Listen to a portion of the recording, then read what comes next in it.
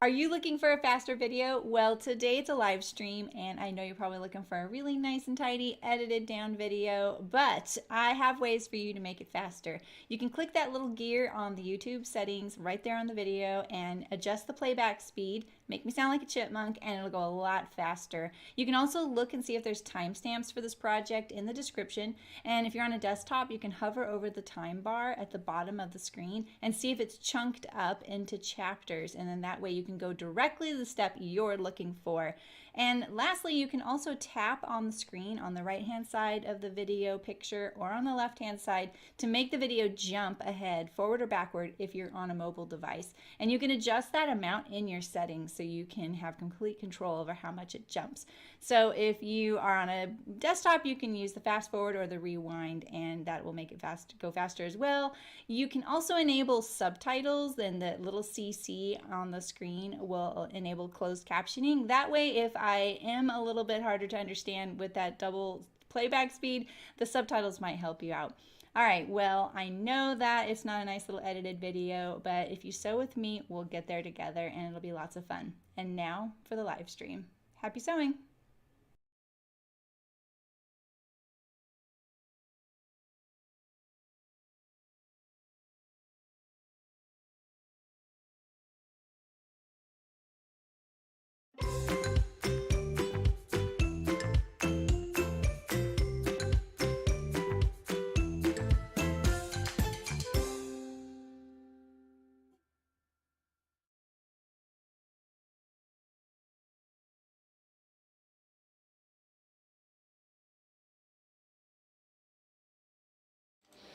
Happy Saturday. How's it going? How are you? How are you? You're watching me do sound of gymnastics. Turn on the CC, Sydney. Let me get a drink. Hello.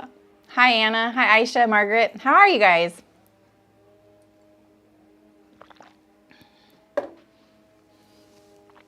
I just ate my lunch because I feel like this might be a long stream, and I was like, you know what? You're already a little hungry. Let's eat lunch. So I kind of thought about it too late to do that, and but I did it. I ate my lunch. I've already had lunch and breakfast, and normally I don't eat breakfast till 10:30 now. Like lately, I haven't been doing that. So like to eat this much food before 11 is kind of a lot for me. But I burned through it during these streams. How are you guys? Are you guys ready for the weekend? Yeah, it's not bad, huh? It's not bad, Sydney. Hi, Karen. Nice to see you. Hi, Michelle. Yeah, it's better than the Google Voice transcripts when I get the voicemails for Ask a Zoe Question show. You're really tired from gardening. That really takes it out of you. Hey, Libby. How's it going? All right, so today I am making this sunblock top for my mom that she asked for. And so I designed it. Hey, Susie, how's it going? Hola, ¿cómo está usted? Hey, Sue.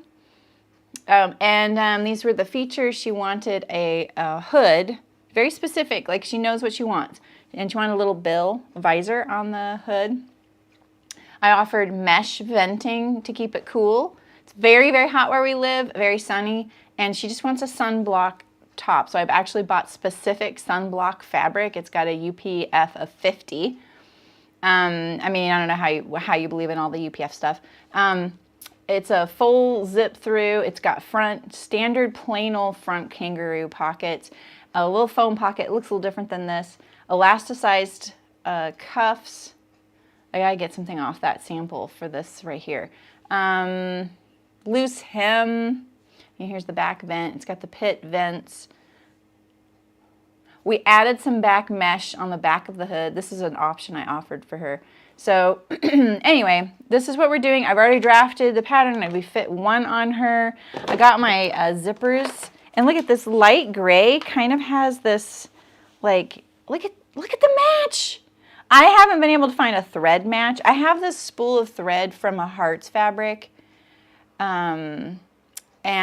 It's going to work for a lot of it, and then I have light gray in my serger. So you bought your first spider plant? Well, guess what, Anna? That's going to be your last spider plant because those things make so many babies. It got so humid. Oh, Eliza, hello. How are you? Are you driving somewhere? Yeah, I saw your little veggie, Sydney. They're like busting out. They're like, oh, we want out.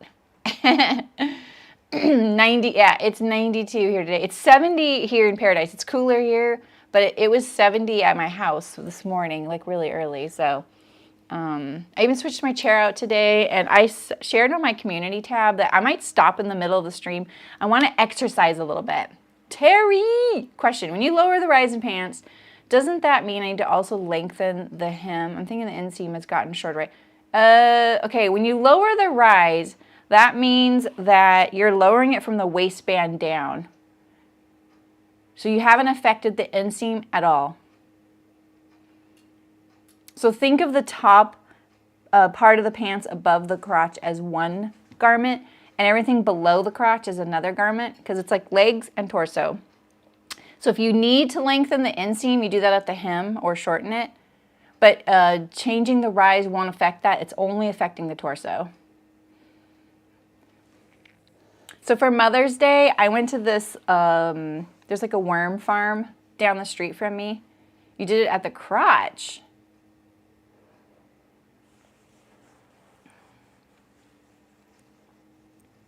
So you were shortening the rise at the crotch. Were you doing a fit thing?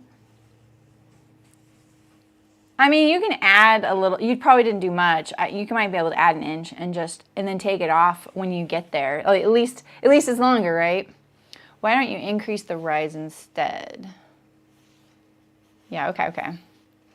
Actually, in your contract for the year, so no obligation. What? That's awesome. That's awesome, Eliza. Woo woo. So yeah, so there's a worm farm down the street from my house, and they have a gift shop, and I've always wanted to go there, and it's huge. And so I wanted to go there originally because they have veggie boxes that they grow in their like landscaping there, and I got this incredible box of vegetables,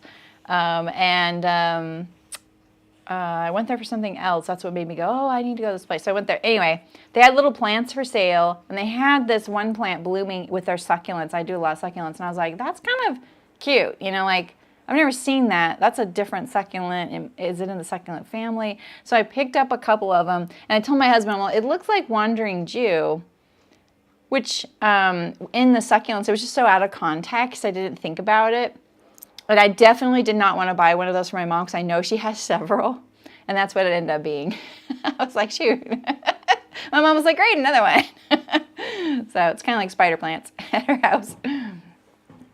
Okay, so I just took this binding and got it soaking wet, and I ironed it dry. And I was just checking right now just to feel, does it feel dry? And it actually feels dry. Hopefully that will take some of the shrinkage out, because that's one thing I've learned. If you're spontaneously using bias in your project, like to face a hem or a pocket or whatever, if you don't pre-shrink it, it shrinks kind of in an awful way in the laundry. And what'll happen is it'll shrink up your hem. So the outer fabric is baggy only on your hem. I've done this so many times because I'm like, I'm going to be so clever and add a cute contrast binding. And yeah, it's not a good plan. So now I at least wet it down and iron it.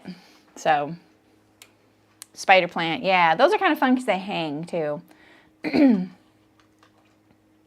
I'm just going to tone down the brightness, and then we're going to get going. It's all sewing today, peeps. No drafting, no fitting, no nothing. It's just the glorious, easy part. I'm just trying to poke the bear there. You like that? Okay, I even switched my chair out because I'm having like this incredible tightness across my shoulder blades. I do every time I have a really long stream, and I've been streaming or doing Zooms or whatever a lot lately and recording video, and I can't tell what it is. I can't tell if it's my posture. Is it fatigue of my chair? Is it looking up at the camera, you know? And so I remembered that Love to Sew had the ergonomics person on for an interview. I can't remember her name already. And so I was just doing her exercises, and I shared it on my community tab on my channel. So I'm gonna try do a few in midway. So remind me to do some exercises. So Tradescantia. Is that what the spider plant's called? That sounds like tarantula. It's perfect. Peperomia are also pretty easy. Oh, is that the little polka dot plants? That sounds familiar. Hey, Mullen, how's it going? Okay. All right, so I've grouped all of my cut pieces. And so when I have these things, like, there's a lot of details on this, right? And if you've drafted your pattern, you're like, so wait, I feel pretty confident. And then you get here and you're like, well, I'm not sure how to sew it together. I feel that way sometimes too. So don't, back away from the ledge. And this is what I always recommend. Get your pieces together so that they're in their like bodice front, bodice back. So like the front here needs its pockets on it, right? And then the fronts will be ready to attach to the whole jacket. The back needs its vent. The hood needs its mesh because it's got this little mesh part now, and it needs the bill. So you can assemble each of these things. And it's like also a really great way to kind of chunk up your sewing steps. Like, okay, I'm only gonna get each piece ready to sew together. It's like the prep, sewing prep. Yeah. That's really funny. Oh, I'm gonna turn my fan on right now. It already feels kind of toasty. I am trying to be better, more proactive about being preventative, Stretching and the fan. Oh, nice, Mullen. Yeah, no worries. I have my microphone up all the way. And it goes into that red danger zone, and I'm like, am I killing you guys? But I know that it's never loud enough. You can always turn it down. So that's why I turned it all the way up recently. Let's move this and this zipper. Ready. Okay, this is the probably the front. So we're going to do the fronts first. So the front has, or is this the back? This is the back. So I have the back yoke. I have this little mesh piece, and then we have the lower back. I've got the serger all ready to go. And so this one gets this sewn to it like this, and then this will have a hem. So we can serge this together and serge these together, overlock this edge and overlock this edge. So let's do that first.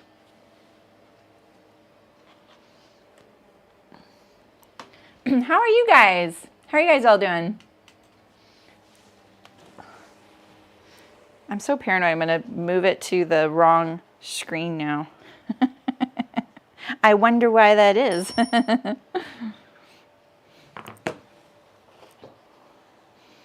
All right, so my single notch means top. I didn't test my tension on one layer of fabric, so let's try it out here. I haven't overlocked mesh in a while, and I know it's going to kind of be, want to scrunch up.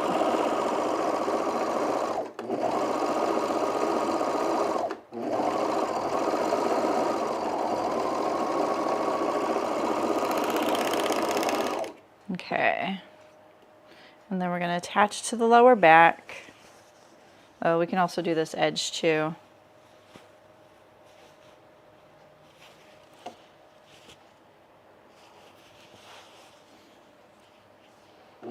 This is the hem of the upper back.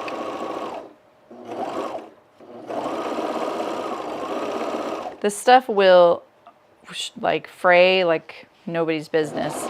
You really have to finish this kind of fabric.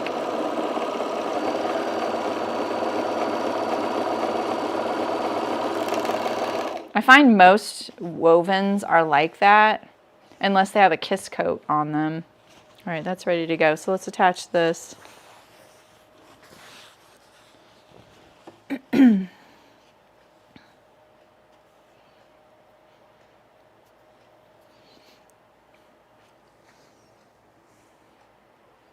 The mesh might have a right and wrong side, but I think that the ship has sailed on my eyesight to determine that.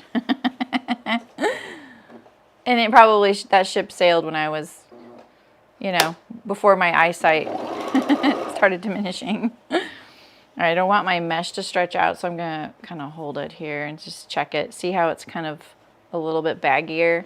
So we're gonna tame it.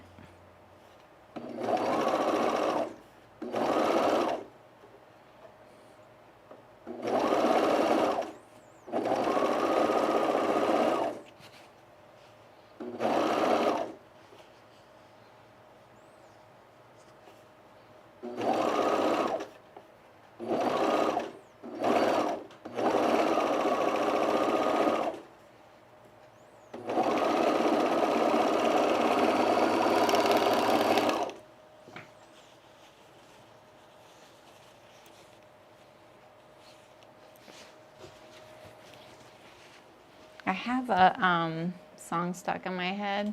It's kind of driving me crazy. Kiss coat. Oh, kiss coat, yeah. So a kiss coat is like a layer of a laminate on a fabric. And so like if you ever buy ripstop or anything similar to this, like this supplex here, and they don't put a kiss coat on it, it unravels pretty badly.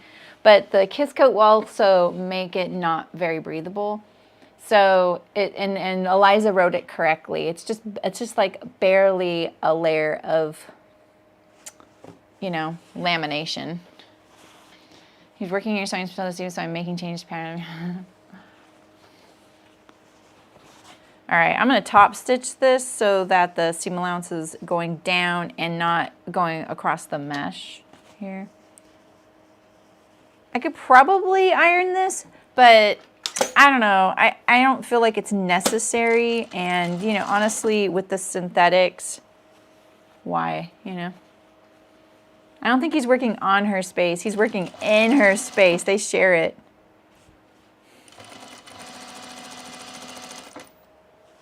Ooh, this thread match is so good.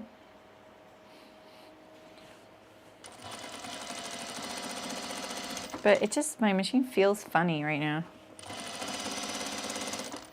You know what? Let's change the needle. Let's change the needle.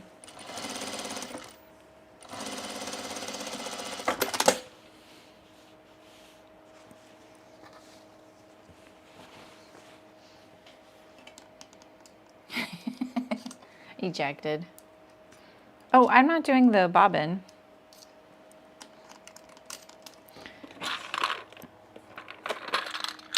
I only do two things in this drawer, needle and bobbin, and so I thought, oh, I have to go into this drawer. So I needed to do the bobbin. I think I'm gonna do a size 14. It's kind of tricky. When you have a really lightweight fabric, but it's really tightly woven, you might need either a much smaller needle, like as in silk. Silk, you have to have a really small needle.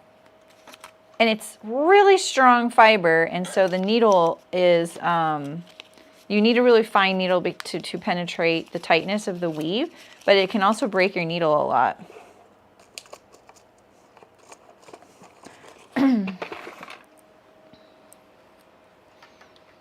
Okay.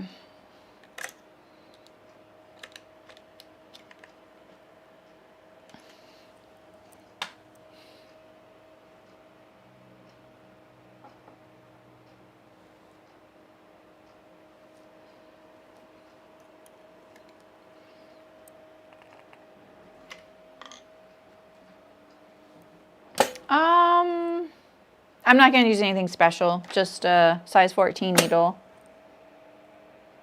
I think they sell bobbins, but I don't remember them costing that much. Are you sure it wasn't $3 a dozen?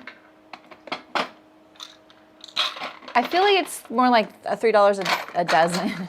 They're like, I think they're really cheap. Because I bought a bunch and I wouldn't have paid that. All right, so I'm gonna hem this here.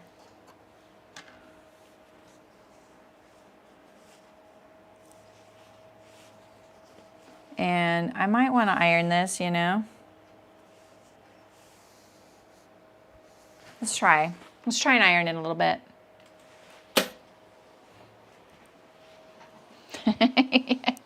He should work for you. I'm just going to put it on a little lower heat.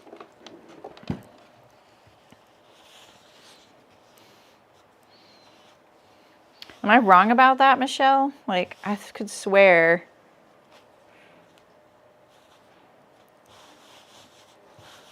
Yeah. Oops, I already turned that on.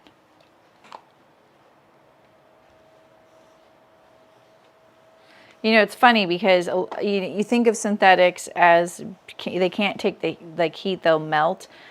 However, when they put on seam tape to make something, you know, like to seal seams to make it waterproof, your iron isn't hot enough to put that seam tape on. I know they sell it, but it's actually not the right heat. So that makes me think, okay, well, some synthetics can take heat. And I think also because it's the coating has been engineered to take that heat. And it's like a very steady application. It's slow but consistent. So it's not like you're holding the heat on there. Yeah, way back Bobbin's like 50 cents. Exactly. Yeah, I'll bet it was for a dozen, Michelle. I find their site to be a little sparse on the information, you know, but it's there.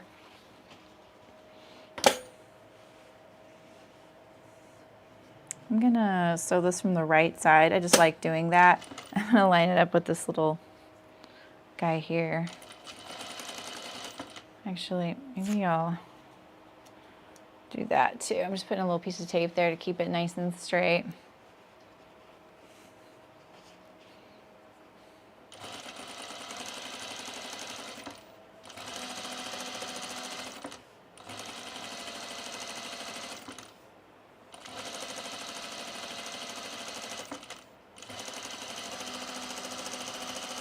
I should have drawn a line on there.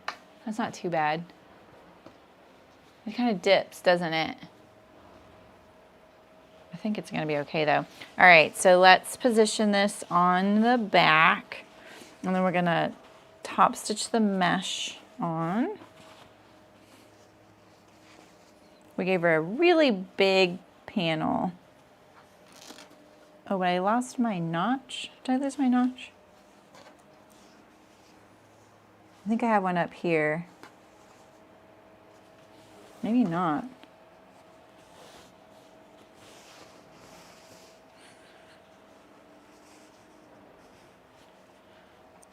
Let's look at our thing. The large bobbins. Oh my gosh, Bernina. I hope their employees are paid well. You know?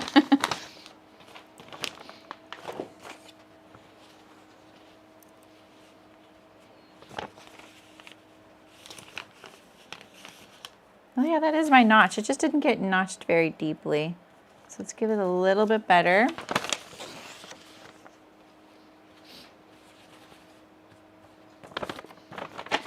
Oh God. Right, Sydney? It's like do I turn up my my sewing live stream and let them understand what I'm sparing them? So if you want me to say something nasty to them, just let me know. No.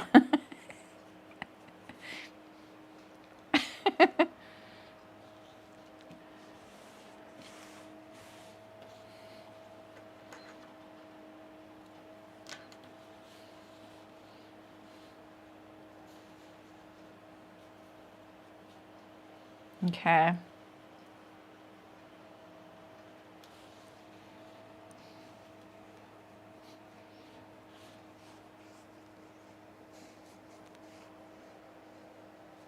Maybe if I iron this, I'll see it through. Let's try that. And then otherwise, I'll just use my my hero marker. Well, she's watching us on mute, Libby. It's the people around her not watching their videos on mute.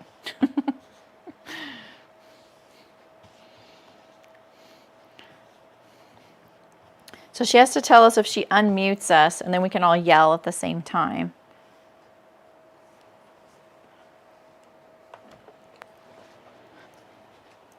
I'm going to use my hero marker. This little, I love this thing.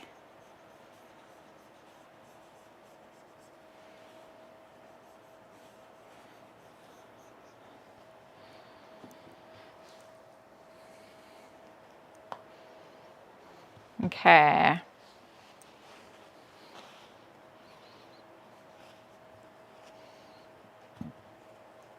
Let's see here. On the wool mat, it doesn't make quite the crease, you know. I'm trying not to get the hiccups right now.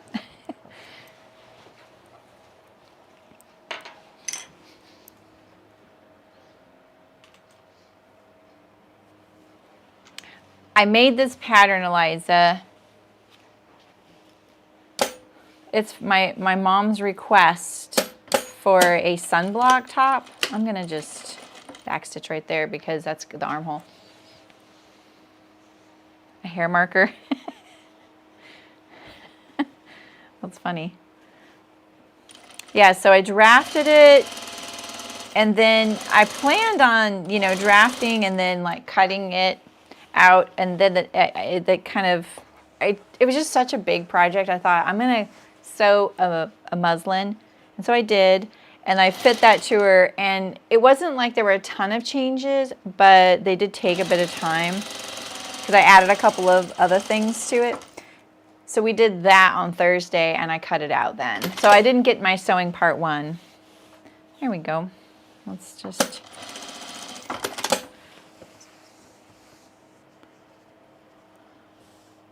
This one matches, and this one, it doesn't.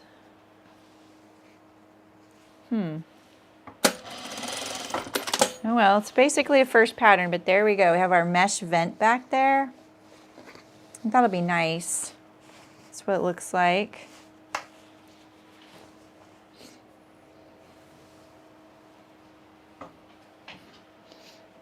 Do you write sewing instructions for your self-dreaded patterns? No.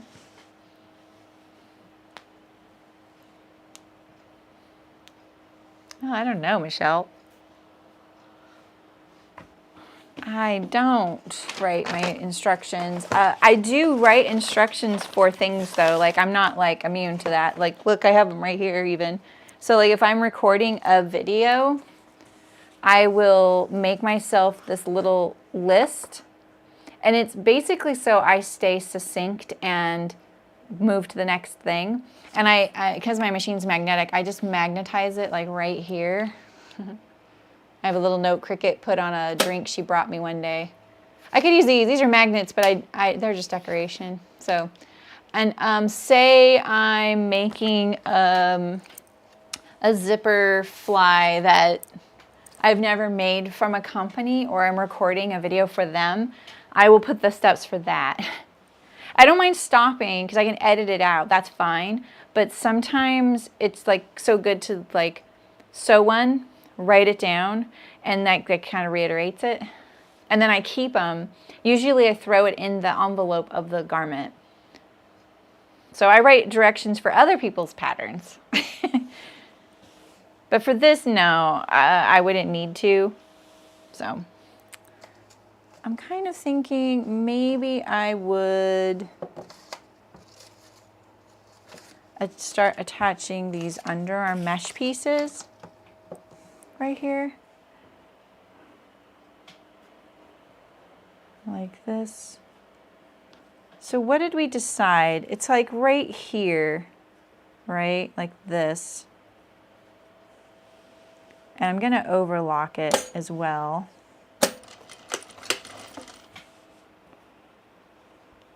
Don't let mesh get away from you.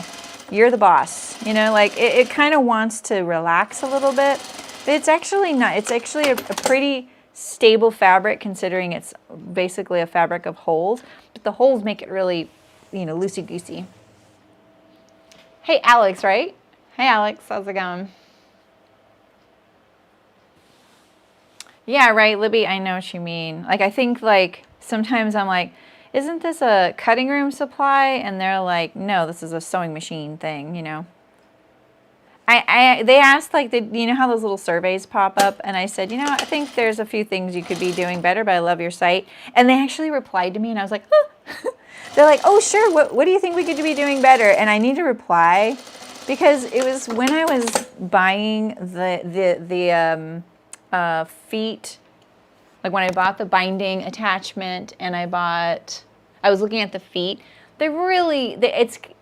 I feel like sometimes they're so scared to lead someone astray that they use less information. But what they should do is figure it out and then say it's not for these things or it is for these things. Hi, Diane, welcome. Oh. All right, I'm going to overlock that because this seam here is going to get overlocked all at once. So we're just going to pre-overlock this guy right here, and then the backs will be assembled.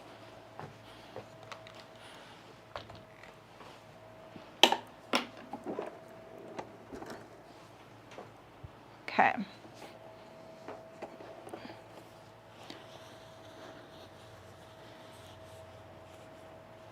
I'm going to do this, actually, I'm going to do it on the mesh side. Mesh side up.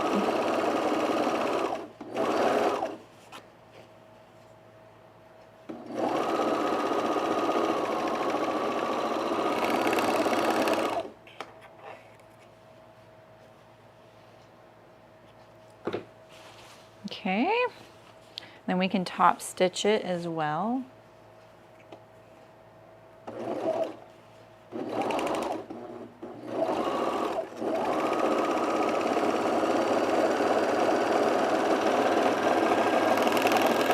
I actually think this jacket, let's jinx me. I think it's gonna go together really fast.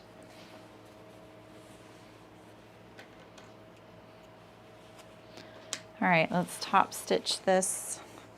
I'm gonna push the mesh away.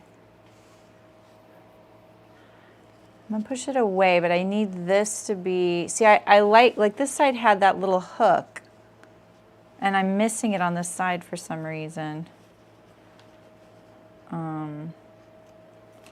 Unfortunately. Let's get rid of these pre-sewn stitches right here. I have the seam set up on my serger, so I don't actually have to sew the seam first on my machine, this machine here.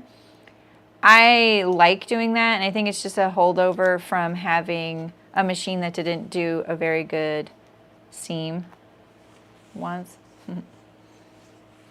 Oh, you have 55. Wait, what's the -6 for? I had a 5550-5, right? My last machine was a -5.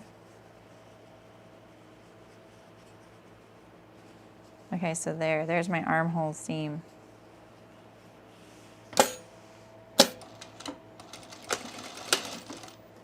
I'd probably design this a little differently if I kind of went back into this file and fixed it a little bit. But that's the thing with a first pattern, right? It's a first pattern. There we go. But when you're doing these inserts like this, like, remember, we need this whole edge to be a continuous seam allowance there, and that's why, you know, the same with this. We still need our underarm here. That looks pretty good. And then this one had a little tag, but I didn't sync up with it perfectly, so we'll just push that away. And so there's our seam allowance. I'm going to start in the seam allowance. There we go.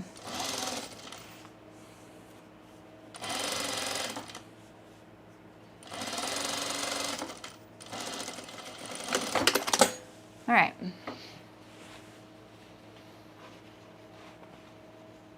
Is the 5550 in there? Because that should be fine. All right, so our back is ready. Let's put our label in there now. What do we want for my mom's sunblock top? Is there a little sun on any of these? I made a video on this thing and I keep forgetting to post it. on organizing your labels.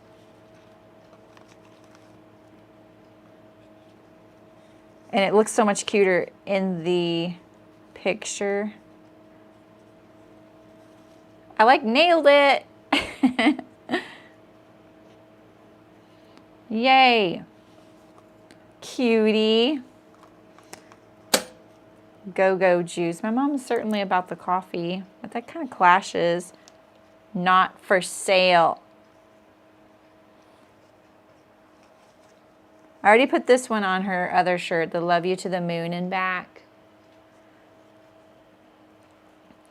Party dress. Circa 2022.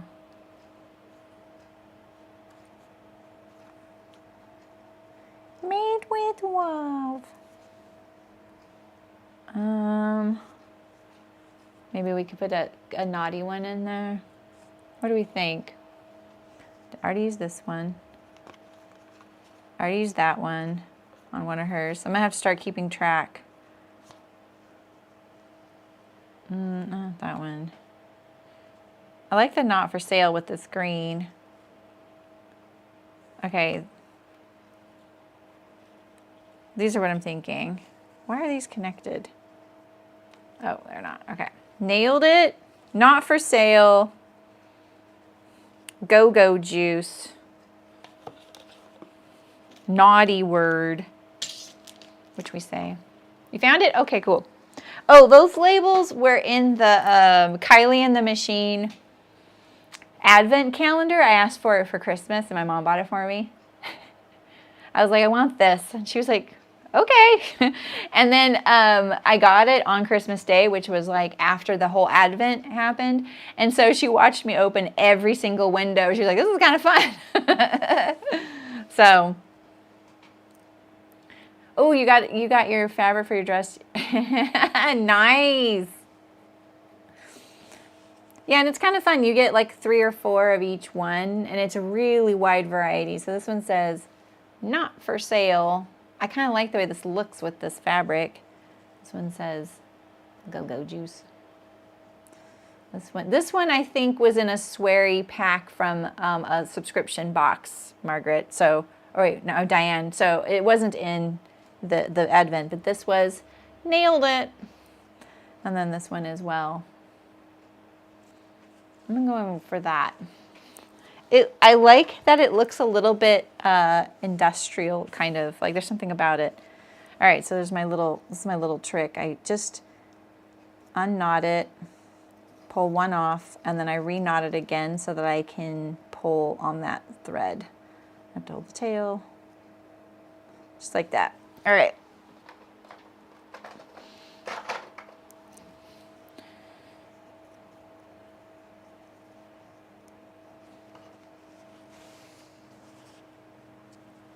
Okay.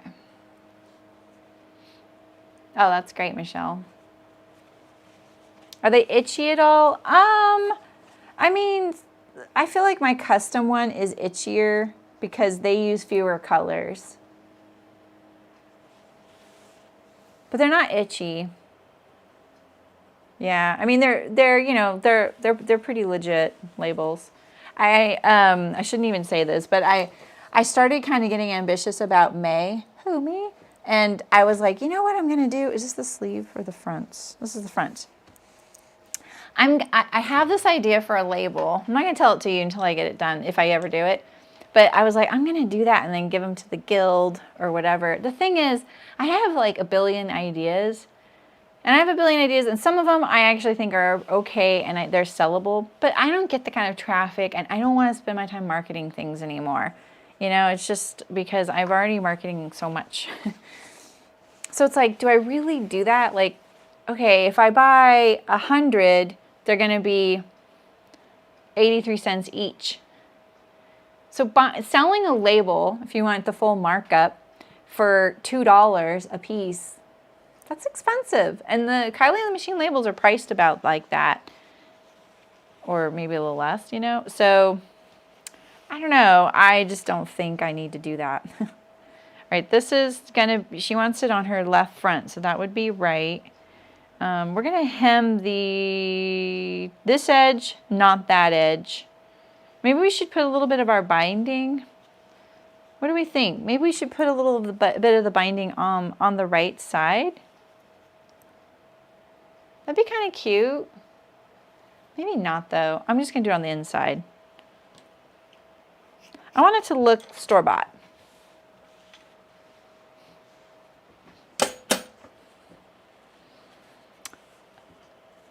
I get mine from, not that you're asking me, Libby, but I get them from Quality Woven Labels. That's not where I used to buy my labels for chicken boots, by the way, but I can't make the minimums. Like chicken boots, I was buying 10,000 labels at a time. So, you know, I'm not gonna, I didn't do 10,000. I did 300 when I got my little face. And I'm almost out of them. So it's almost time for me to come up with a different one. And I'm gonna make them a little bit simpler and only put my face on one side. I'm gonna, on the back, I'll put something else. I don't know what. All right, so I'm just gonna bind this little edge here. Oh, you know, I should have top stitched through all layers, to be honest. Let's iron this.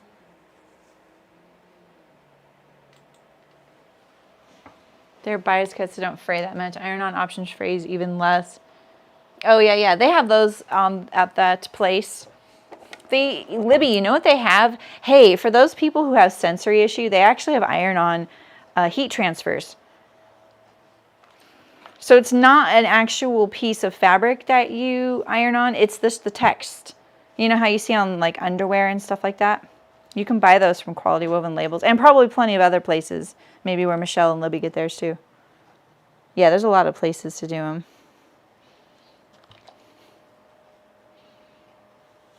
I'm going to trim this down. I'm going to trim down this edge here.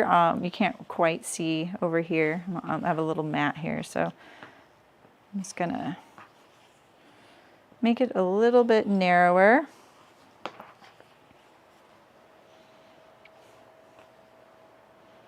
I never fold my binding. Look at me. I mean, I never iron it. Sorry. I always fold it.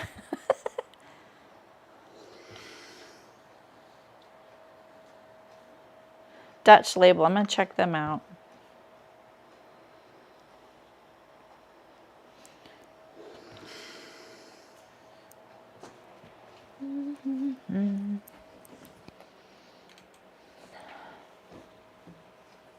All right.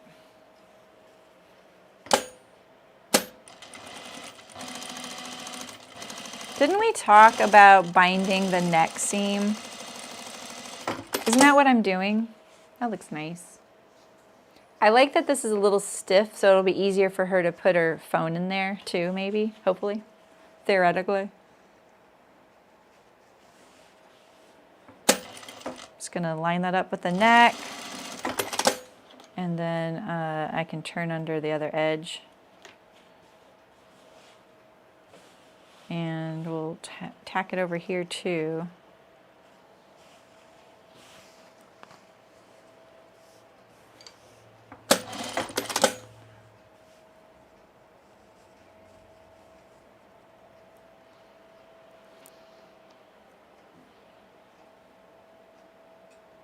Yeah, right, Malin, exactly. Yeah, and I found them to be, I think the drawback of the site that I go to is everything's about the same price as each other. I don't like price, I don't believe that. So I feel like I'm paying more on one thing and less on another, you know, like I get the appeal in some ways, but I want to know what the actual cost is, you know. And I also don't think they cater to wholesale. So. Oh, really, Anna? Oh, okay. Are you an affiliate, Terry? Terry, should we use your code for Dutch Label?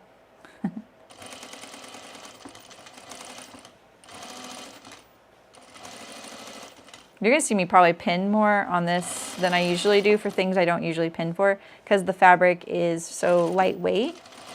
You know, it's not like a cotton where I can actually crease it.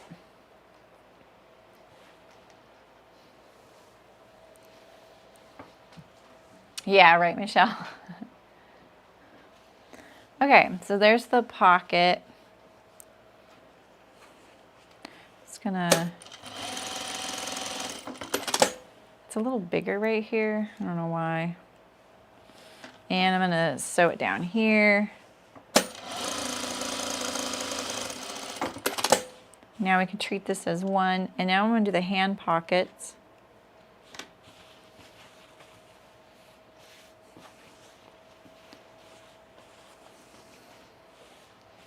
Oh, I'm gonna bind these. Oh no, I have a facing for these. Okay.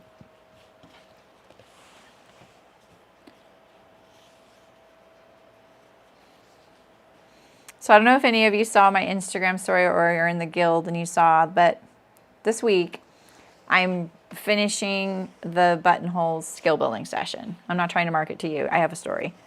So, but if you want to join the guild, you know, you can. And of course, you know, I thought like, oh, this is, you know, what, well, don't let me get off topic right off the bat. So I pride myself in being one of those people that looks at my manual. I don't assume things. I kind of make sure I'm up to speed on everything that my machine can do. And I had just, like hours before, written in the packet for that, you know, underscoring, make sure you read your manual. Your machine might have some sort of cool nifty thing that it does surrounding buttons and buttonholes or other things, and you just didn't realize it, because it's like when you first get it, you read it and then you get going and you're like, okay, I'm gonna go back to that because this is good information, and then you just don't. You kind of get in a groove, and then you kind of tell yourself, oh, there wasn't anything else, right? And you're only there when something's going wrong.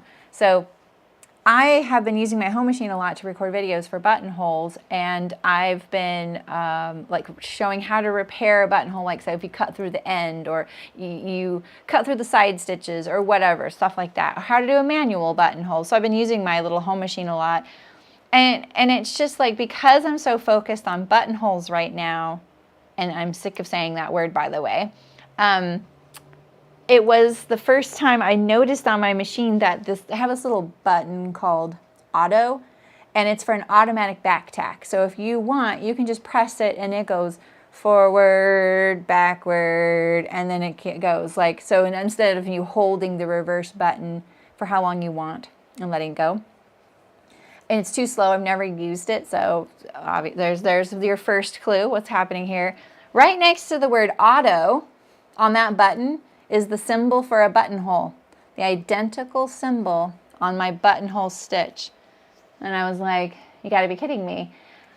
Okay, in my defense, but basically what I'm telling you is I've had this machine for 18 years and I just learned my sewing machine does an automatic buttonhole. So when you see me do buttonholes on my machine, it's what I can call a semi-automatic buttonhole. I have a setting on my machine that does a buttonhole stitch. And you have to just tell it when you want it to go to the next step of the buttonhole. So, you know, the first step is it goes down the side, and then you press, you know, the reverse button to tell it, okay, that's as far down as I want you to go, and then it goes back up to the top, and then it does that side, you press it again, it does the bottom bar tack, you press it again, and it's done. So it does the bar tack at the top when it goes up to the top too. So that's semi-automatic. It's doing a buttonhole stitch, but you have to tell it when to do the next step. It's not manual completely. This automatic, though, is fully automatic. You do one buttonhole, and then it knows, oh, you want all of them to look like that? Now you just need to press this button, and it's going to do it. I never in 18 years knew my machine does this.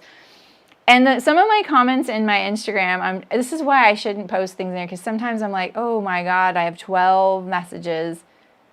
And most people are just like laughing along with me. Other people are like, you know, how could you not know that? You know, it's really funny.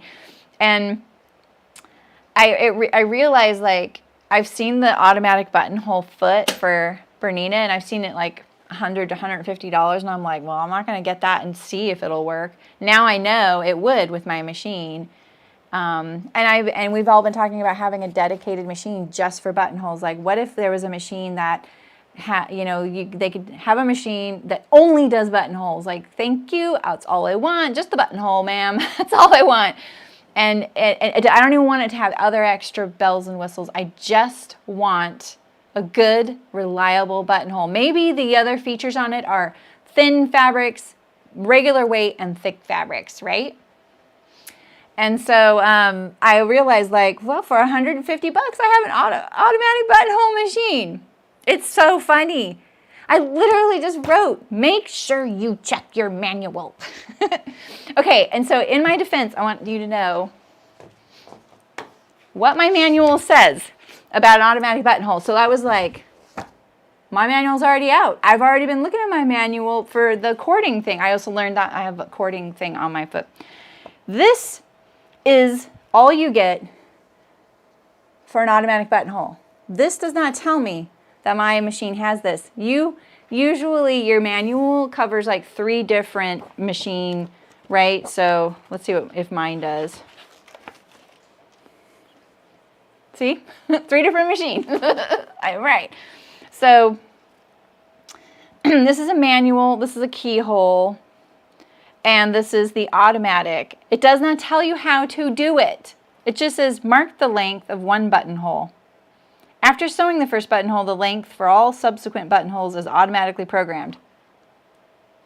Mark only the beginning of all subsequent buttonholes. Okay, that doesn't work. You have to actually do it in a weird order of operations. I finally got it to do it. So that didn't really scream at me that you do that. And this is the other thing I learned was this thing on my machine, which I've always used for other things, it will change the bead. Oh, man. Oh, that's nice, Michelle. Your 5550-6 does that? Does your Juki do a zigzag? That's the -6 right there. And that's an older machine, right? Like probably from the 70s?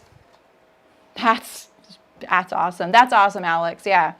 So I tried a few and like, oh, I threw away my garbage yesterday. And I could only get it to, let's see if I have it. I think I did throw it. Oh, no. I think I did throw it away because it was pretty much unusable. Huh. Yeah, so it wouldn't do half of one side. Oh, no. Oh, okay, Michelle, okay. Yeah, right, Alex? That's funny. Okay, anyway, that's my funny story. So you can laugh at me, really. I couldn't believe that. I'm going to shorten my stitch length a tiny bit because of this fabric is so tightly woven. It'll be nice and smooth, and it's so lightweight.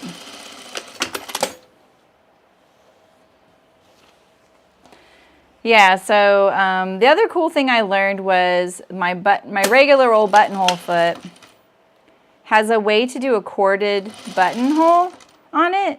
That's kind of cool. And it's just basically holds your cording on there, kind of. It's not like the fancier machine. So that like automatic buttonhole foot by Bernina, it would actually hold the cording on there, which is kind of cool. And I'm going to definitely do more corded buttonholes. I think they're pretty neat. They look really nice, and they're so easy. Like it just makes your buttonhole look so much nice, and you don't even have to do anything but hold a piece of thread there.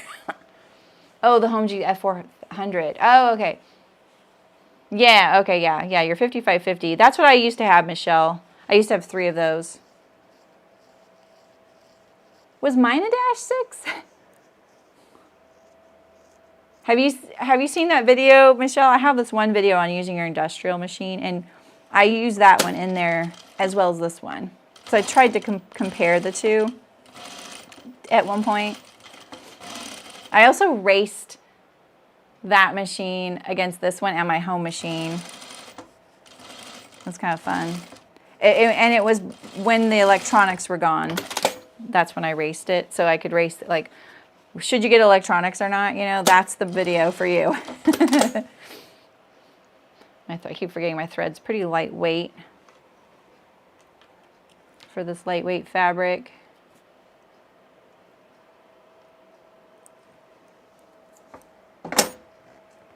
Yeah, so I need to know why you need, okay, so for those of you who have the Bernina, and this is probably for Barbara, and maybe Libby.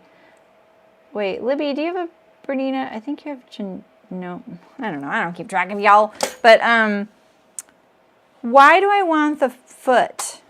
Because it doesn't look like the automatic Bernina buttonhole foot holds a button, does it?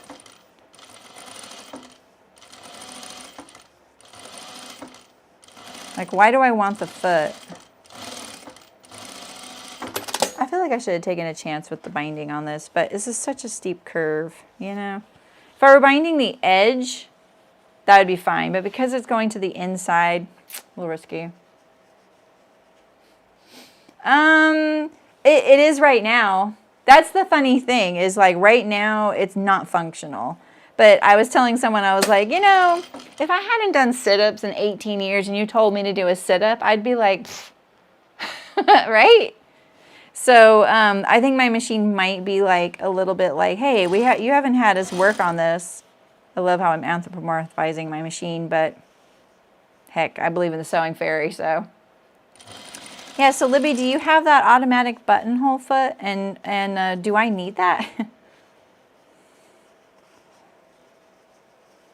I think this would have been better if I had serged this and top stitched it down.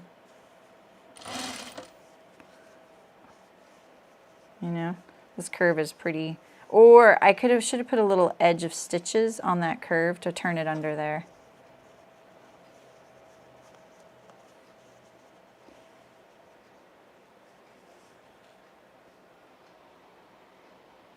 Yeah, oh yeah, it did work without the foot.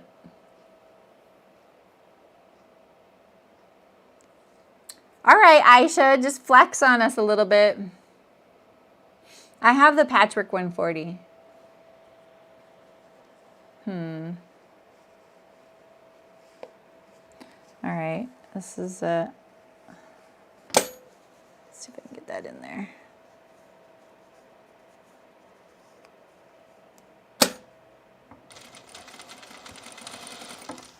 Maybe I should pay attention, huh?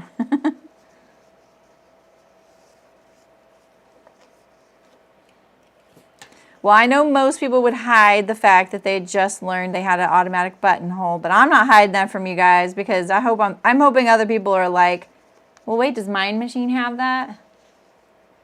Yeah, that's what I thought. It doesn't look like it's worth the 100, 150, to be honest. Like I've been using it, you know, in a very basic way, like, you know, anything's easier. So I don't really think I need it. I did not set myself up here very well on this curve. And it's a facing, you know, like it should have been easier with the facing. Oh my gosh. I'm folding too much of it under. And so, I'm kind of committed now. I treated it like binding when that's not what I was planning on doing. I'm just gonna take this out.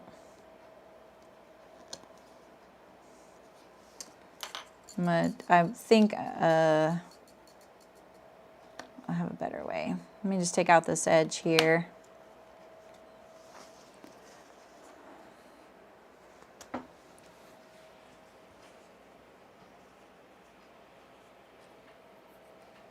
Is really, yeah.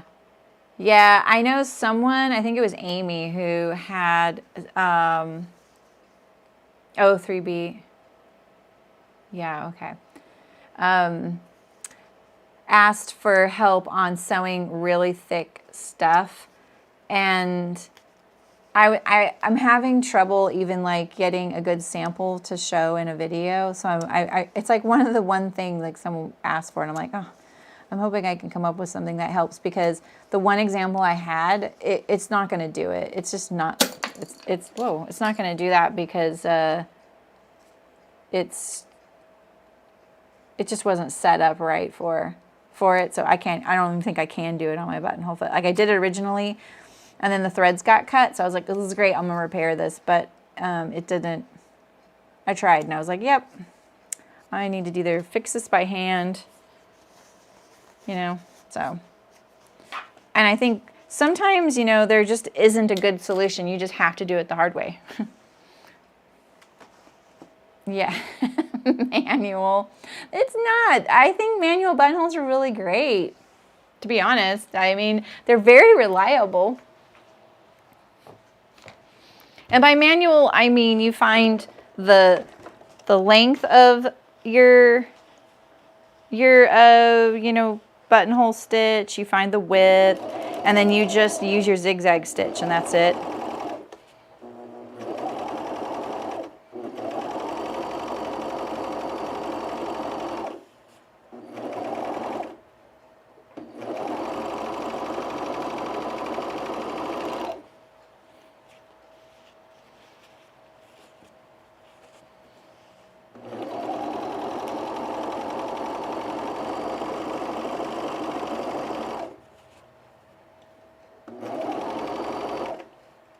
If you're ever buying a serger, make sure you can do this with your presser foot.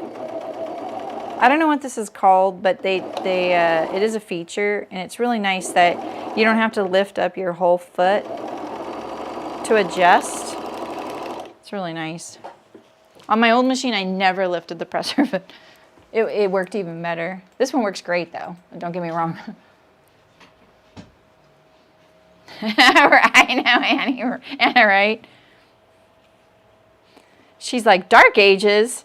That's the age of enlightenment.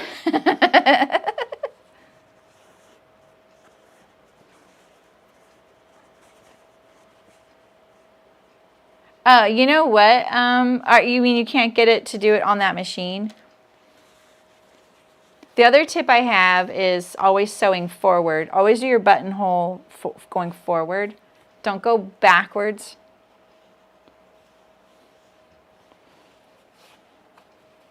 Just kind of stretching this out. Not stretching it out, but you see how it kind of pulled it?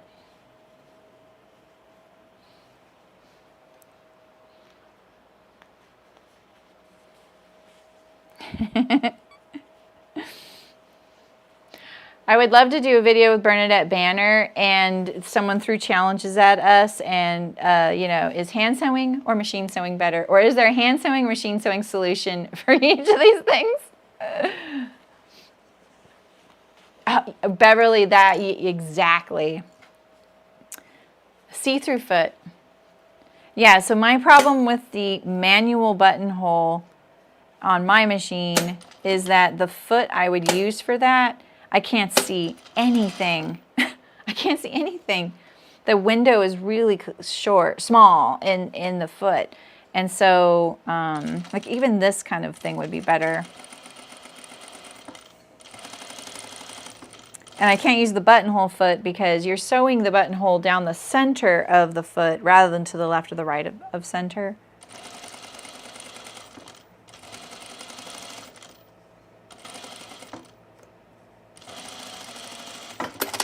All right, that's what I envisioned. So it's just serged, very lightweight. We're going for very lightweight right now.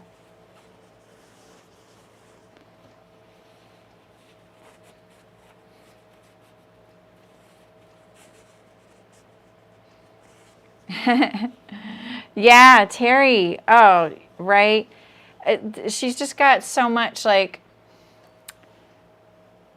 it's not just about the sewing for me. It's her video, like her effort into her videos is so scrumptious, you know? It's so good. I don't think I would ever do that because I don't feel like I'm a character. Not that she's a character, but you know, she's definitely such a good entertainer, you know?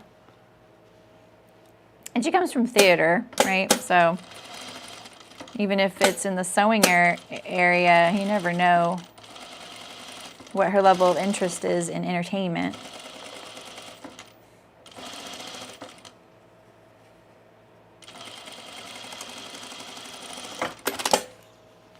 Okay, our fronts are almost done. Our backs are done. We just need sleeves and hood, right? Can you please just go into the pincushion? Can't you tell I'm busy right now?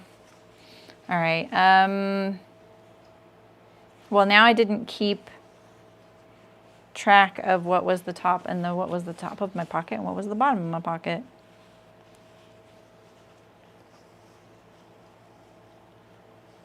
Oh, there's a little curve. There we go. That's how I tell. The center front is straight.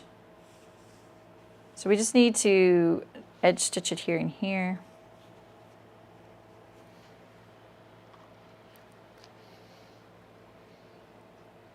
Oh yeah, okay, yeah, that's what I mean by manual as well. That's a very reliable buttonhole though. I have had a couple of machines that's all I could do.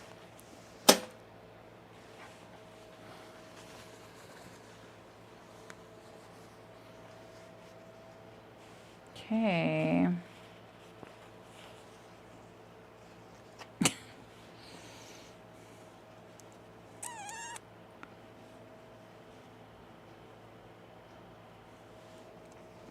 So there is a sewing challenge someone's doing it next month, and Terry, you might like this. I don't know if there's like prizes or whatever, but it might be fun. And it's called He Made June. So you make menswear or maybe you're a man who sews, you know, either way. And so I was thinking of shifting some of my, because usually I sew all menswear in July, and I was thinking of shifting that to June just for fun.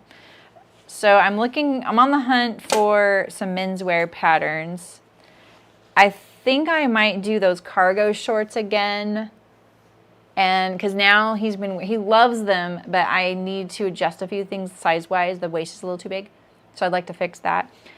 And he could use more shorts. I don't know what else. I'm about to lose that thread. See that thread right there? Get back in there.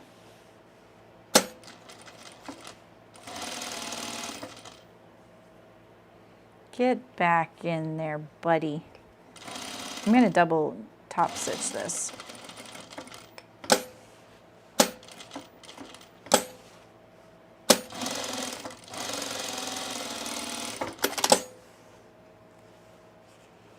Can you guys see okay? Do you want... Do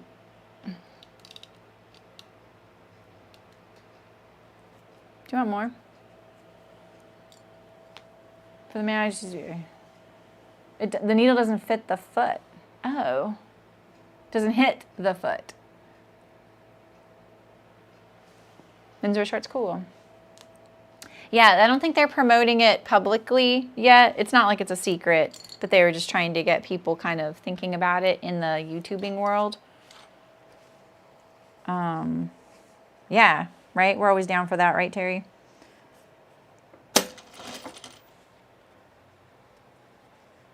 Oh, neat.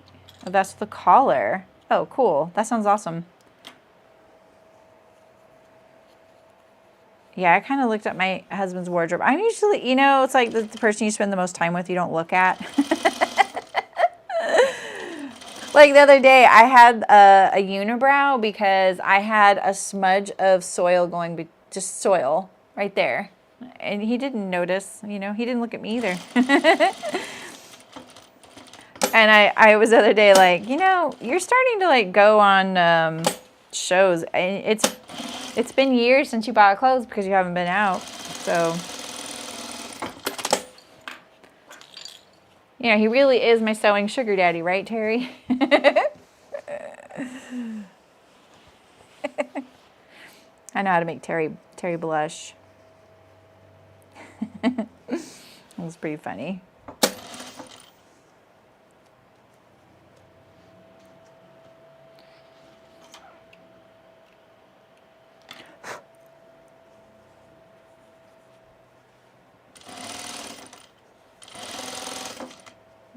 I feel like that's straight.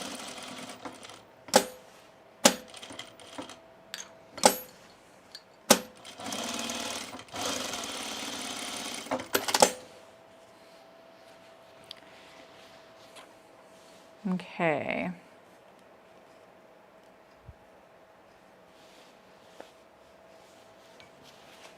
This one's a little heavier with that iPhone pocket up there because, and so it's pulling off my table. Never a good thing. You know, when I increased the girth of this, I didn't change this pattern piece, and it's a little short down here. So it'll get hemmed up, but it's something to note in the back of my head. Because if she likes this and then, you know, she maybe wants another one so she could have a clean one and a dirty one, it'd be nice to make some updates to the pattern that we want, right? And that's one that would be easily forgotten about. It's not critical. Ooh, I just got wiggly, but see right there. It's a little short. And I have, I think, an inch hem down here. So, all right, so now we have our pockets. Those are nice and secure. I kind of wanted this to be clean finished, and we'll just see if it ends up being a problem. Even if I had serged that and then turned just that under and top stitched it, that would have been good. But we're also going light and kind of drapey, right? All right, so here's our fronts. And they're going to get sewn to the backs with that mesh vent, but we'll do that later when we're closer to doing the sleeves. All right, so now let's assemble the hood. It's like, what's in here now? What if so I'm gonna do a little mesh insert along the back. What if I bound the center back hood seam? I kind of like that idea. We never bind seams, right?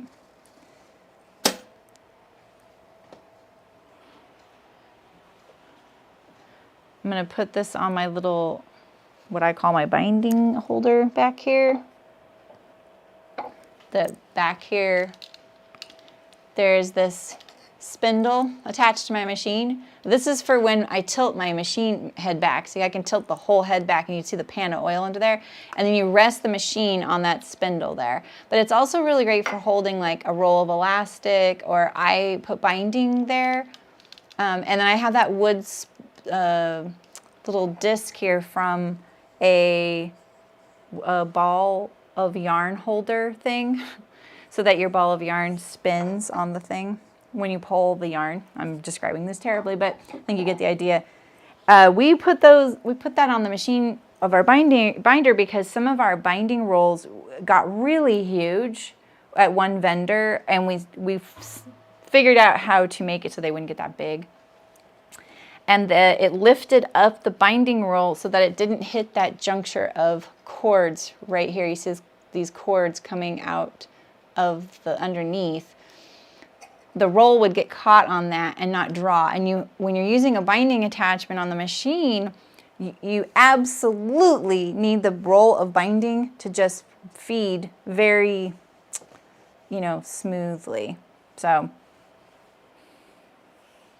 I'm thinking that, Libby, but what about the center back seam too?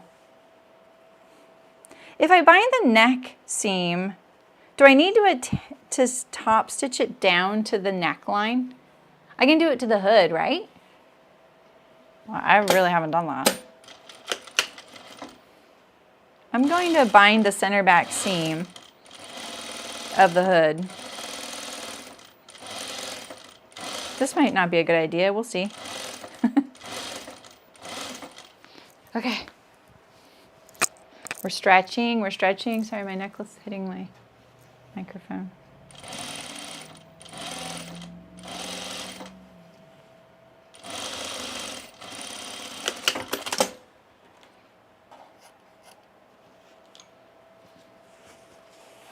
So, do I bind it to itself or do I bind it to the hood?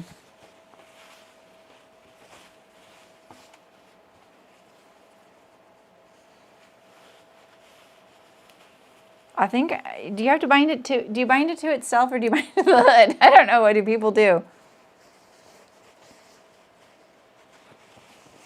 Can I do it here to the hood? I think I can. Let's trim down the binding a little bit. Any advice appreciated? I'll bring my little mat here. I have staged stuff. These are my little projects for making a video. Little tiny piles. To itself, Karen? All right. So then it's like a movable piece of, oh gosh. It's like a seam allowance. It feels like I need to trim this down, so I'm trimming it down.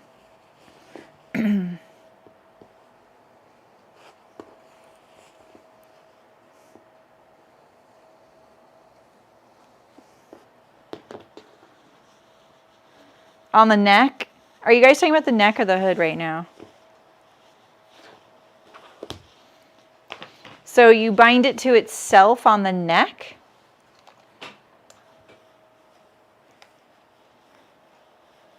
Because that's why I'm asking, because it feels a little bit weird to bind it to the neckline.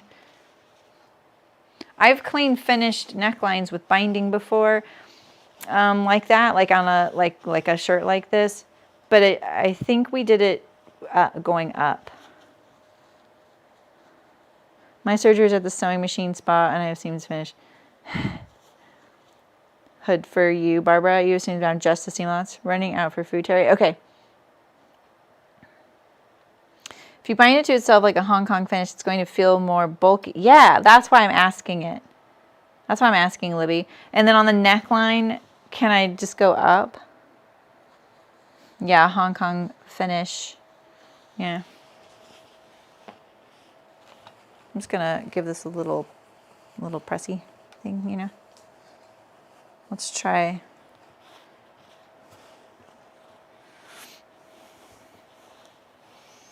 See, I love that you guys are down for these projects, as if every time I do one of these, this is like the process of like as if we have a line of clothing and we're like asking all these questions, you know.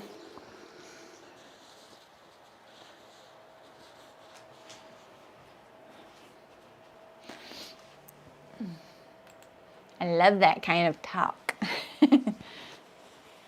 All right, so this one I'm going to do to the hood. We agree on that?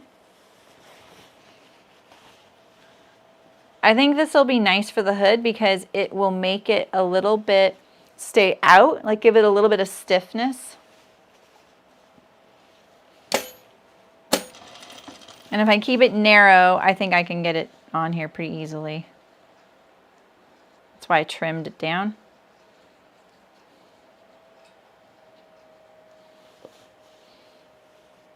I'm pulling the hood apart like that because I don't want to get like a little pleat on the center back seam, you know. You also don't want to pull on this edge towards you. Try and kind of keep it relaxed because it wants to get longer.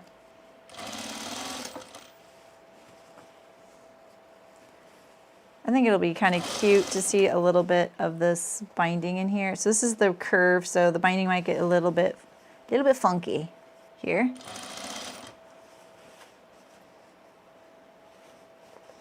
I probably could have clipped the seam allowance only so that they would overlap each other. They don't need to spread apart.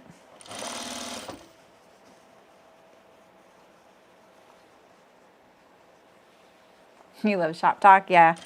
I was thinking the other day how, like, when I was starting the guild and I was kind of telling people about it, someone was like, will you do more production sewing stuff in there? And I was like, absolutely. And I have done none. And I really feel bad for that. I don't know who that was. I love talking production stuff. I would do that in the workshops, though, if someone was like, I have a small business. As long as it didn't, like, take over every workshop, I would do that. I would help someone with that. My fingers are doing a lot right now. They're really pulling this apart. This is one of those I'm the boss moments right here when you're doing this kind of thing. So you see, like, it gets, I'll just let it relax. So, you know, when I first fold it, now it wants to behave because I already told it. And I kind of pull it. And I'm pushing right here to get this edge to not get pulled out. I'm really pulling, though. Everything you see me doing right now is pulling. Not too bad. I got a little bit of torquing right there.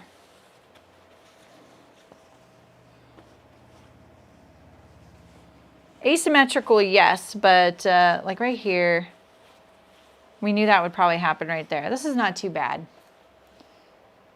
I could have done a flat felled seam. I don't have enough seam allowance, Barbara. I only have 3/8. Oh, nice, Libby. That's good. You don't have to really focus, right? You can just hear it. You know what? I saw in an ad, a YouTube ad today when I was watching the stretch thing. Let's stretch while I talk about this. We're going to stretch a little bit, okay?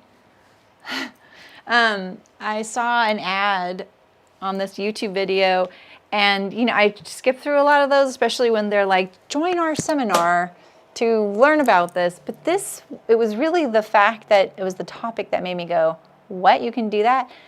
So I've been a member for audible.com for like 13 years. And I didn't know that anyone could upload audio content on there and sell it. And I have a friend that I really think should write a book, and she listens to a lot of books like that. And I'm like, you should write a book about this. And I was thinking, oh, that sounds so cool. Could I do a sewing related book? I love Audible. I don't know what I have to say, but you know. Oh, she had this one too. Lift up. Wait, lift up your fingers. Are we all stretching? Everyone's stretching right now, right? Don't do my exercises. You gotta find yours. This one right here is definitely specific to my hand injury. But I recommend looking at her channel. Let me link it for you guys.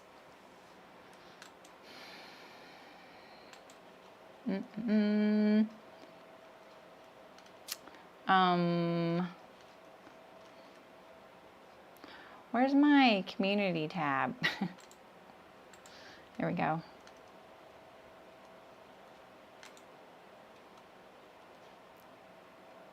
No. If you want to eat healthy. Okay, I'm going to share this with you guys in the chat. So make sure you grab this if you want this.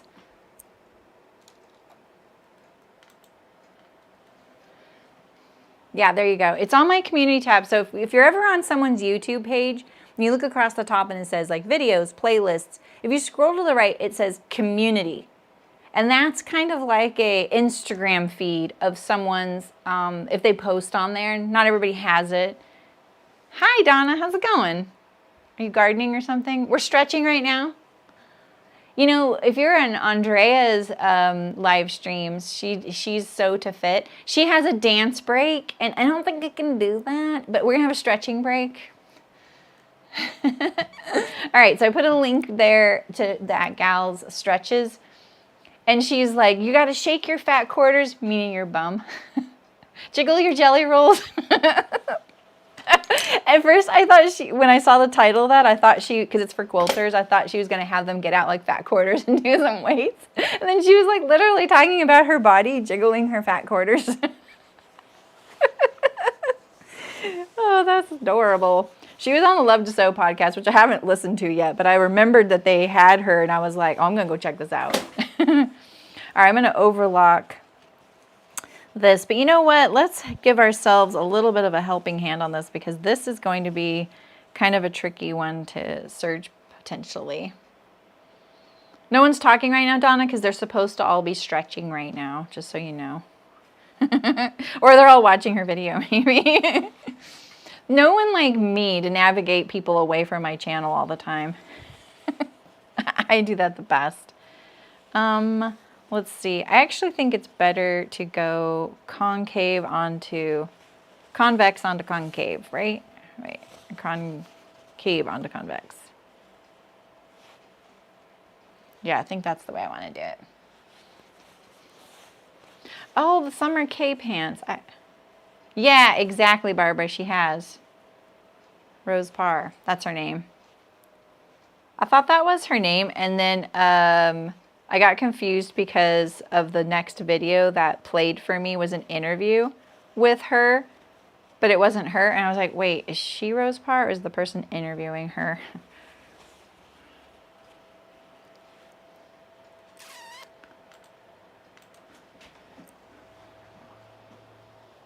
Oh, interesting, Blair. Yeah, she has some things where you can set up heights and stuff. I've had someone come in before.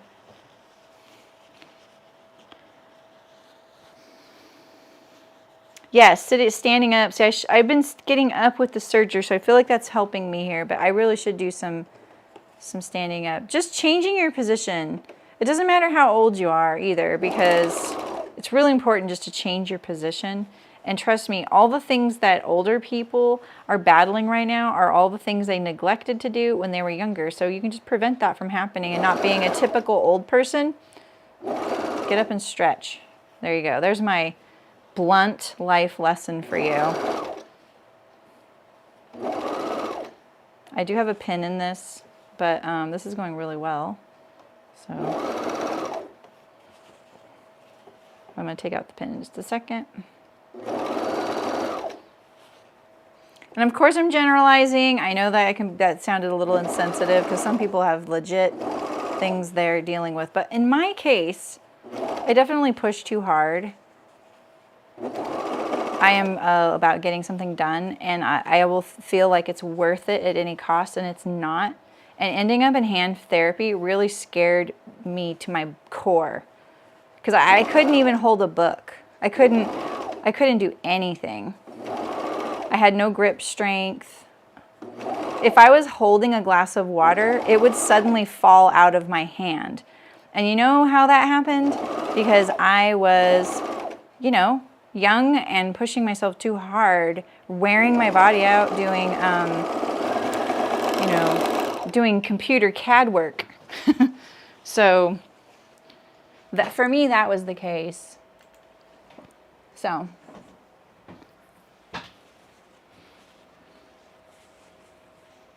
I write, Mullen. I know. It's nothing like seeing that. You're like, well, now I just feel bad about everything I don't have right. Injuries are cumulative. Exactly.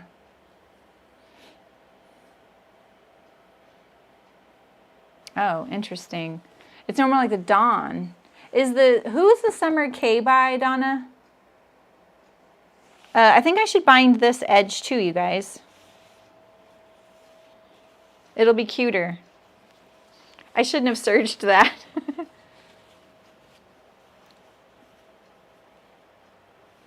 Let's just trim this. No, we're going to trim it afterwards because then we know how much we need. Because I only pre-shrunk a little bit.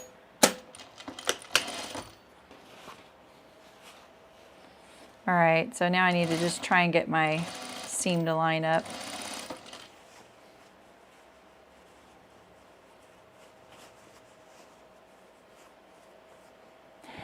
I do say that, Eliza. You know who we need here for your retirement pep talk is Nancy, because Nancy just retired. She's done now. She's just using her vacation time, so she's already done. And how long have we known her, Nancy, or Eliza? How long have we known her? So, oh, that's the summer. The Summer K is Love Notions, and it's not the same crotch curve as the glissandos. Oh, that's promising. That's very promising. I mean, it's for selfish reasons, Eliza. You know, we just want to see you more. Everyone vote. We're going to do a poll in the chat. Here, let's put you on the spot. Should Eliza retire if it's feasible and she wants to?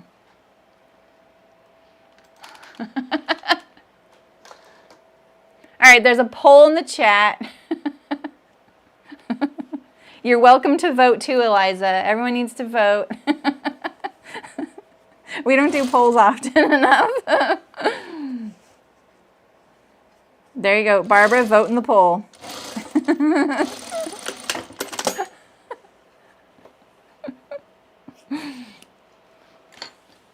So far, the yeses are at 100%.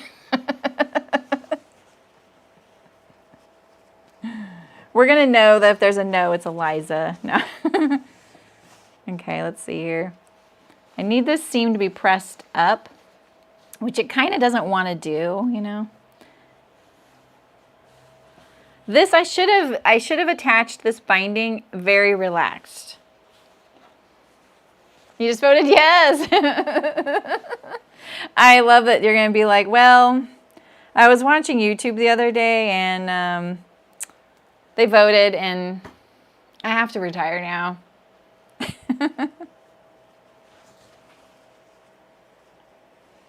I'm going to bind this to itself. This is an experiment. You know, I actually don't like this because the mesh wants to sneak under my needle right now. I'm never retiring, just so you know. So I'm not like pro 100% pro retirement. I'm pro for anyone who wants to and can.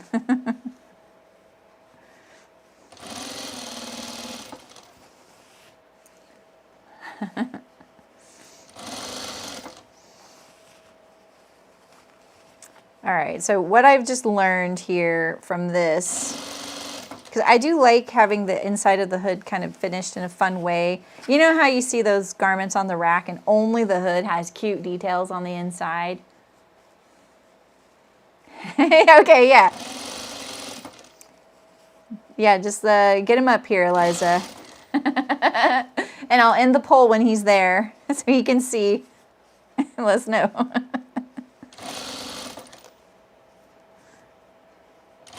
So what I've learned just now is that I should have left the binding very relaxed when I attached that.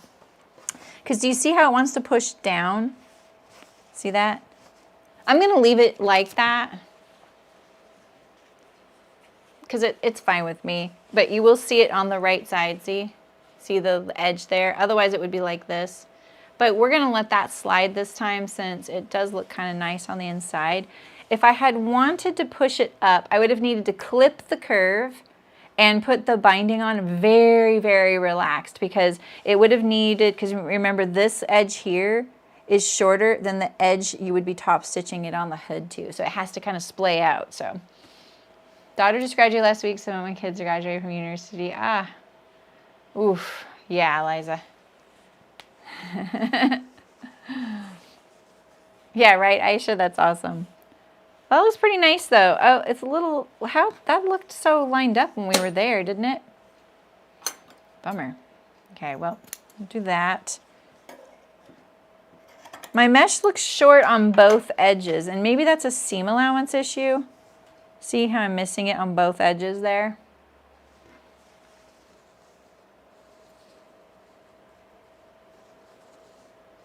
Okay. Yeah, we've got you, Eliza. We got you back.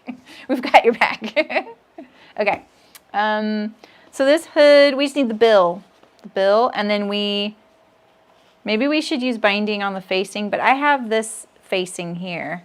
All right, so this was a little fussy last time.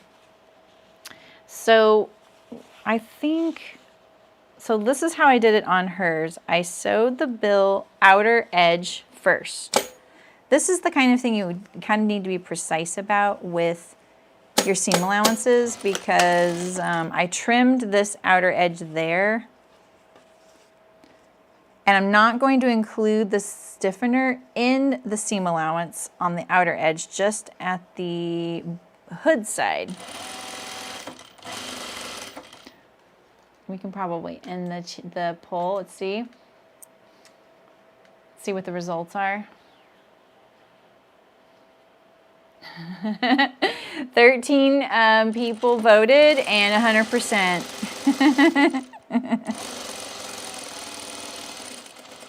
I think that's a sign since yesterday was Friday the 13th. Direction the seam allowances press. Yeah, you know, Barbara, I think like just naturally wants to push down, right? Because going up, it would the seam allowance would have to spread apart, and there's just it can't without being clipped. Oh, right, Libby.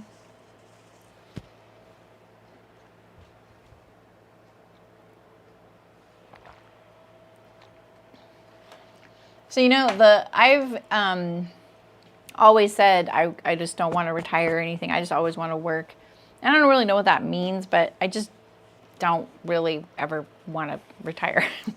I just always want to be busy, I guess. All right, let me think about this. But like my friend coming last weekend, and I have a friend coming on Monday, and it started making me think like, well, what if I did this in a different way? And then I just sewed for myself more, you know, and then I could be available for doing stuff like that. I don't know. It sounds, I for the first time could visualize it, you know. Okay, so this is my stiffener piece, and it's going to fit below the seam allowance there, right there, right?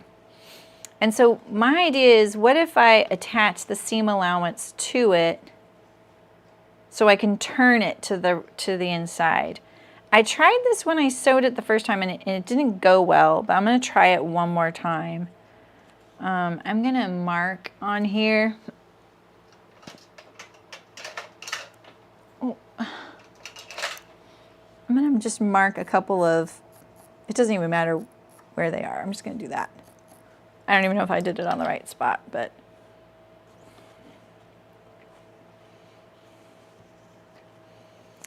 But could I? Okay, and then let's mark this one here.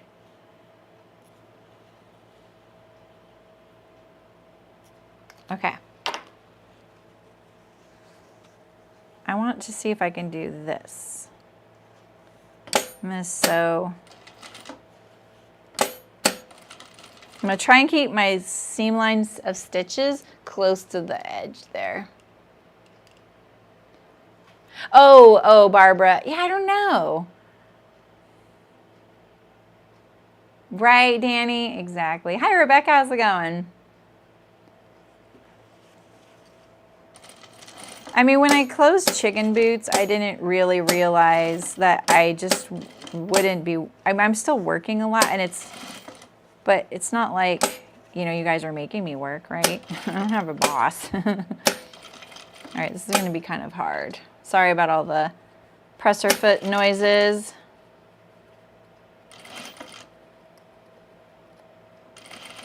There's a way to do this, and I just can't remember, and I just haven't spent time thinking about it, but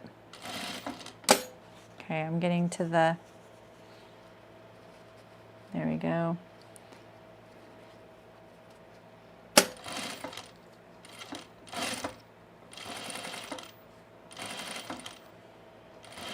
So the seam allowance is bigger than where I'm sewing right now, so you got to kind of like ruffle it on top of itself. And just keep that seam line right off the edge here. And there's easier ways to do this. I don't know why I'm doing it this way. But this is going to at least kind of keep the bill lined up with that outer edge, and it'll make it really taut when I turn it to the inside. This is like the poor woman's way to do this. Because what they do usually is they glue it. Oops, sorry. So they glue it to the bill. They don't do it like this. All right, so now we can turn it. And then what I also like about this is that it prevents your seam allowance in there from crumpling up where you don't want it to. This went really well here, but not so well here.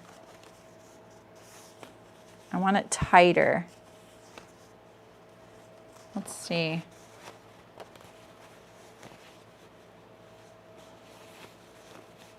I did fewer tucks there. I did a lot of tucks there. Maybe I could get rid of some of those tucks. We'll take out a little bit of it.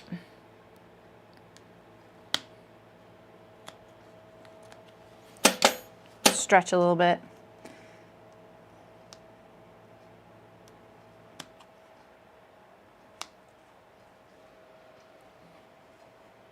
That's so, exactly, Aisha. I look at my parents and they're so busy, you know, and I don't think of it that way. I think like it's more of like a, it's a self-worth thing. Yeah, the glue option would be good. Hi, Nancy. How's it going? Nancy, you just missed a poll. You're the expert right now since you're the most recently retired. Eliza's like on the fence. And so we did a poll, and 100% of us voted that she should retire. But if you want to give her a retiring pep talk.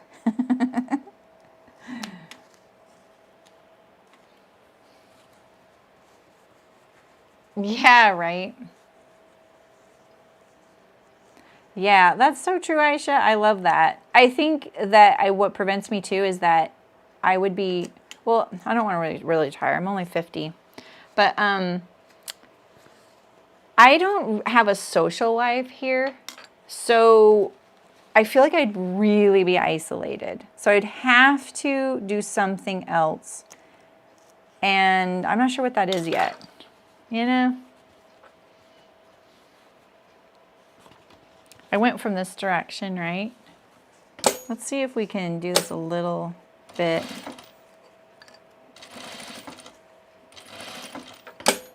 Without the tucks this time. I was like trying to ruffle it, but now I'm gonna not. Mainly because I'm sewing so close to the seam allowance that I'm kind of past the ruffling. See, then I have too much of the bill. Let's not keep sewing. Let's see here.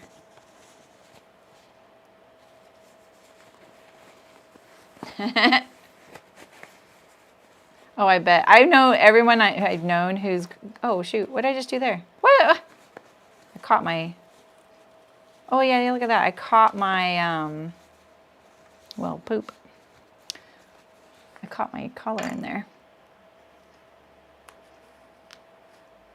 I caught a lot of it in there. All right, maybe I should be paying attention. Oh, there it is right there. Phew, good thing I hadn't backstitched. All right. We're also still like paying for like our daughter, and we support my husband's grandma. So I also feel like, I'm gonna wait. Not that I'm like contributing, but I'm not, I'm hoping to,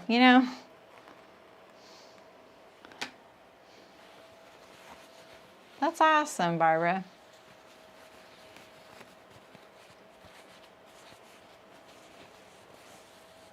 Yeah, that's smart, Eliza. All right, I'm not going to stitch the last of it because look, I think it's laying nicer if I don't. See, that looks better though, right? No wrinkles now. All right.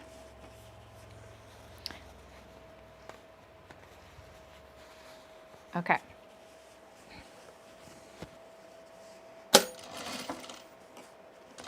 I'm just going to pull all this a little bit taut. The underbill isn't as tight as the top layer.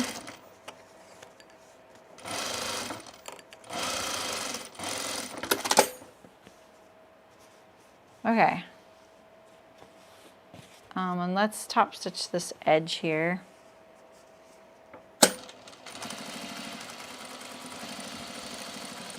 I'm smoothing the fabric that way. Relax your shoulders, Saremy. Let's try and correct this right here.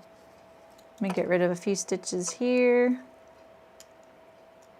Just gonna get rid of a few and see if I can get this underbill to rotate to the underside a little bit more. I don't mind having a wrinkle back there.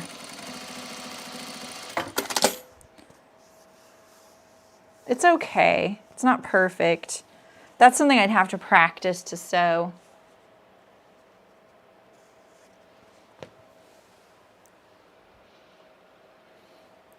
Really, Aisha? That's awesome. Yeah, when you do the things you choose to do, it's a big difference, right? Hey, Vestigia, you have a question. Go for it. We like questions here. Okay, that's the center. I'm going to line up to the seam. It's just the stiffener I usually use, so I think this is like Pelon 70. It's a non-fusible interfacing that is stiff. But what you usually see in store-bought garments is a foam. But you could use batting. I actually toyed with the idea of just quilting some batting. I think that's what I was planning on trying, and then I forgot. I can really sidetrack myself, can't I?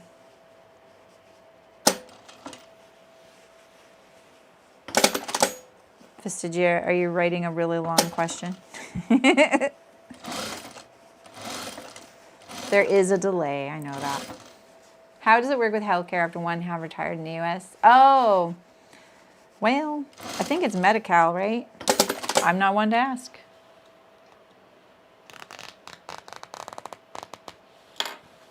We'll just do it from this side. I'm just putting it on here, so I'm not actually sewing it on the seam line. Ooh, that's quite a big tuck. Wow.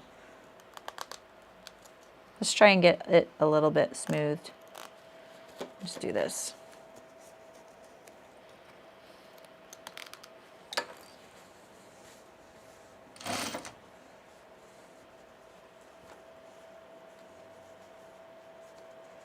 I want this to be centered because I don't want the bill to be looking like, making her look like a lopsided duck, you know?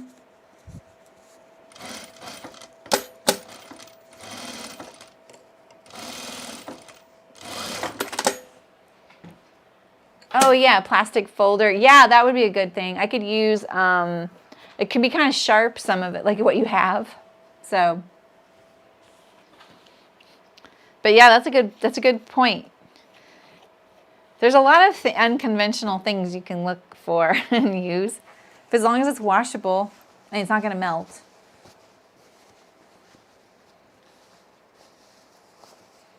All right, so this is what we have. Oh, see there, I don't have my seam allowance sewn yet, so there's my notch. This is definitely not centered though. Let's see how bad this is. I centered one notch. Oh. Oh, I think we need to take that off. I went by the wrong notch.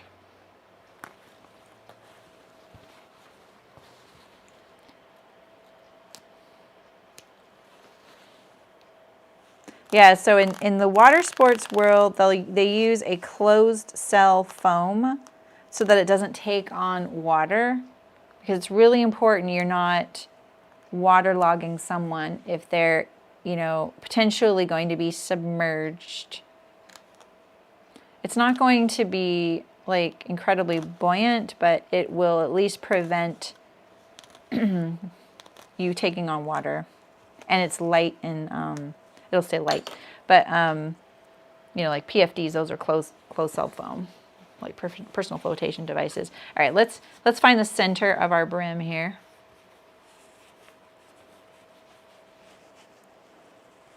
Yeah, I don't think we're known for our social institutions here.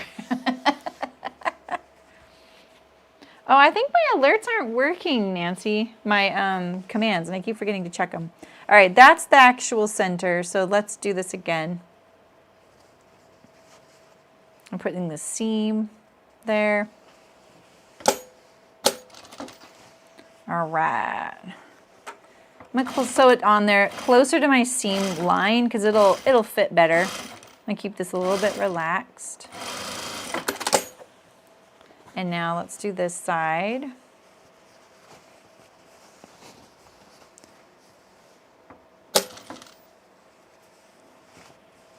Let's see, this one is right at the notch.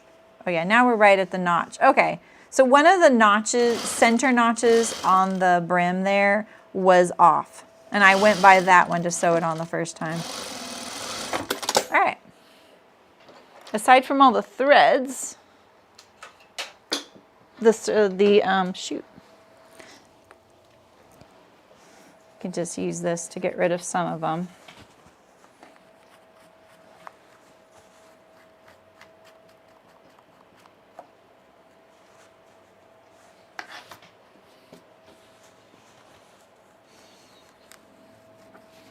Okay.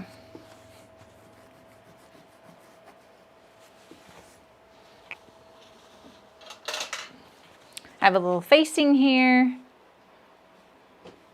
We'll sew this together. I'm going to maybe press the seam allowance the other direction. Oops, sorry, it's whacked the microphone.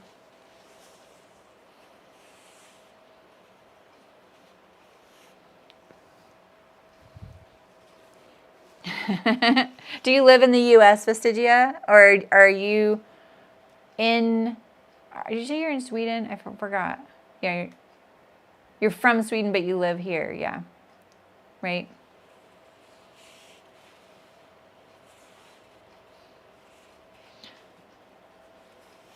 I think Sydney's really far back in the chat, maybe. That's the center, right? Let's see. There's the center seam. Okay, so we're gonna press this seam allowance going this way. No, we'll put it this way, actually, like that.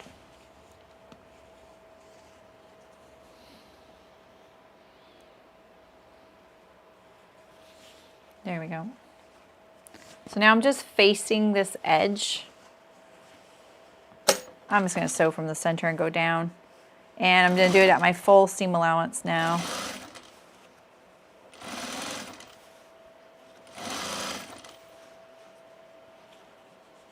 Right to the neckline.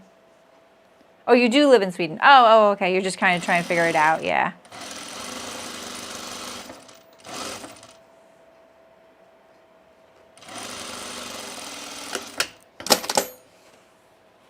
It's very confusing for Americans too. Oh, and healthcare is what you do. Oh, interesting. Oh, you're hearing live. Oh, maybe your chat hasn't updated. Oh, you're hearing me. Oh, that's interesting. And maybe I just didn't see Libby's, whatever you responded to Libby. I figured you were responding when she said she was sewing curtains. I mean, hemming a tablecloth.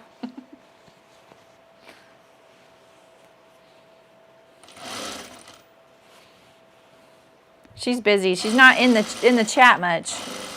She's working, making that money.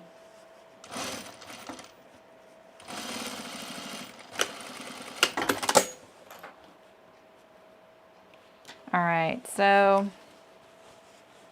Oh, I just did that wrong. You guys. I just did that wrong.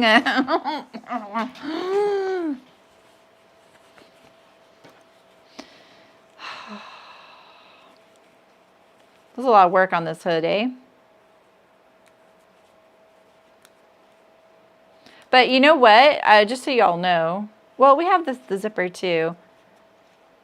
This is, there's a lot of construction on this hood, but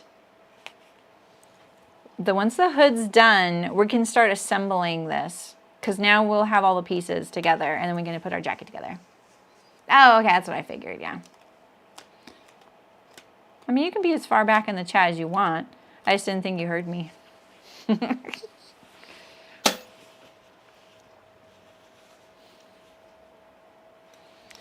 All right, tell me a story. Everybody stretch while I seam rip.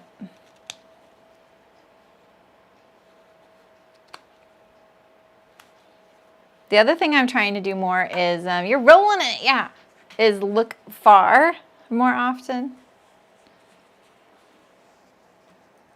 You know, not always close up. Everything I do is very close up, and my eyes are getting tired.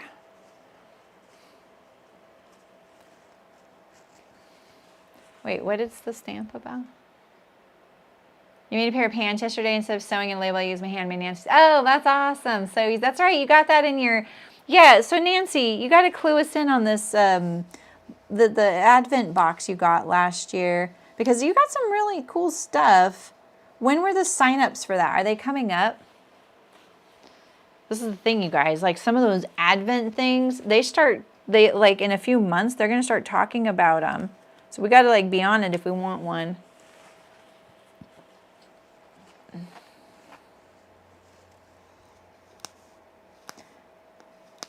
Yeah, I don't know if you heard earlier, we were talking to Don about the heat transfers to his label. I think you were there, though. I think you were talking to about that.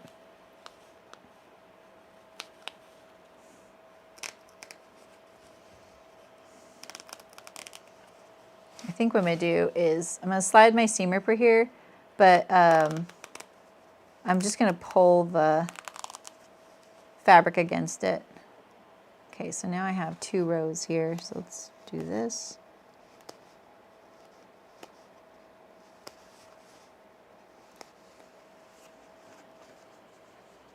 What is it called? Are you talking to me? Or the stamp, or the advent calendar?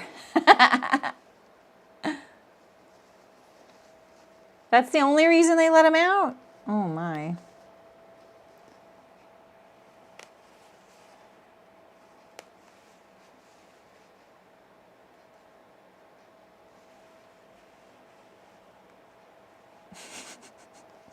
Yeah, see, Libby, that's what I'm talking about. The 15-minute pile. I liked Shem saying, so if we call our work in process pile a UFO pile, are things that come back for repairs called zombies? I was like, well, your UFO pile, they'd be aliens, right? But at the same time, your work in process pile could be like the undead because they just never die, you know? And I always say that. I always have that 15-minute pile, and it's like a pile of things like, oh, one day when I have time, I'm going to do all those fixes or finishes. I don't have one now. Like, I'm pretty good about managing it because of what I'm about to say. And then you get around to doing it, and you're like, that only took me 15 minutes. Why did I put that off for 2 years? Oh, cool, Michelle. Let us know. Oh, the stamp. Oh, yeah, she was in an advent calendar box, and they did like custom things in it and everything, and that was one.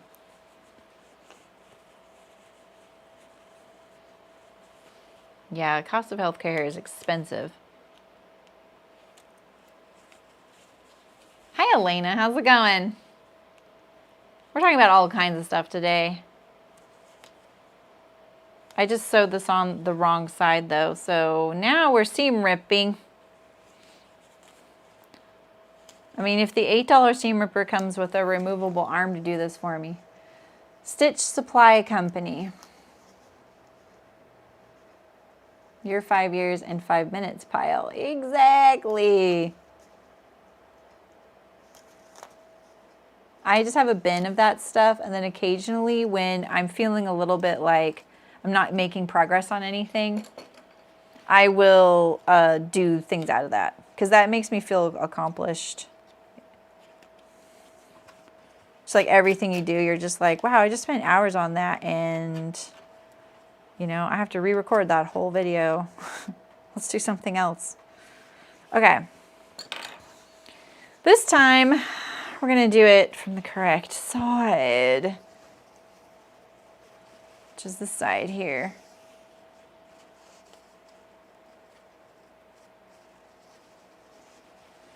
When you don't have instructions, right? Am I right? That's the outer hood. Yeah, okay.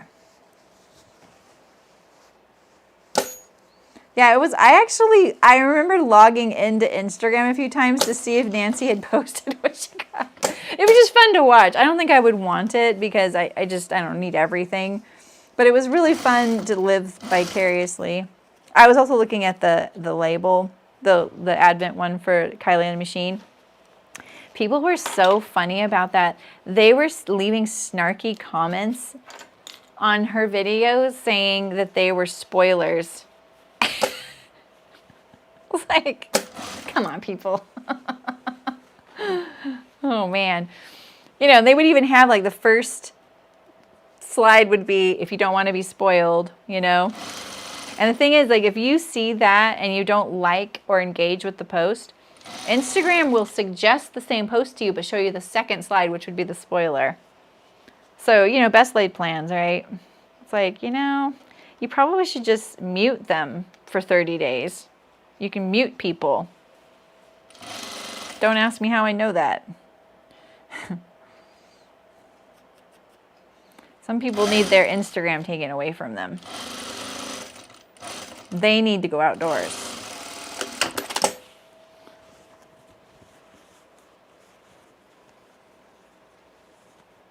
Well, there you go, Nancy, though. You got it to like ground zero, right? You know, I think like that's the key. Let me get rid of this line of stitches here. Okay. I'm leaving so many threads, you know? So when someone does an archaeological dig into my garment one day, and they're going to be like, wow, they ripped the seam out, but they didn't remove all the threads. That's probably triggering for a few of you. As I laugh.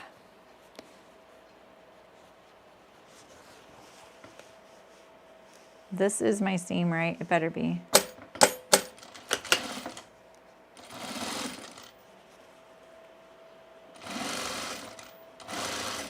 Okay.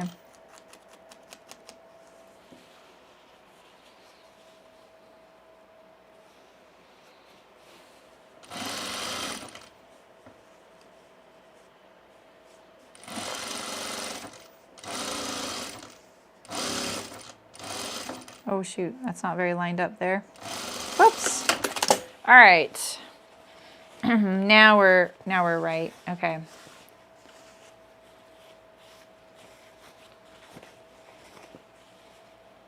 Who did that? Who did that? You guys. We've talked about this. I can't even see the tuck. It's right there.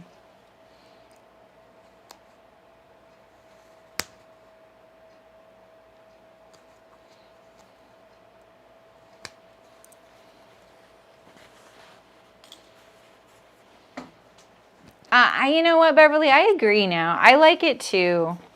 In fact, I think that is what comes with getting better with sewing. Like when you can fix things, you know, it really makes your skills start coming together, you know, and then, and I like the problem solving of it. Sometimes there are things that I'm just like irked that I have to fix, you know. That didn't take out the tuck very good because I think it's on the bill of the hat. Yeah, it's on the bill of the hat. Okay. So I'm going to take out a few stitches here. I just wanted to get it to relax. It'll be fine. It just needs a little like spa day there. There we go.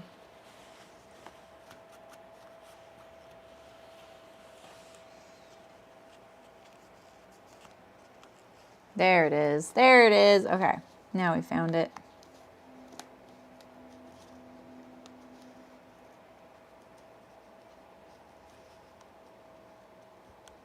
We'll pull on that fabric a little bit. Pull the fabric towards the seam allowance. I feel like I can still feel it. I don't know if you can see it, but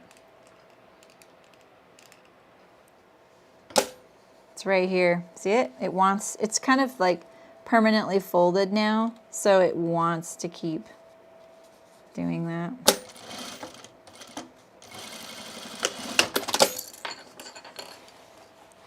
Okay, that's okay. All right. All right. You guys are okay now. Are you? you read the last chapter? Okay. I realize that I don't like surprises, and on a certain level, I'm not a big fan of huge surprises and stuff. If I don't know that there's a surprise, it's fine. If I know there is one, I'm not a big fan of that. I don't like that. But I actually did this thing for a while, like for years, where I would read the very last sentence, only the last sentence of a book as an experiment to see that if it really spoiled it, and it never did, never did, because I had no idea what they were talking about, who these people were. They usually weren't someone introduced right at the beginning. It's not like it said, and they all didn't live happily ever after. You know, that was never the last sentence.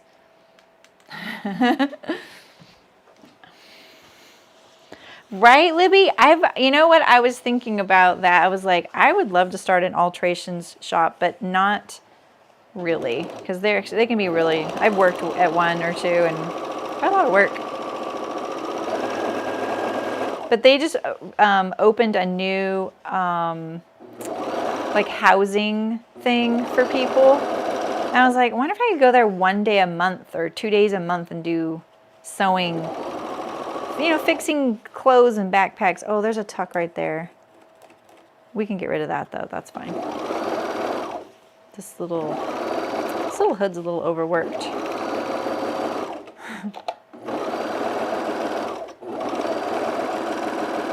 So just if you're wondering, you should serge these kinds of things before you attach them.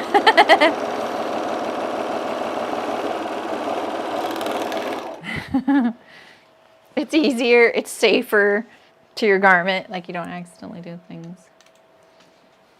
Oh, yeah, Beverly, right? That is amazing.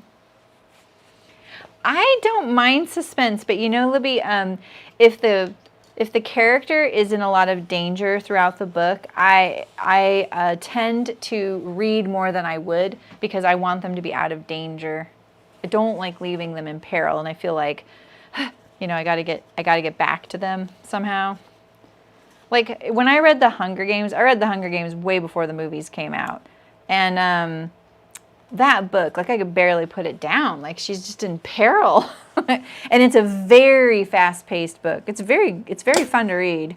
Well, I wouldn't say fun, but it's good. It's a really good read. Like in some ways, you're like, it's kind of manipulative knowing that they're how much danger they are, but that is the nature of it, right?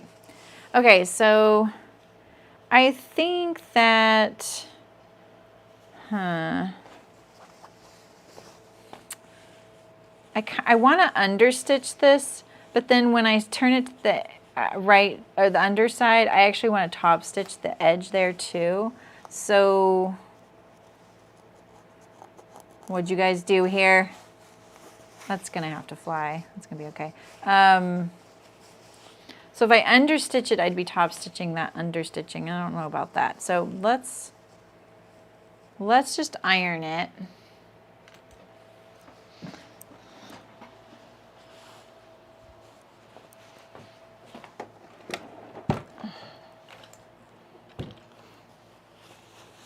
All right, and this will be the last couple stitches of the hood, and it'll be ready to go. But yeah, I think edge stitching this would be nice, you know.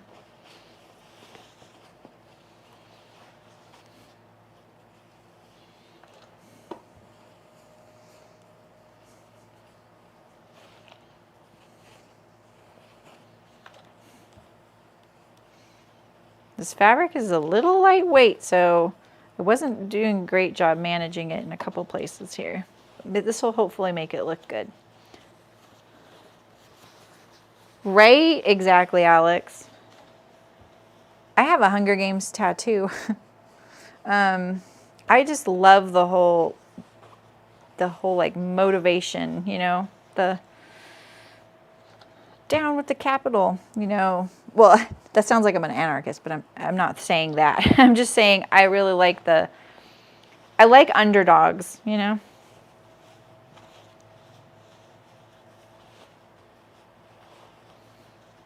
And I just like the whole idea of you're in this together. Even if you're enemies, you're also in it together. So let's help each other out. I love that.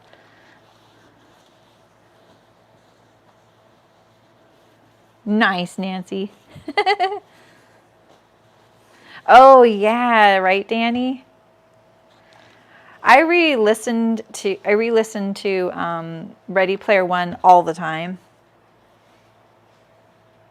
And the first, you know, like, I don't know, 20 times I re-listened to it, I would catch things. I'm like, oh my gosh, how did I not get that? I listen to it to fall asleep, so I hear it a lot. I really have listened to it more than 20 times.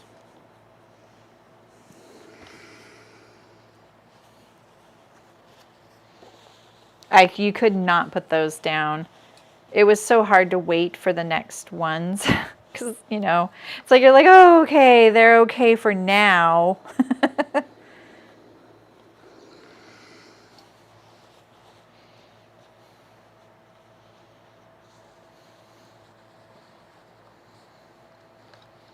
Yeah, exactly. The chosen one. I always hear Harry saying that from the movie version. Don't get me on Harry Potter quotes, you know. The Green Mile. All right, that looks pretty good. I'm trying to think if I've read The Green Mile. Oh, right, Nancy. Yeah, that's so true about the Sixth Sense. Okay, so I'm going to top stitch this edge down, and then I'm going to stitch the facing down. I want to manage how easy the facing will be to sew. So this is another one I'm really pulling things nice and tight.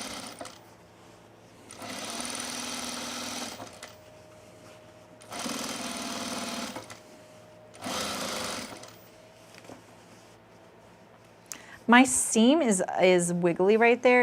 It's bugs me. It's partly because it transitions to a thicker. It has to go over the thickness of the binding seam, so I probably got it, like, kind of pushed my you know, my presser foot around a little bit when I was there. I let it bully it. Ooh, like that right now. Going from that bill down to the lighter weight.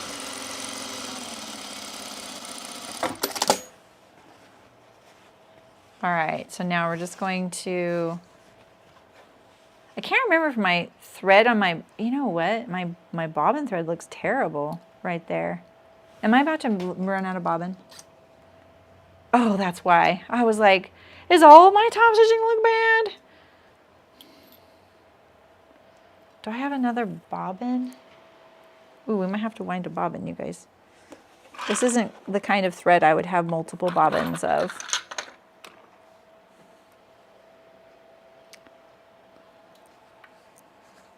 Is this the same? I think this is from the Cameron button-up, this one here. They're slightly different, and I ran out of the Cameron button-up thread. All I have is the bobbin and a little tiny thing left on the spool. It wasn't quite a full spool. It was enough to do the shirt, though. So let's see here. Yeah, I think I'm going to wind a bobbin, because I have this. This is what I'm using. Non-negotiable. Snip those threads. You're not allowed to look till you cut your threads. I'm the bully here. Is that what you're saying?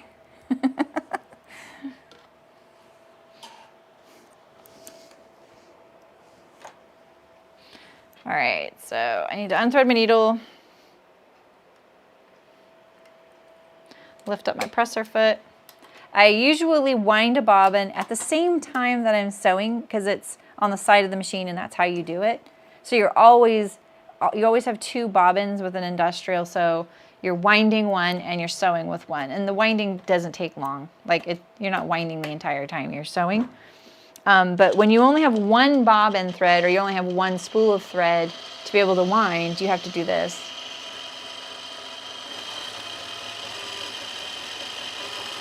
Ooh, the vibrations, when you go this fast, it's not there. Do you guys notice I got rid of the vibration for the most part? It's one of the things you don't notice until it's there.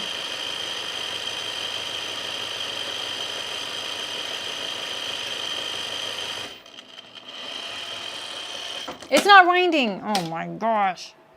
That also happens. I asked my husband the other day, Nancy, I was like, every morning you wake up, do you have to figure out what day of the week it is? This thread doesn't want to stay. I gotta hold it. Come on. It won't wind on my bobbin. it's too stiff. Ugh. Why are you doing this to me? I'm just going to go through a hole on the bobbin. I never do this. There we go, but it works.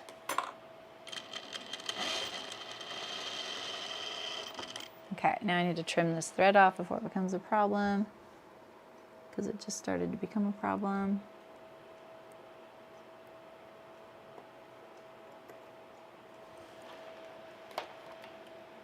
Okay, now we're winding.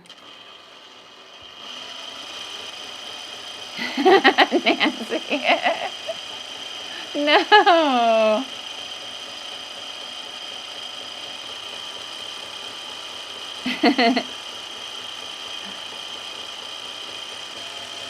It's okay, Vestigia. If someone's chatting with you and they want to chat with you, go for it. Almost done.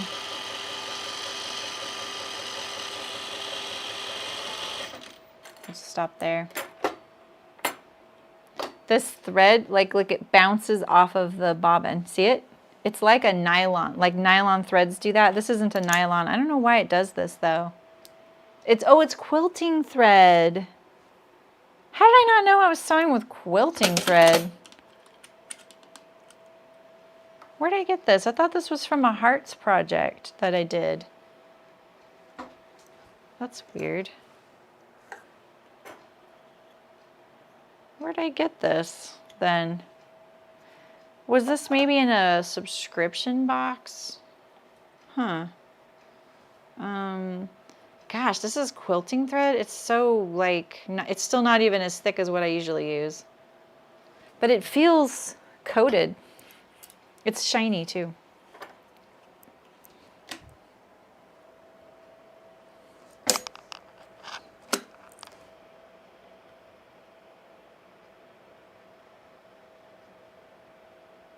I can't see the, oh, there it is.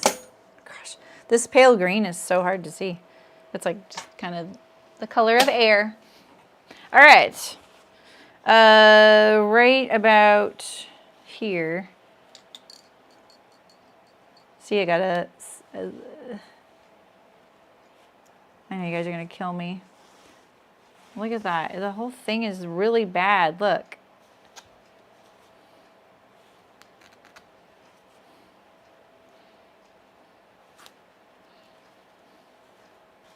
Will we ever get off this hood? I really did jinx myself, didn't I? Okay.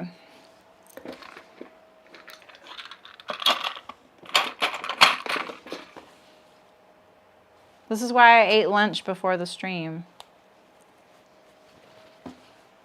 So today in the guild, for anyone in the guild, it's for everybody. If anyone's stuck on a project or they need help on anything, there's a Zoom at 4. It's free to come to. I don't think it's coated. It just says quilting. It's cotton. But it looks different. Like, look at how you can see the strands on the spool. It just really goes boing right off the spool. It feels different. But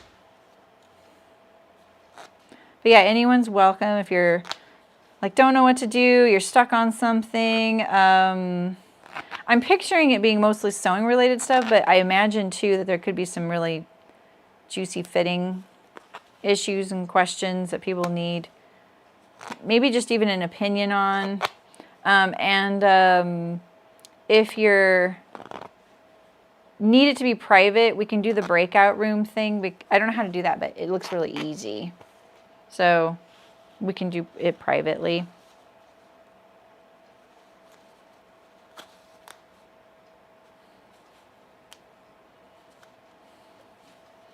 All right. I might have left this top stitching if it were somewhere not visible, even though it kind of would have pained me. I would have done it to keep the stream going, but this is way too visible. I could see the thread. I'm glad I noticed it though, and it was just because the bobbin was getting low. Ooh, that was really satisfying. Okay. Let me just top stitch this again, and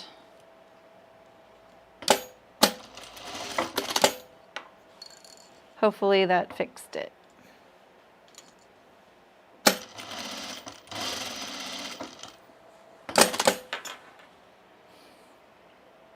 It's not sewing at all. It's sewed here.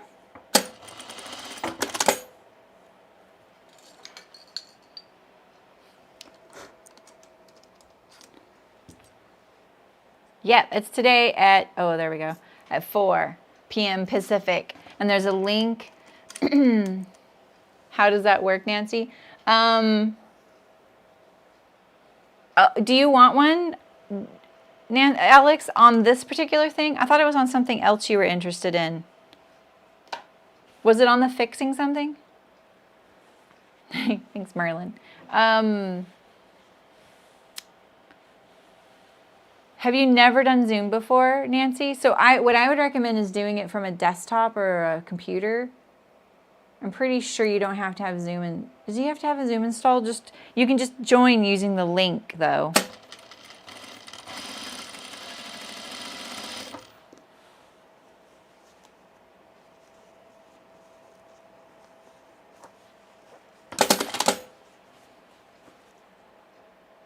Yeah, this stitching looks pretty terrible.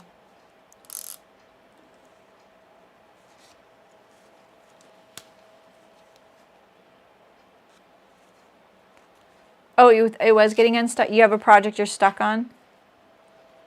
Yeah, we can do another one. Are you you're in Europe then?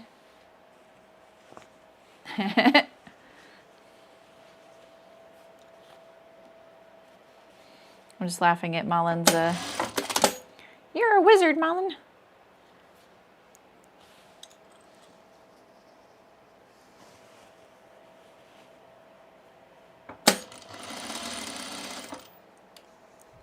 All right, that looks better.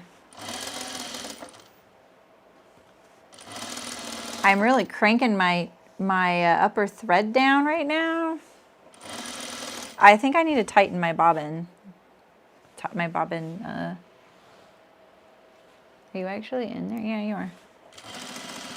This is what I do for top stitch thread. This is hardly top stitch thread. That looks good. Okay, okay. I should have fixed that wiggly seam. That was the sewing fairy, all of that telling me, you should fix that wiggly seam.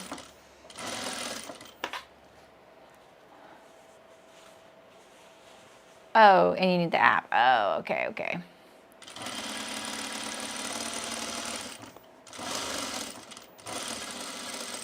Yeah, on a desktop, it's not like a app-based thing. Then you can get a desktop app for it, but oh, okay, cool. Oh, you don't have anything in particular.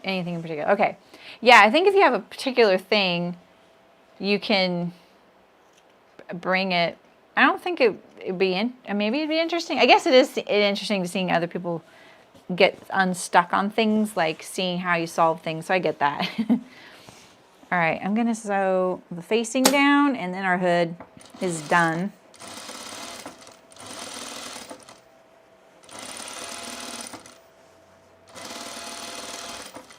I usually sew from the right side, but I'm gonna take a chance.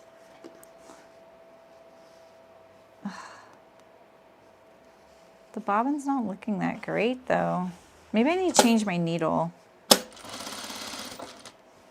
You know? This is why I top stitch from the right side. I know it's hard to see what you're doing sometimes, but at least you know the stitches will look good.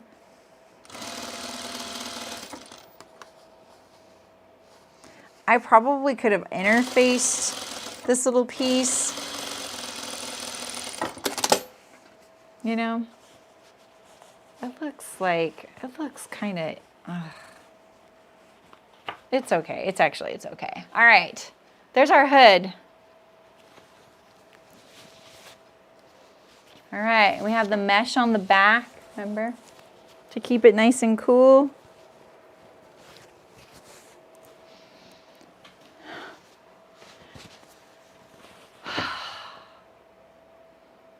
We've been working on this hood for forever.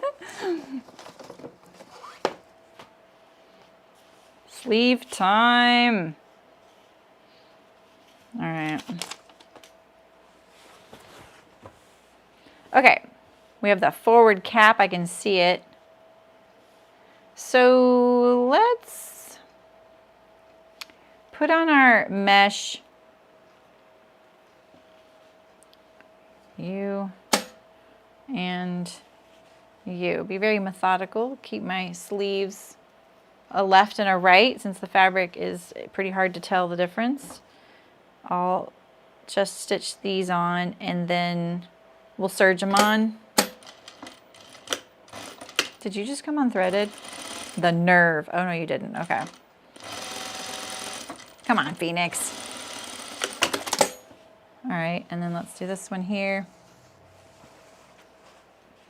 You don't have to take your sleeves apart. Like I do this a lot. Like I keep them still right sides together or wrong sides, whatever it is, just so I know that I'm working on the left and the right, you know? Like they're still like flat to each other. Okay, let's serge this. Then we can also do the underarm at the same time because we're going to set this sleeve in since we did the mesh on the side seam, and we can do our side seams and our shoulders while we're over here. So let's grab the whole shebang. Whole shebang time, whole shebang time. No, you're excited.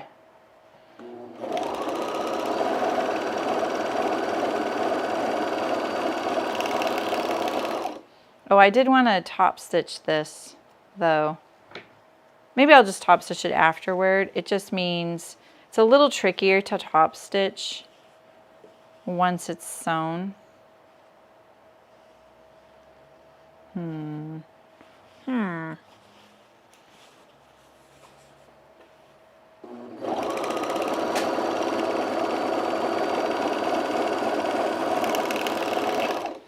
All right, we'll top stitch that. So let's just do some of this though. The fronts and the back. All right, let's do the shoulders.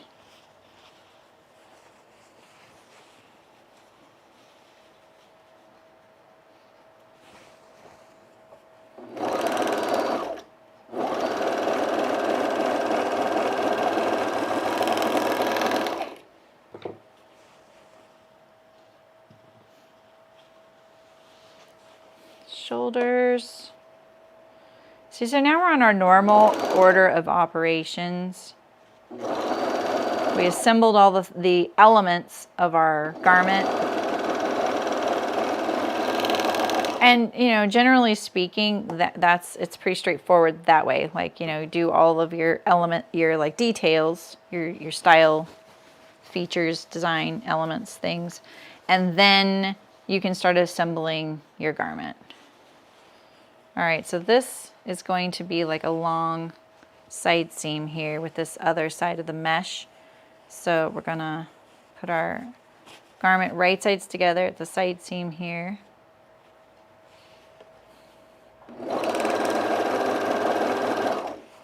And we did the mesh this way, meaning we didn't make it a gusset so that the little triangles were together on a fold right here, because if we had, you know, this right here, this little piece missing, would be all this baggy extra mesh on the underarm.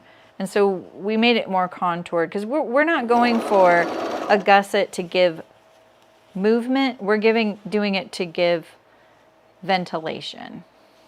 It's a little different. All right, so I'm going to push this seam out away from the mesh. I need to catch it right there.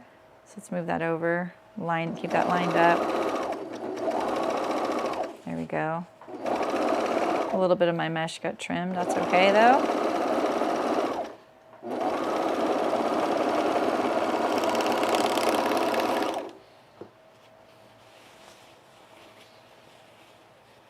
that works. All right, so there's one, and now let's do the other one.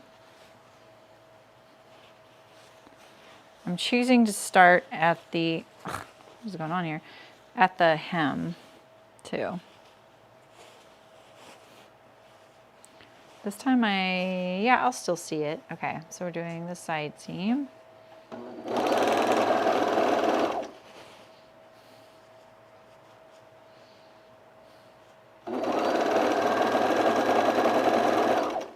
All right, and so let's get this lined up on the seam line. Because remember, this is the seam line right here where my thumbnail is, my left thumbnail right here. You know, you don't put the point there. It's the seam line.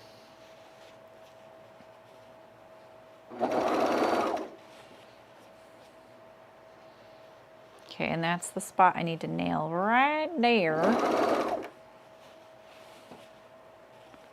Pull that mesh under there. Make sure I can see a little bit.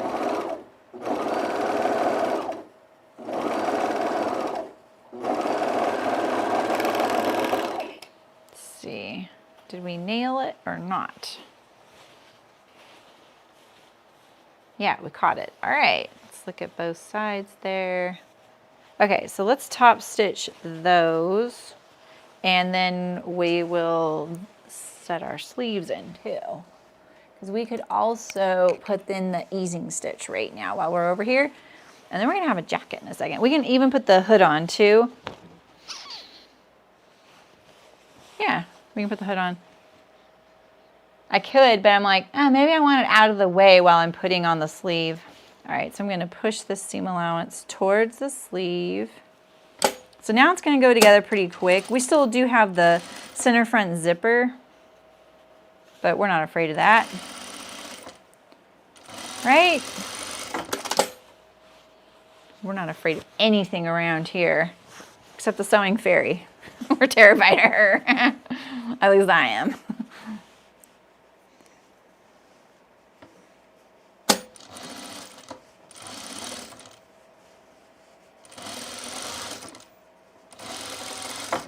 All right, and then I'm going to top stitch this as well. Do I want to, I could go the whole side seam and it would make it a little bit like lower profile. It just means I'm putting the side seam towards the front. So this is another note to self, like next time what I should do, oh, what am I missing on the back? Oh, your back.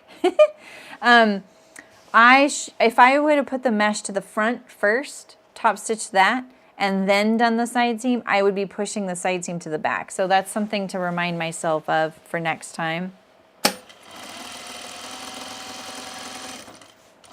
So that's two things so far, right? This one's more important, but this would be like when I would make some sewing directions to myself if I wanted to, you know, pay attention to that kind of stuff, which I like to, you know. That's nice and flat. Look at that. It's nice and flat. Side seam. We have a jacket. All right, and then let's do this one here. Press the seam allowance towards the front. And we could offset the thickness of our underarm seams and press the sleeve seams towards the back, which is usually I do offset them from one another, but I do the opposite. I press the body towards the back, like the side seam to the back, and then the sleeve towards the front.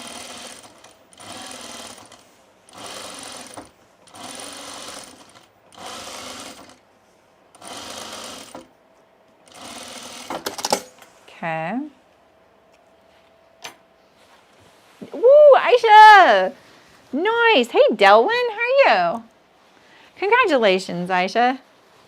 Are you going to share in the guild? I want to see.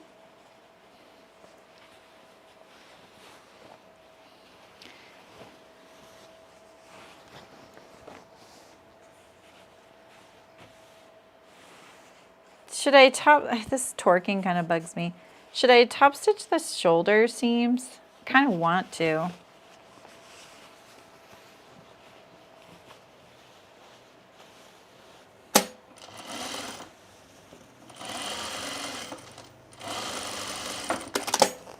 I really love it when things are really flat. Especially something that is a little bit outdoorsy, because, you know, the flatter it is, it won't catch on things, especially overlock threads, right? So, all right, so now this is ready for the sleeves. And so let's put our easing stitch in, and then we'll do the underarm of the sleeve. Will I want the top stitching? Maybe, huh? All right, I didn't put front and back notches.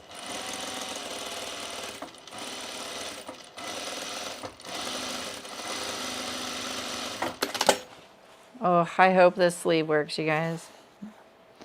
Definitely felt like we made some choices that will be either really good or, you know, meh. Yeah, what pattern did you use? Tell us about it.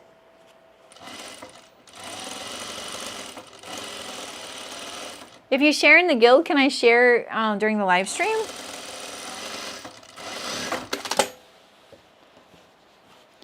All right, so let's pull our threads a tiny bit here.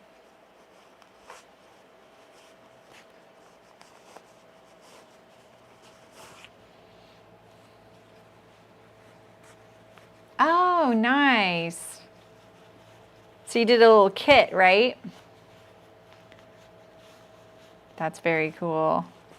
Is it for you or your wife?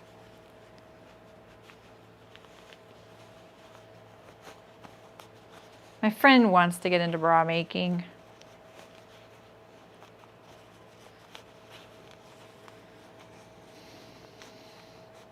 This, I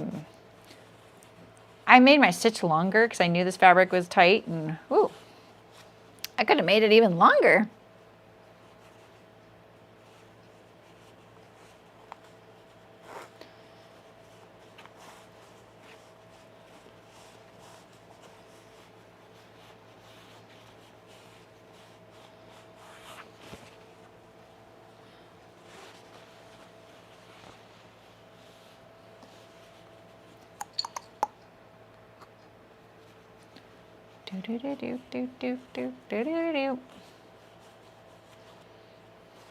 Watch me get a copyright strike for doing that.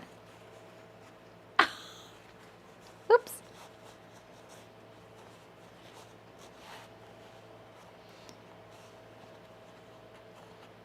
Sure. Oh. All right, tell me when you share it. If you want to. You don't have to. Oh, it can be another time too. Yeah, right, Sydney? That's like a full-time job.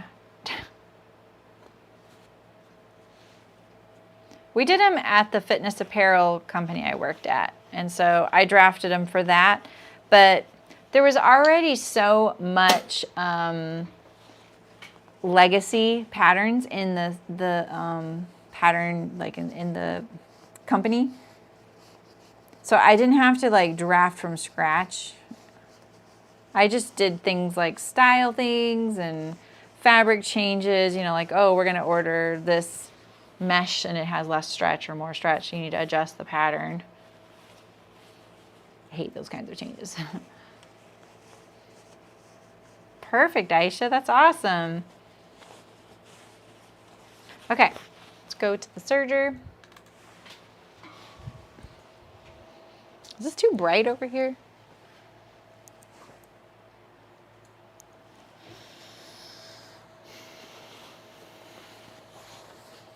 All right, put the sleeve right sides together along this underarm here. And the same thing, we're gonna catch that mesh in there.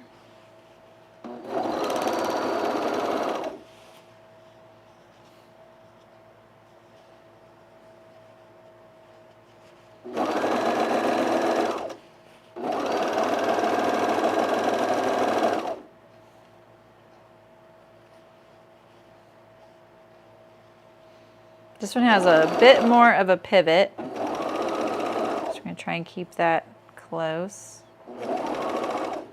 There we go.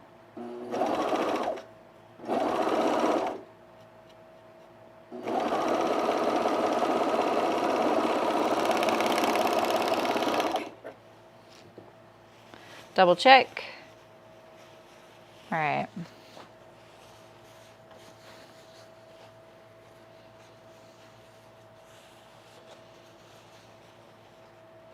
This fabric looks very blue in the stream, huh? It's like a sage green. This color my cameras do not like picking up. And if it had more blue in it, it would make a pink glow, cast a pink glow onto the work surface. Oh, come on, get in there. Maybe I should have flipped this over. See, this little area right here, especially on the mesh's behalf, is on the bias. So you kind of got to make sure it doesn't start inadvertently stretching.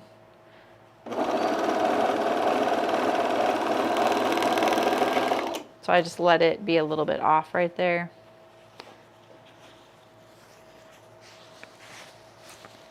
I hope this is, I hope this works. Okay. All right, Marlon, how's it going? Or how's it going? Oh my gosh, I get so punchy. Marlon, have a nice night. Sleep well. I don't want to hear about it.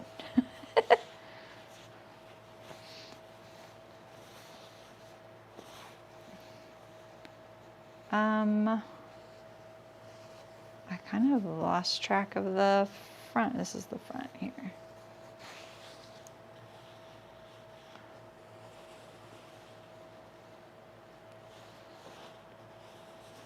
There we go. No, this is right. I knew that was right. Okay.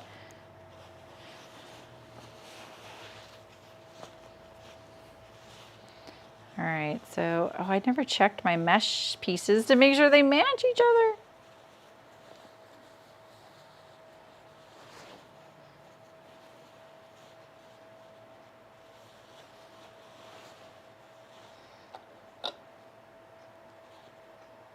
Okay, get rid of some of these little threads here. Let's check our sleeve to the opening.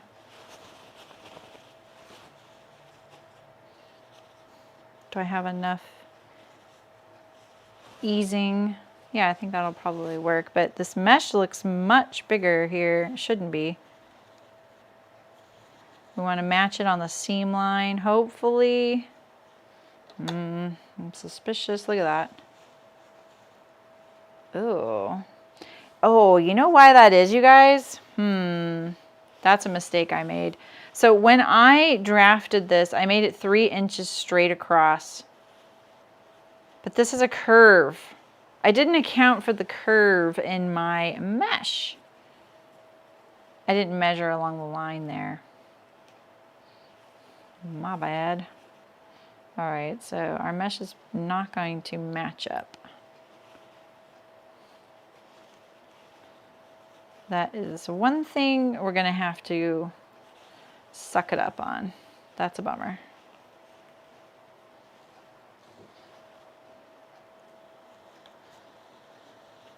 I don't want her to leave. No, I want her to get good sleep.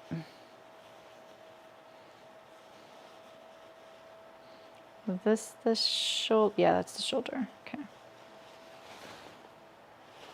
Okay, that'll work.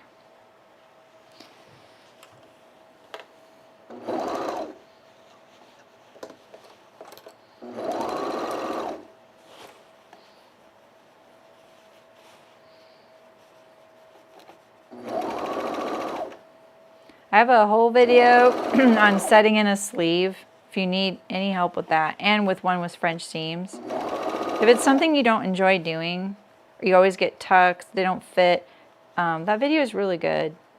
I mean, like, that method is really good. I'm not saying my video is amazing. It's just, it's one of my most watched videos. So, I never have trouble setting in a sleeve. Right now, you're going to watch me struggle because This sleeve is a little, you know, we custom did it, and it's a little different in size than it should be. A little more different than it should be. But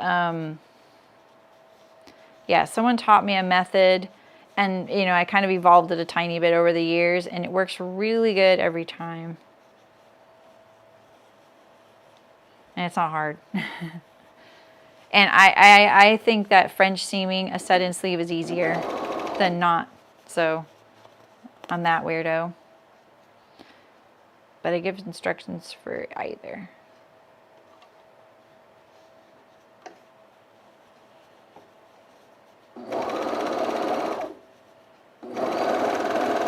I mean, I'm having trouble, but I'm still not even using pins. It's just, this method just works really good. Using the single line.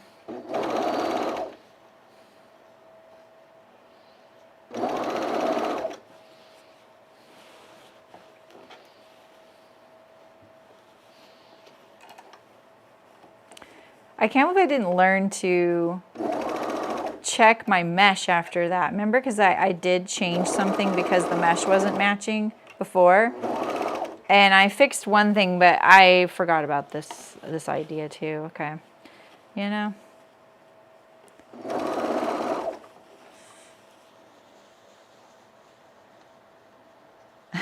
Nose wash. Hey, Suzanne, how's it going? Oh, the differential. But when I need that on the sleeve side, French seam, your Ashton top sleeves, when I finally get around to it. Oh yeah, check that out. Yeah, oh, you've already watched. That's awesome. Yeah, I was sending it to someone as an example of how I do videos. And I had no idea I had something like 30,000 views. I was like, oh my gosh. Wait, I might be mistaking it for the collar. The, how to sew a collar and collar stand. Anyway. I have some how-to videos. I have one tuck there. I'm not surprised. This fabric is really easy to get. Oh, I have a few tucks there. Ooh, my first time getting tucks in a set-in sleeve. For the mesh not really matching, it doesn't look too bad. And it does look nice and ventilated, right?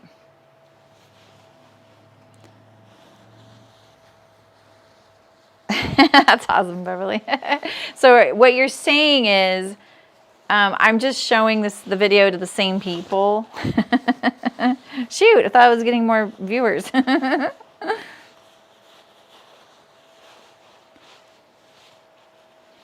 I've seen a couple other people's videos, and they're not bad videos, but their sleeve doesn't look as good. I'm just gonna say it. I don't struggle, and I put people ask me, how much ease did you put in there? As if I'm trying to fake it, you know, by putting in like 1 inch of ease. And I put in 1 3/4 in that. I put in a ton. So just to prove my point, you know, it's really funny. And I say that in the video, like I don't hide it or anything. I'm like, the sleeve has this much. I should measure it on camera.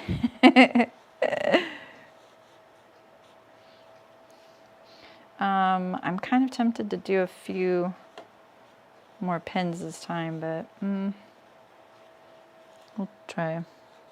10 of those viewers in here, yeah, see? Right, converts better than the viewers. Yeah, there you go.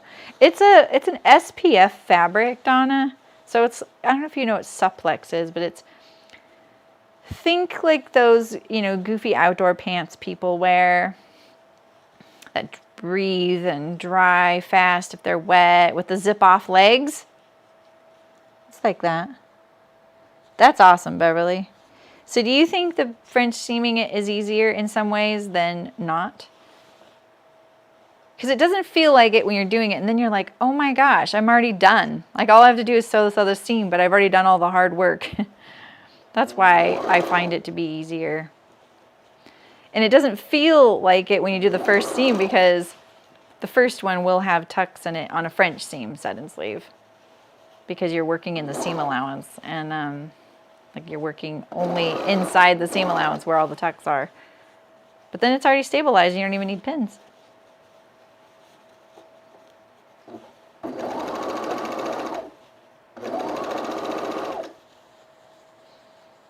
Yeah, you know what I mean? Yeah, so it's like that. So it's very wishy-washy, you know?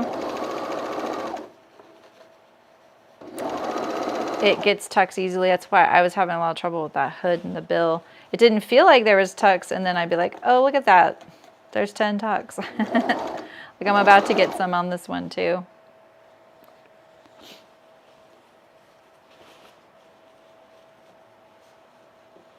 This probably would have been a good fabric for French seams, but I didn't leave myself enough seam allowance. I started, when I cut it out, I was planning on it.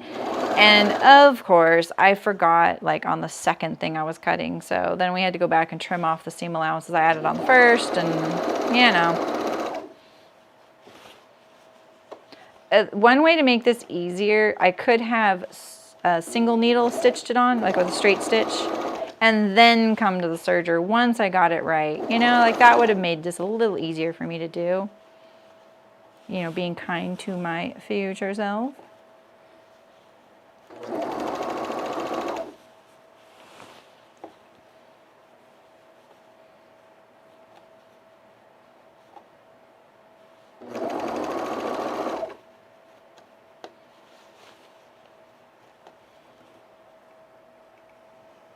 Okay.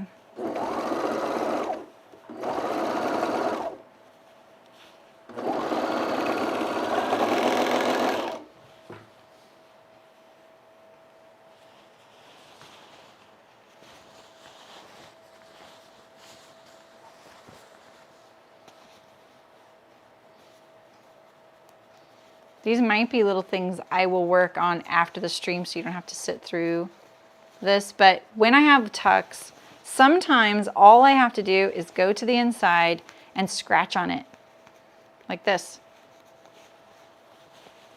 And it'll sort itself out. It'll move around a little bit. Like this one I can do that with. This one's potentially a bigger like issue, but it actually it's fine. So, and you might get these little like, you know, dimples. But, you know, I added a lot of ease to this sleeve, so that's going to happen. But you see, I also have this nice, like, crown, so that's good. But, yeah, you know, you can get little tucks in there. All right, so now we have, let's put the hood on. Let me go get that.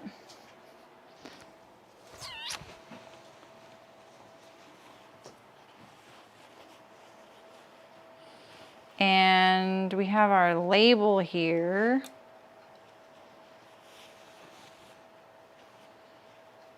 And maybe I'm gonna put the label on. Well, let's see. How are we doing this?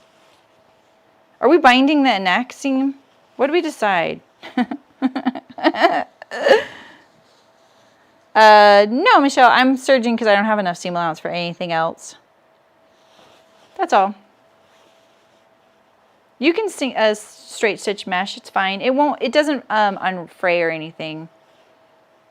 It's, you know. The serging is actually kind of weird on it, to be honest. Let me see. You see it there? You might even want to reinforce it with some, I don't know, it doesn't need it though. It's sewn well. What are we doing on the next seam, you guys? Are we doing binding? I don't want it to pull on our neck, you know? Yeah, burying your mistakes in the first pass. They're not mistakes though, that's just how it is.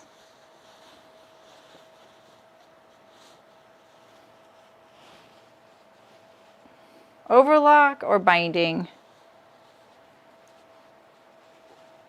Why does that look smaller?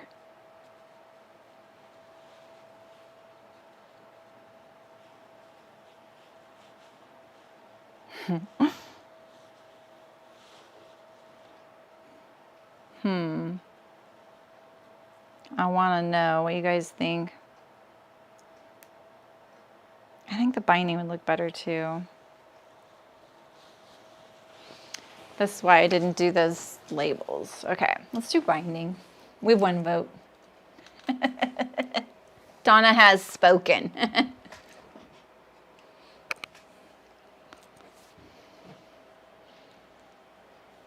Okay. I'm gonna just attach it first to to the neckline, so I'm not struggling. So this has a zipper to the top of the neck, you know. So if I,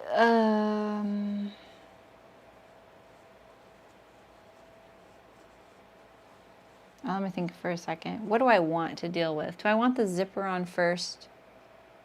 No. I feel like there's a favorite way I do this. It makes it a little easier, and I don't want to like forget about that, but I don't remember now what it is. So let's blend this unevenness right here. I have it on this mesh end over here. See that little unevenness?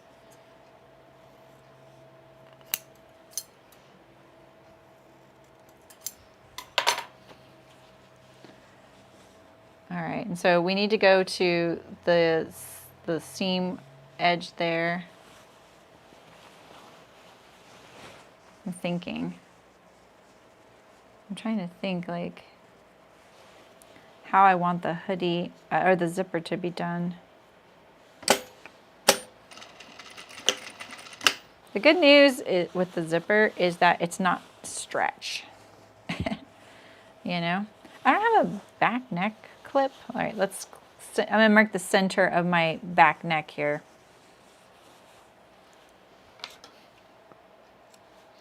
And then the mesh is marked.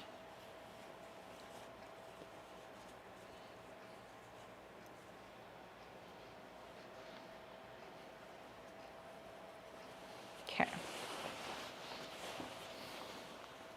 All right, now it matches. It's because I wasn't thinking about that hood or the zipper seam allowance. Okay.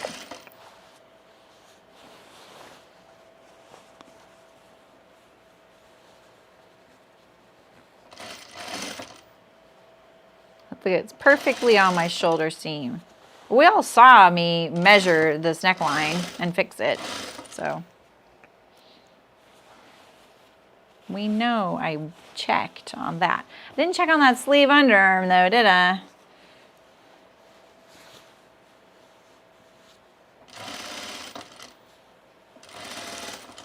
Okay, so we have this shoulder seam here. Now mesh can be very stretchy, so you have to be kind of careful. I mean, yeah, it could have worked in my favor had I needed it to stretch a little bit, but you don't really want to be doing that because then the mesh will look like it's pulling when this person's wearing it. So if it's too small, you might want to address that issue first. All right, so now we need to end this. Let's pull this out and let's start from this end. Center front end. This is my cheating way, making sure it's going to match.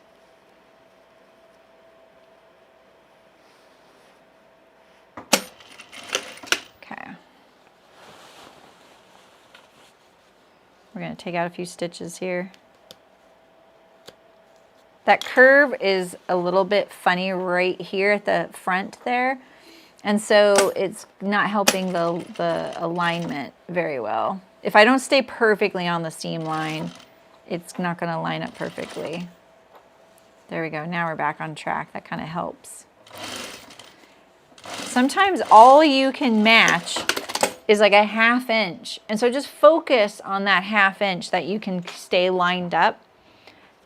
So staying on your seam line is so much more important, because if everything would match to begin with when you cut it out and you're on that seam line, then as long as you can stay on that seam line, sometimes you can only line up a 1/2 inch of your seam line in front of your needle while you're sewing. So just focus on that, tune out all the rest of the crazy stuff. So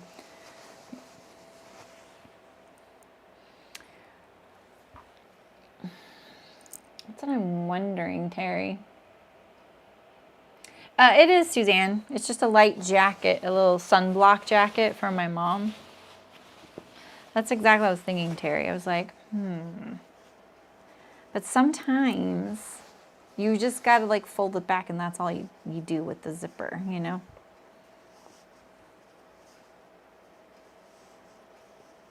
I think I do want the zipper in there. I think I do want the zipper in there.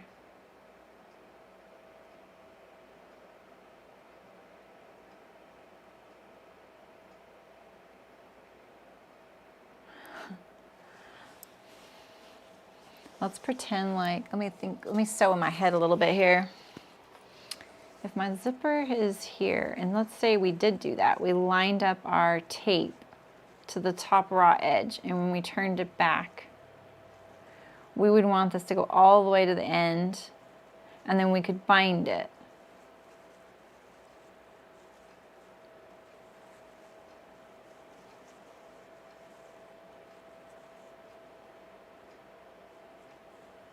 If I do this now,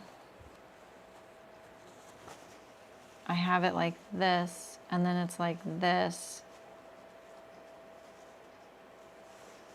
I can still bind it. I can still bind it. So this way I can still bind it right now, right?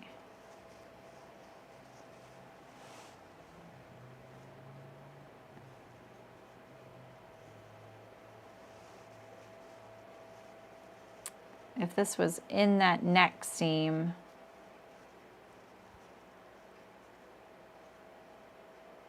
yeah, let's just pull it out at this. I can always, this is no big deal. Like this is, I'm just gonna take out a few stitches right here. We're gonna put our zipper on.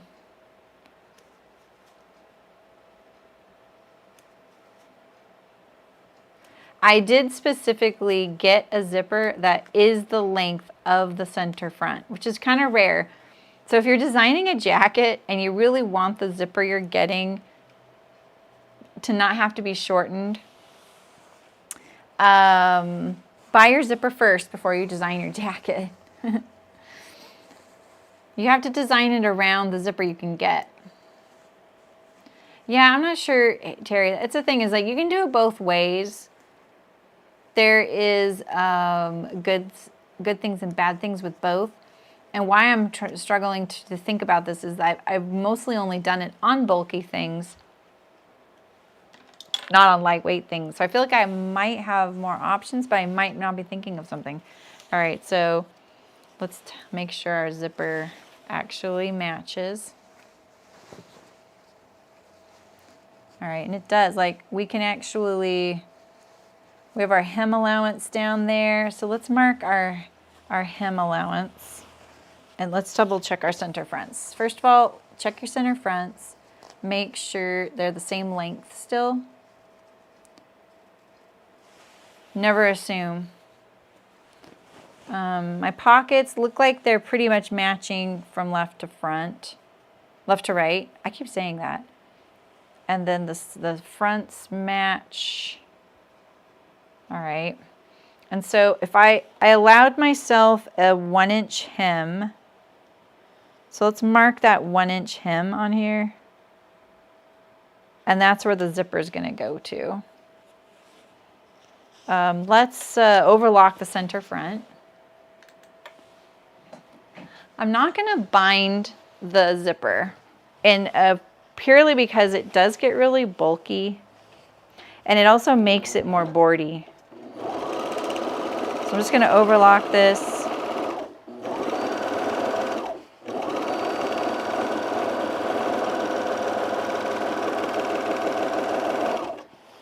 I'm going to lose my notch. So I'm going to, well, I'll just mark it again. It'll be fine. I'll just mark it again. I'll just mark it again.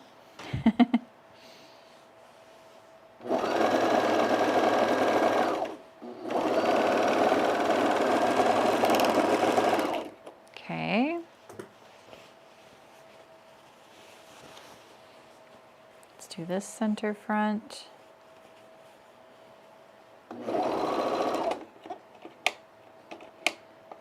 If you're sewing a sweatshirt and you need to do the zipper part, I have a video about that. It's a live stream.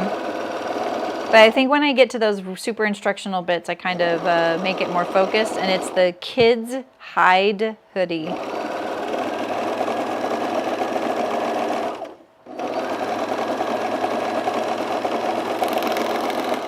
And I do it on polar fleece, which is really stretchy.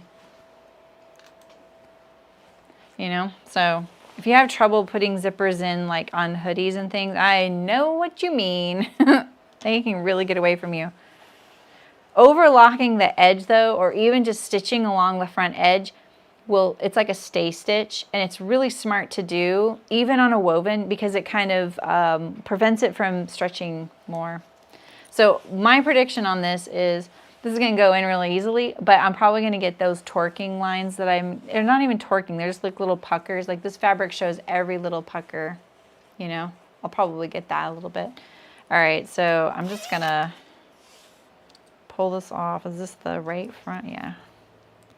And then put it right sides together. Oh, I can still see my notch, so that's good.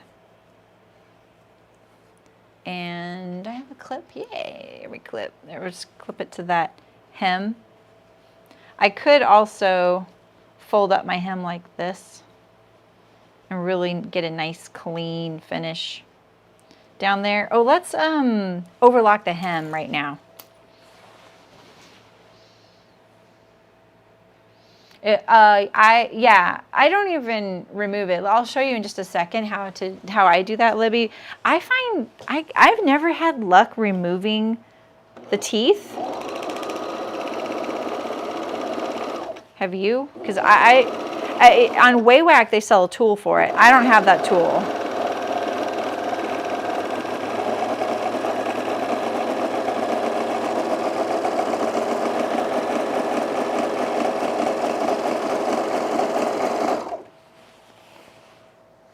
This is kind of drawing up like I do have the differential on, but I don't. It's just really lightweight.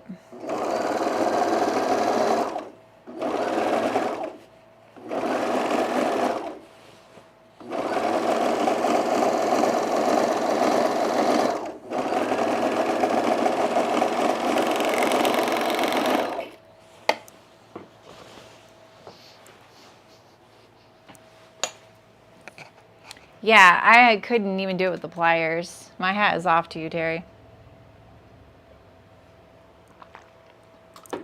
Yeah,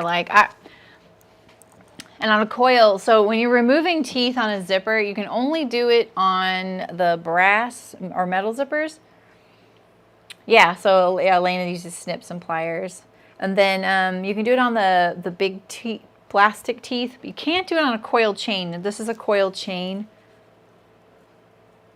So if you pull this out, it's a coil. It just keeps going. It's pretty barbaric. Yeah, it's really hard to do. And so when I am shortening a zipper,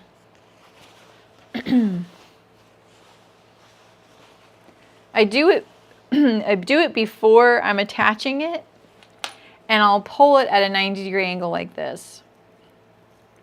And so say I need to shorten it a lot like this, I'll pull it and I try and get this little fold of the tape to line up with the zipper there like that.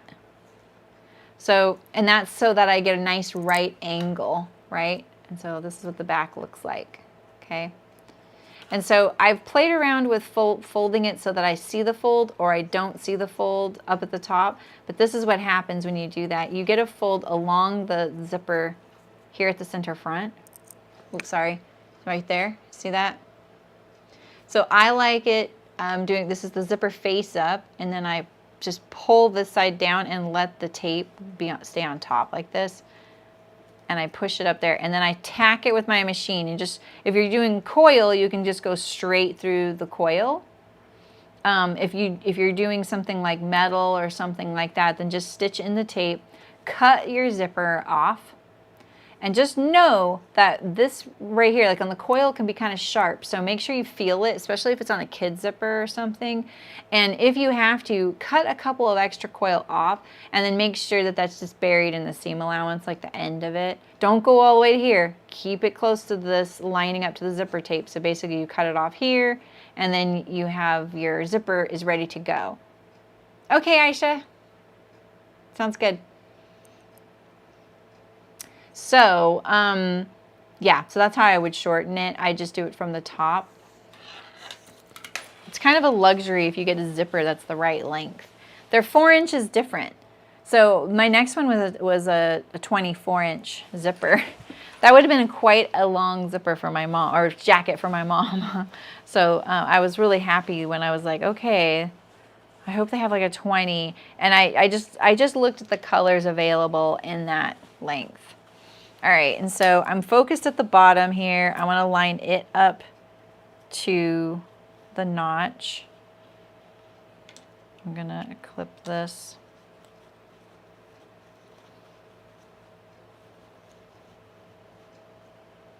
I'm gonna actually sew it along that, just to the notch. Oh, you gotta be kidding me. Why'd you do that now? Why are you doing that now?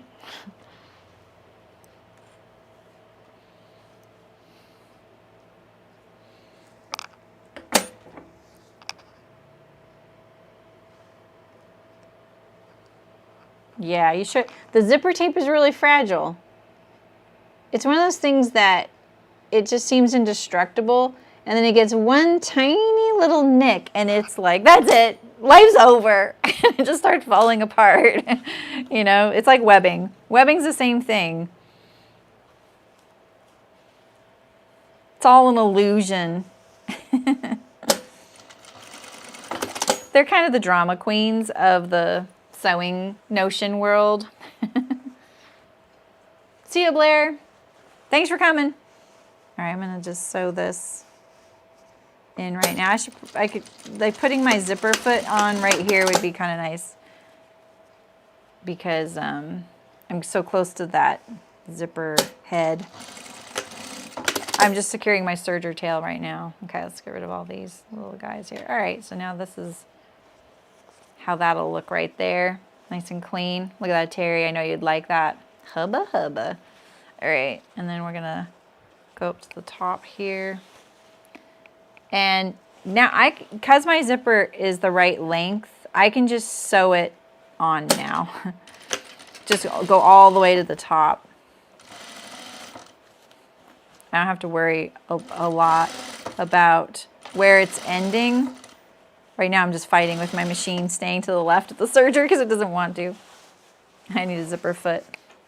The zipper foot just doesn't give me a lot of purchase because mine's not the same. All right, so I would like this little stop to kind of line up with the neckline. That'd be kind of nice. So maybe I'll work on that.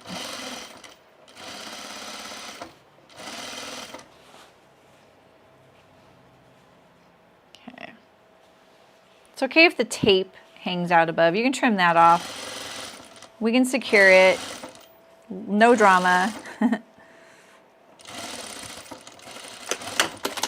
we go.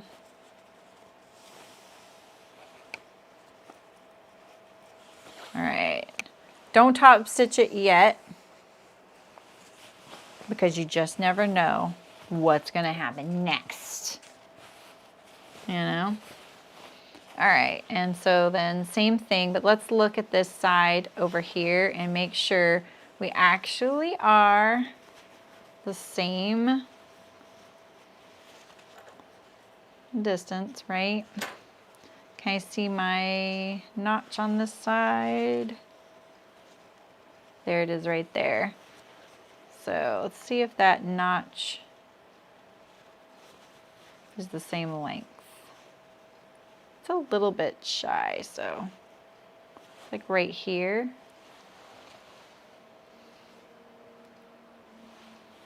All right, and then this is the right side. Okay, good.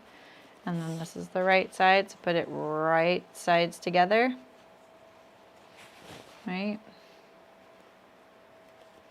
All right, so if you have trouble wrapping it around, give it a little stitch first. And then you can also now double check it. It's not the end of the world if you get your hem a little bit misaligned because we still have the neck, we can kind of true things up. But it's nice if they can match, right?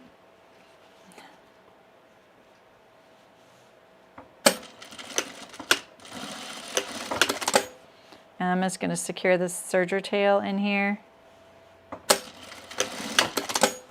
And now I'm going to trim all this hoo-ha off.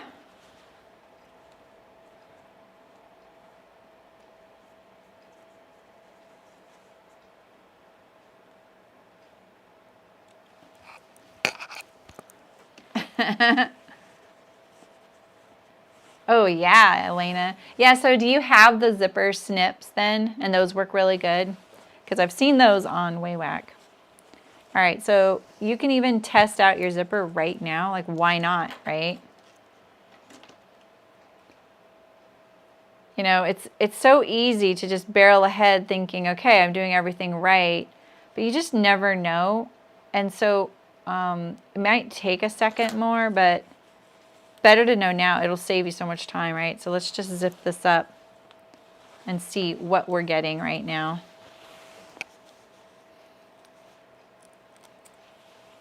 Look at the stop. It's really dark gray. Look at that. Oh, the hardware store. So you just got some snips. Yeah, there you go. All right. So then we want this little edge right here to be the same on the other side, right? So I'm going to use my soapstone here, or just a marking tool.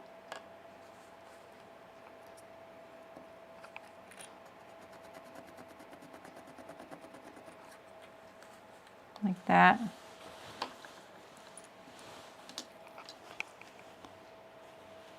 I think it's straight across if I get rid of all this. Okay.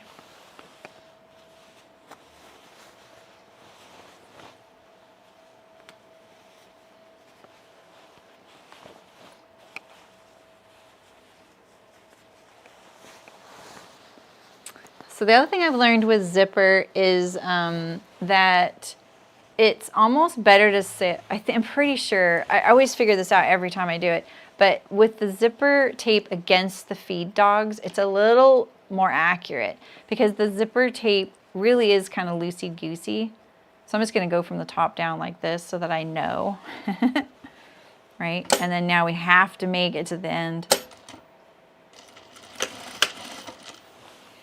But I am a big fan of sewing, like if you sew from the top down, then sew from the top down on the left front as you do on the right front. Like don't go from up and then down. I'm not doing the top stitching yet, and when I do the top stitching, I definitely will stay the same direction.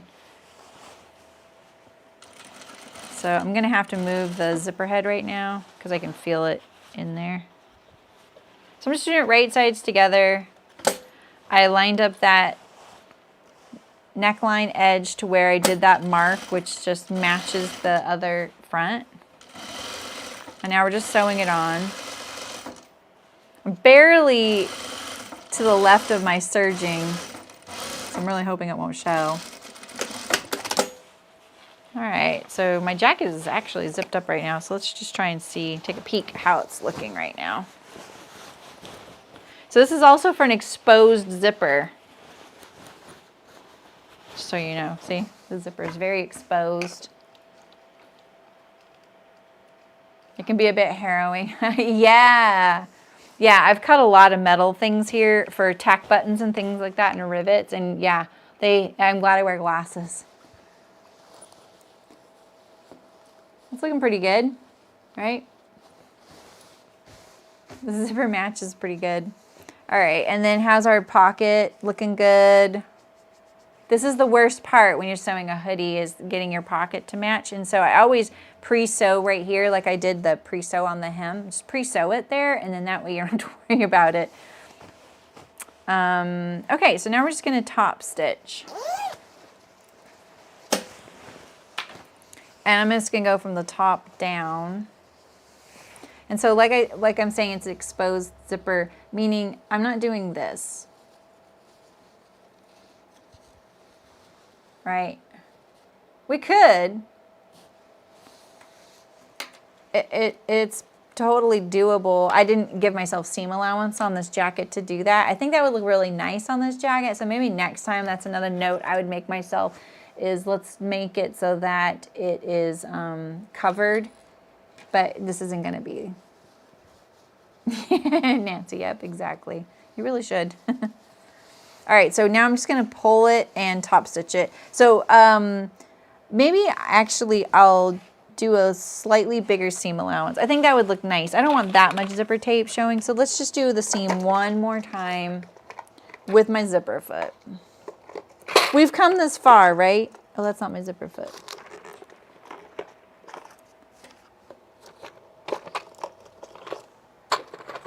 Oh, it's really down there. There we go.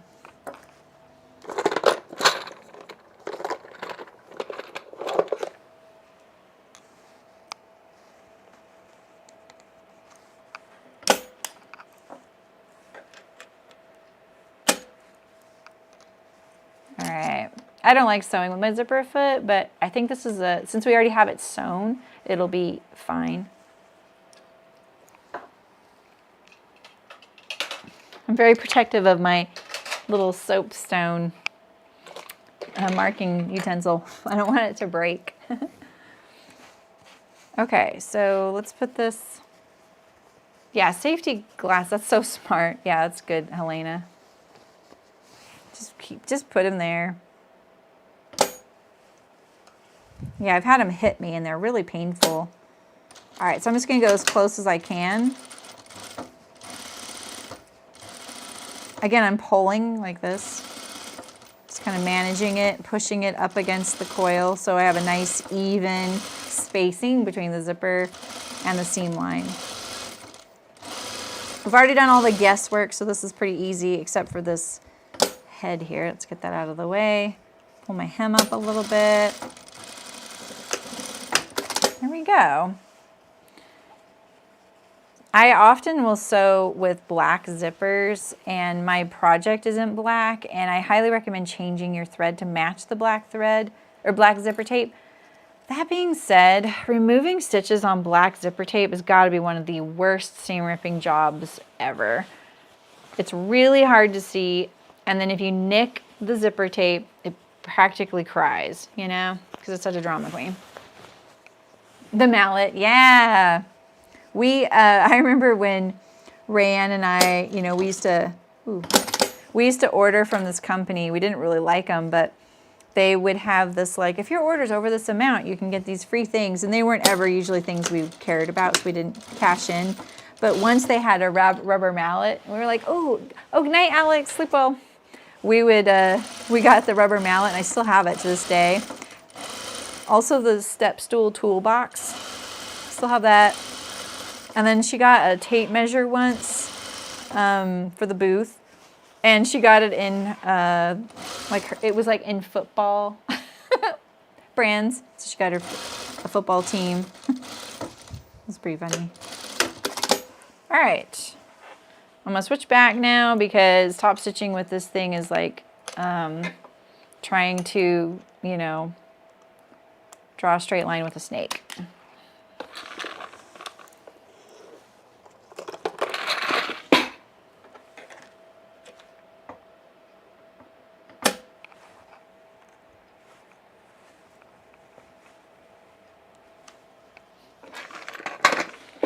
Okay, we're gonna top stitch this. We're gonna attach our hood, bind it, we're almost done. We could do this whole, yeah, let's start. I'm like, I was just thinking I could top stitch and hem this whole thing in one stitch.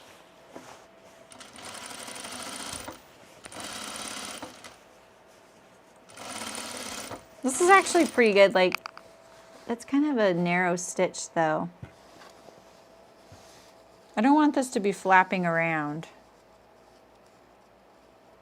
How about this? I'm gonna do one around, I'm gonna do 2 rows.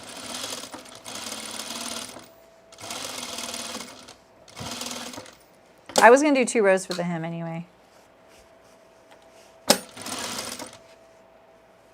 least we know we're not gonna run out of binding. And so now I'm gonna turn at the top of the hem allowance, but I don't have it pinned or anything. So we're just gonna eyeball it.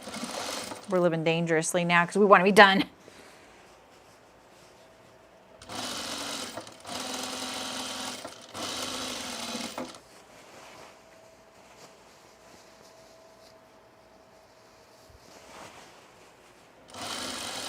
So when I do this kind of thing and I fold the hem, I'm always trying to make sure the hem stays perpendicular to the garment so it's not getting any torquing.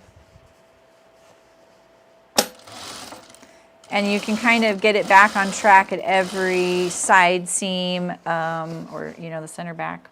So.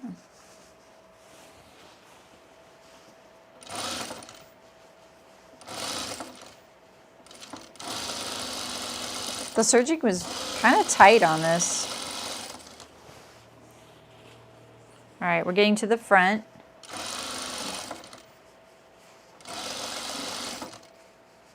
Isn't it interesting how I feel like in home sewing, especially when you're learning to home sew, the hem is, the idea of the hem length is left till the very end.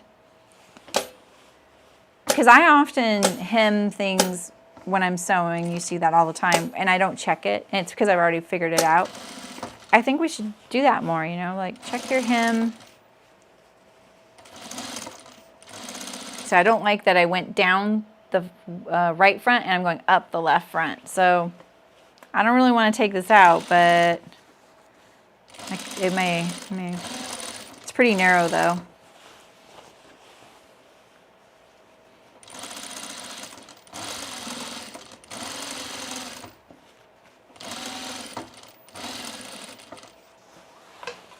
I'm going to do a second row.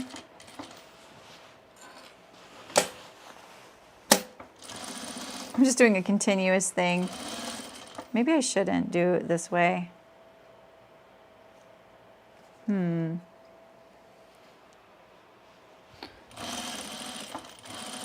I should have just done it the other way again, but this might combat any torquing. It's just awkward with my jacket under there. Sorry, you can't even see.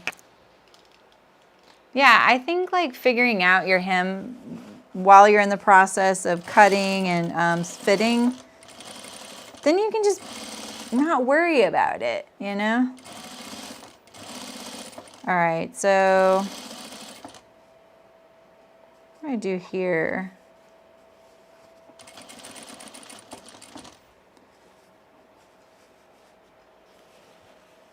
I think I might stop there, actually. I was like, oh, I could go past the hem and then keep going. I'd have a cool thing, but I think I might get into trouble doing that. So we'll just top stitch this side, and then we're almost done.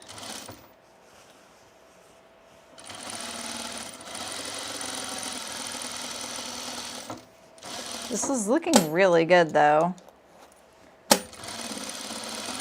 It's sad to think that this probably would have only cost like, you know, well, I mean, from a good outdoor company, it would have been expensive, but you know, you probably could get something cheap somewhere. All right, now let's do this neckline and bind it, right? Let me finish sewing this little neckline. So I don't know, Terry, I don't know if that really is going to make a difference doing that way or not. I'd have to think about it, you know, and do an experiment or two. Where's that thread? Oh, it's back here. Where's that thread?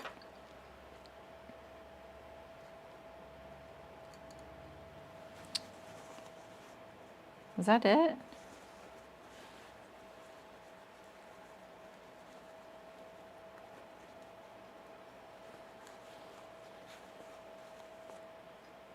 Yeah, that's it.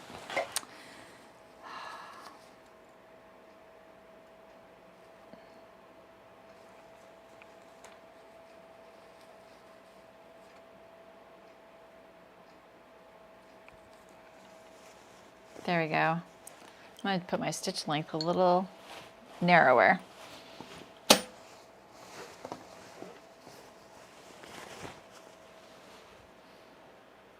Okay. Put this one on. I should probably have made sure my necklines are matching before I sew this one. Let's just zip it up really quick. Okay, Eliza. Have a good weekend. Thanks for the fun poll. Yeah, Nancy. Just remember that they a lot of times have specific machinery, but they also do things a lot of old school way too. Yeah, Elena, doesn't that feel good? I do that. It's like, I'm here. I might as well do it. Okay.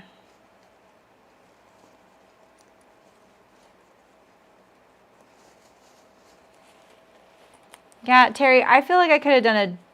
This is not right. I knew something was up. Oh, well. We're learning. Okay. This isn't how I wanted to finish this, but I get it now. I'd have to think this through a little differently. It's not bad. It's just...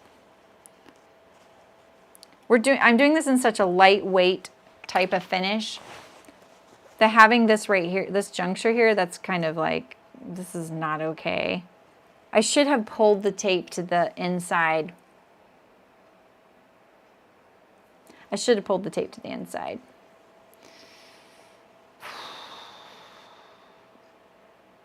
Dang it. I should have pulled the tape to the inside.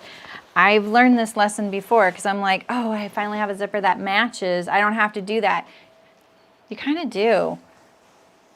Like I could bind this, but then I'd have this like bound edge here. And how do you finish this center front? Because I'm not hiding it behind a fold.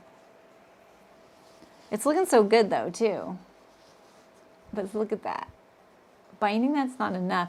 So, I mean, the other thing, you know, maybe I bind it and then I top stitch it down.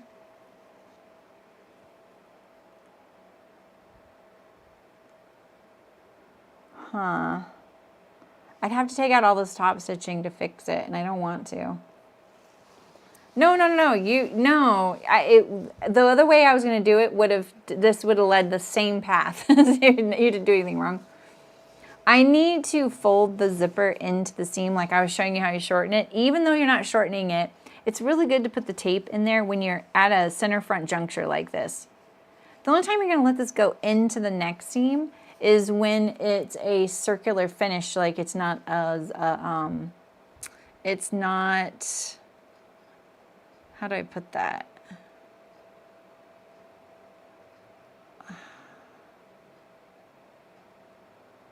I'm having trouble describing that.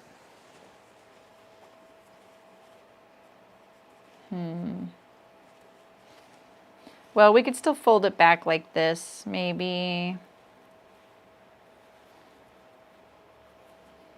And catch it in the binding. Oof, quick and dirty. Oof. Yeah, I should know better. Well, all right. Well, we're going to bind it, and I'm going to do some little bit of magic-y stuff. Yeah, like a stand-up collar, which has a collar facing.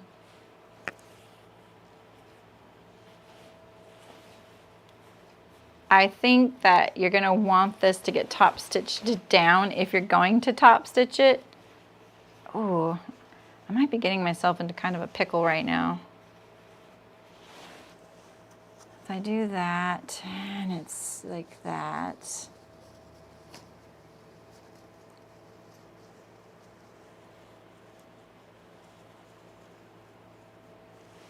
Let's see, I'm gonna just stitch this on here without back stitching just to visualize something here.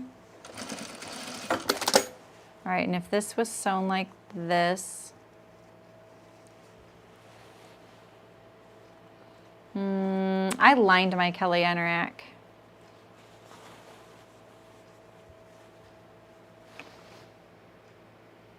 On the Kelly anorak. I can't remember how that is. I don't know, Libby.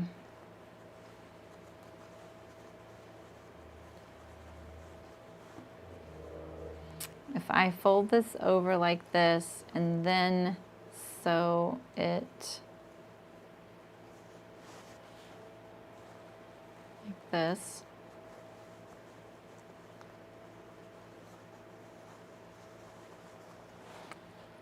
You're gonna see it.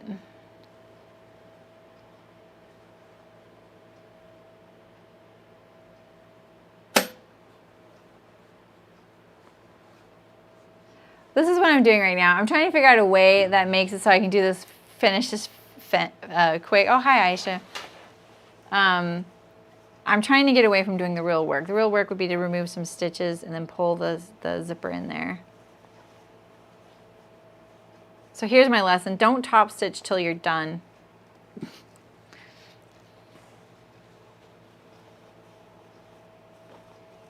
How many of these have I done? Jeez Louise, how did I do that? I'm getting hungry. Where's my seam ripper? Anyone see that? Did I drop it?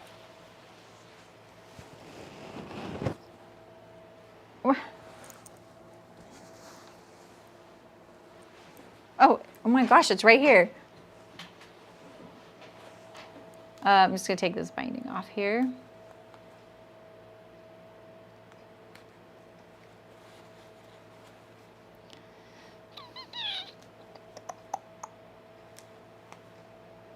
I guess this is the downside when you're drafting and you're like, oh, I don't have the sewing instructions. But I drafted it, so I should know.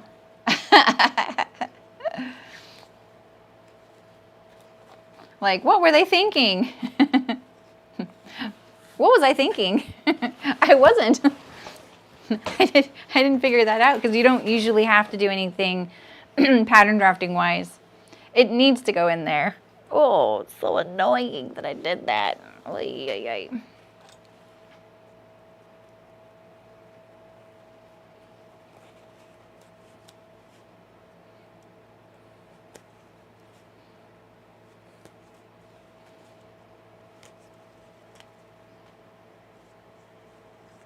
Oh, yeah, exactly, Michelle. Yeah.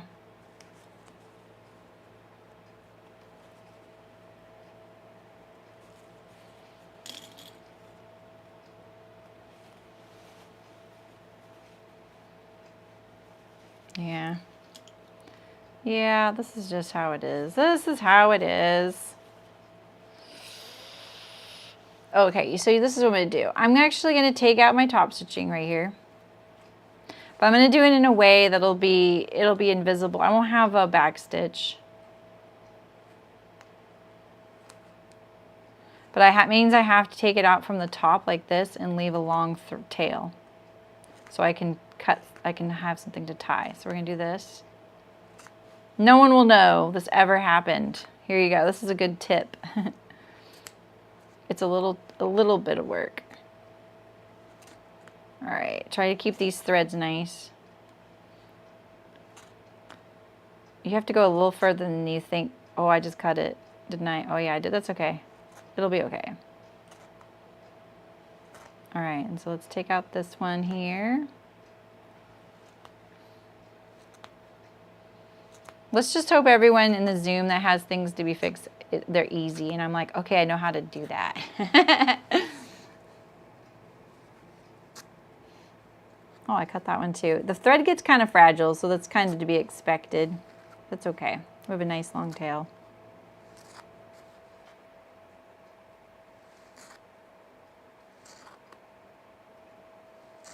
All right, leave those. Leave those. Try and keep those, tape them out of the way if you have to. All right, and now I double stitched this, so I have to take out these stitches here.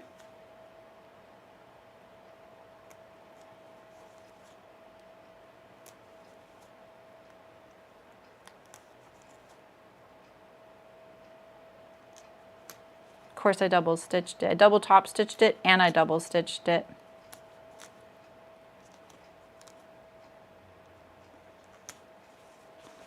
You just need enough to be able to get that over. All right, that's probably enough. Let's see, let's get rid of all these threads that we don't want.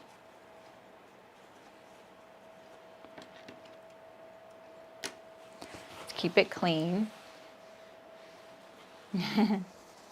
You can do that, Barbara, it's fine.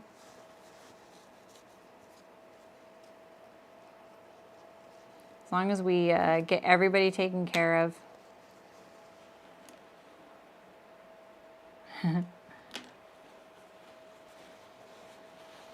Okay. So now I'm gonna pull this over like this.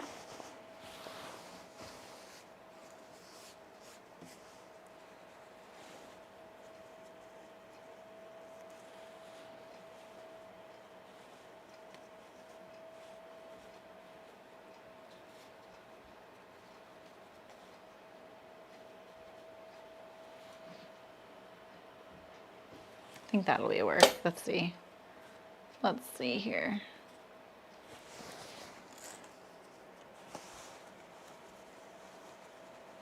Where's my top stitching ending and then my seam. So your top stitching, when you're removing it, you need to go low enough, but not, but don't remove your seam up to the top stitching, because you need to be able to get your presser foot against that seam again, right? That's always the trick when you're removing something that's top stitch. That's why you always go a little further than you think, because you need to have room for your presser foot.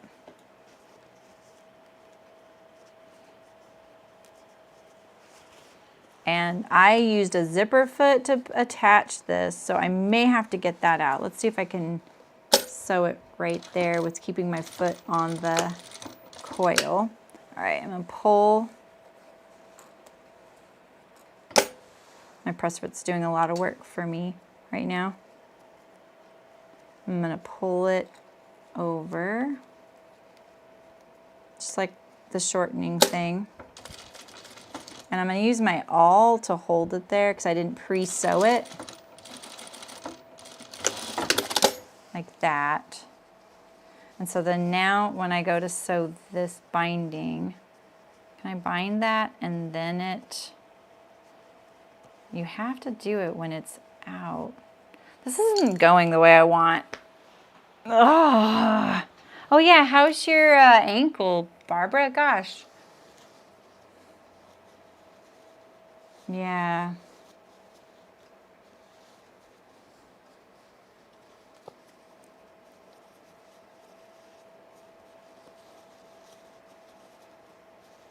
Oh yeah, I need to.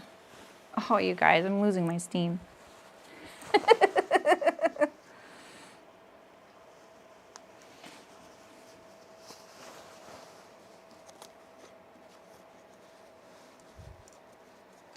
I didn't sew that very straight to the zipper right here. I kind of wound down over here, so I'm just gonna straighten it out a little bit. I'm gonna be the one in the Zoom needing help.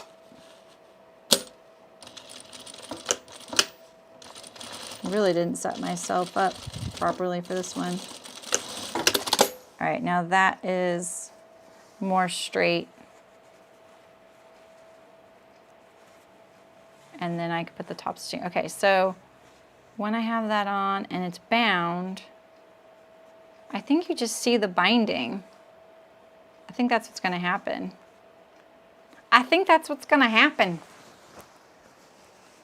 Yeah, she broke her ankle. All right, so now when I go to do this, replace this top stitching, I'm gonna leave a nice long tail on my bobbin and my top thread here. It's hard to remember to do on my machine. And we're just gonna line it up with our original top stitching. Just make sure you don't catch it in there because it makes it really hard to deal with. So let's trim these threads here. Okay. And then I'm just gonna try and sew. Just continue the top stitching.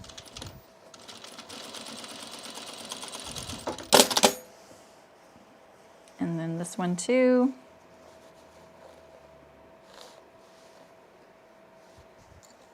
This stitch is a little loose, so let's try and remove it. There we go. Yeah.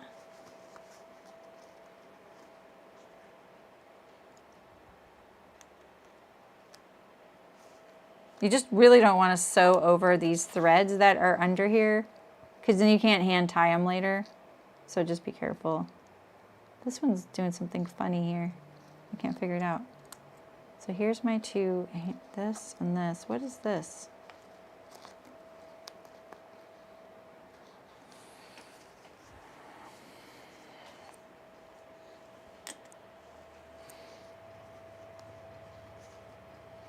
Let's pull these all to the back right now.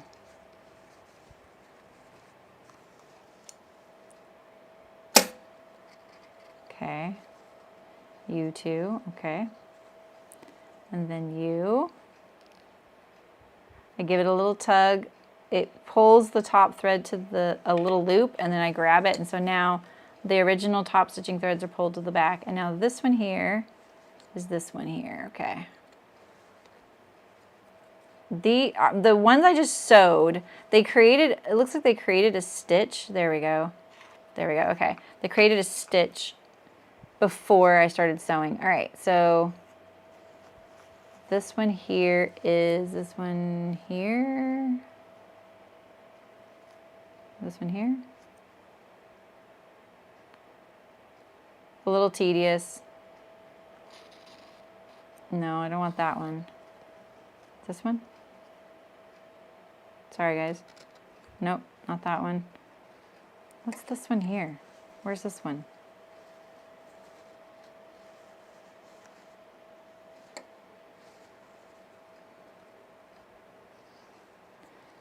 Oh my gosh, I'm over this.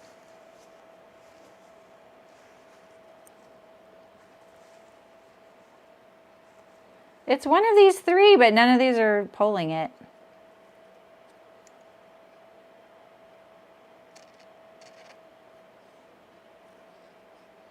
I don't want to lose a stitch. See, look, it looks seamless right now.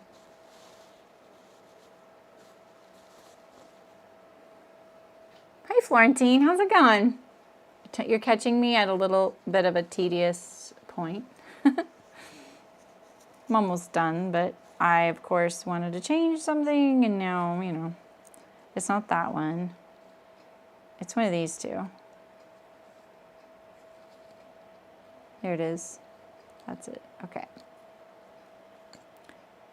My eyesight just cannot see that loop on this gray.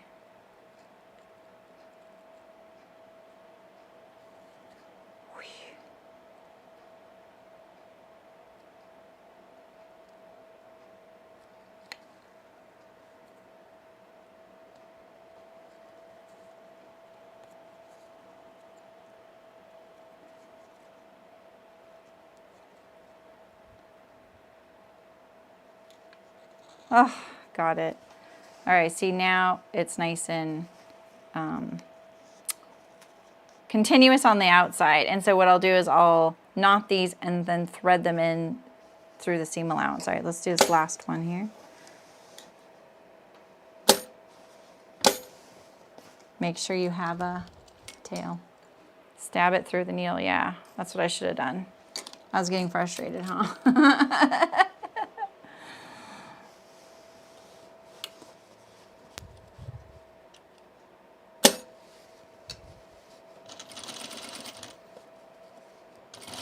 Definitely persistent, aren't I? Okay, so which one is you?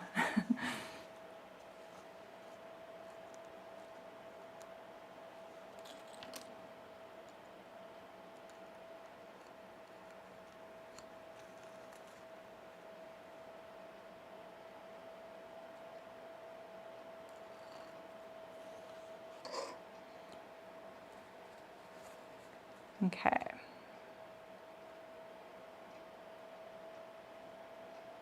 I probably will just stab it through with the needle. I'll just do it later. Yeah, so then I'll pull that through and then I'll tuck them in the seam allowance back there. All right. I'll do this one a little faster, and I'll definitely do that off camera. So I'll try and set myself up so it'll be easier. And then we can just bind this neckline. That's the last thing. Oh, I didn't hem the sleeves, but maybe I'll do that off camera too. I'm going to put the elastic cuffs in on this garment.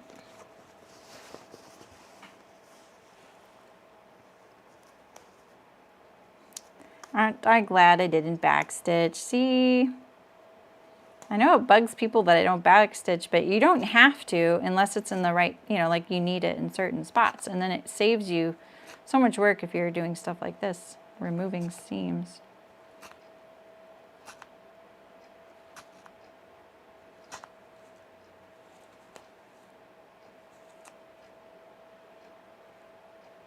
I'm glad my mom doesn't watch the stream. I would hate her to know.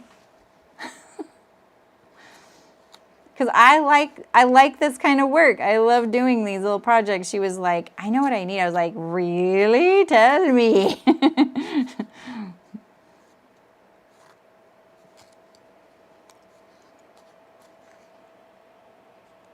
Okay, this time I'm going to pull these to the back first. That was really what I should have done before. But I need to do more, a little more. This will save me so much time if I pull them to the back first.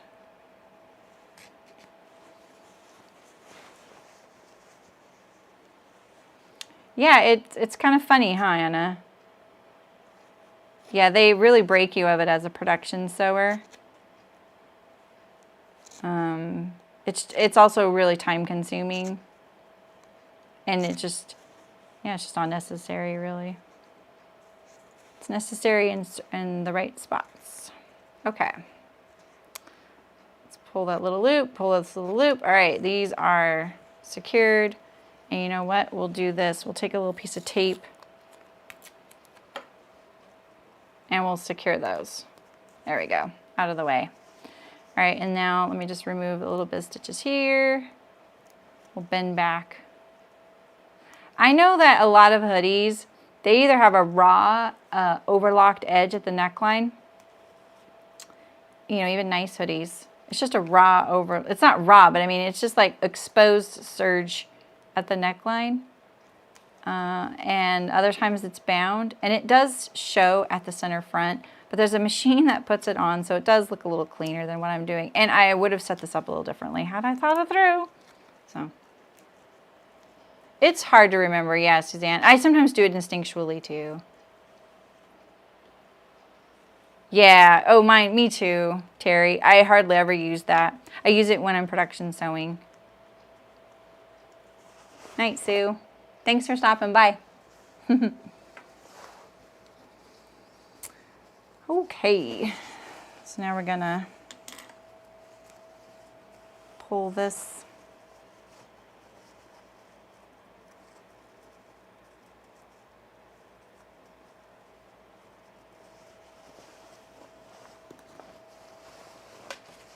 Oh, this would improve my life here.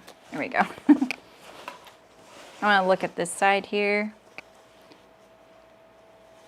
I'm gonna probably catch that. All right, so we're lining it up there.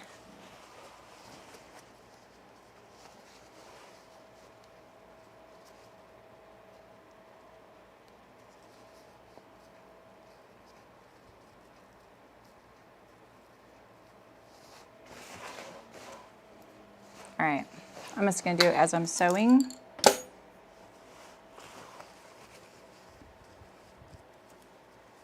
Oh, the heck, there we go.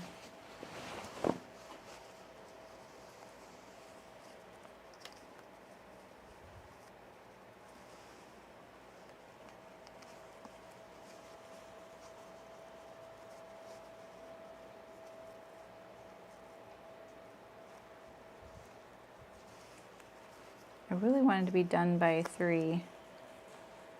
All right.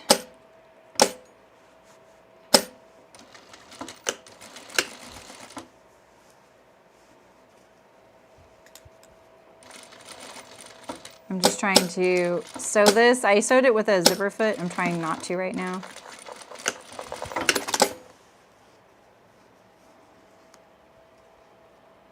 All right, that's relatively straight. All right, and now we're gonna replace the top stitching. Long tail.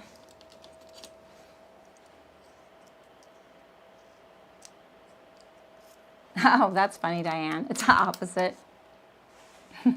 Yep, I know. It's kind of a funny thing, huh?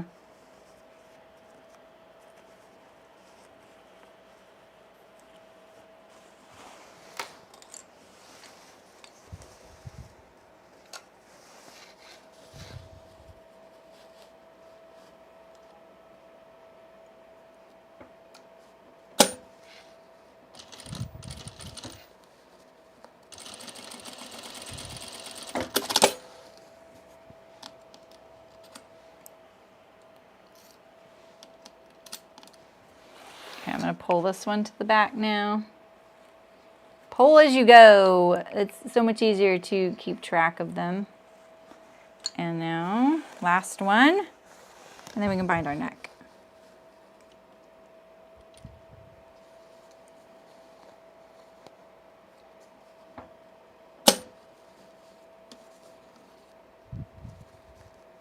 This thread is so wily. Okay. It's a little bit wonky on this side. What happened here? Oh my gosh. Okay, I know, that's okay. I can pull on this. That's fine. All right, phew. When you leave a long tail, it gets sucked into your sewing.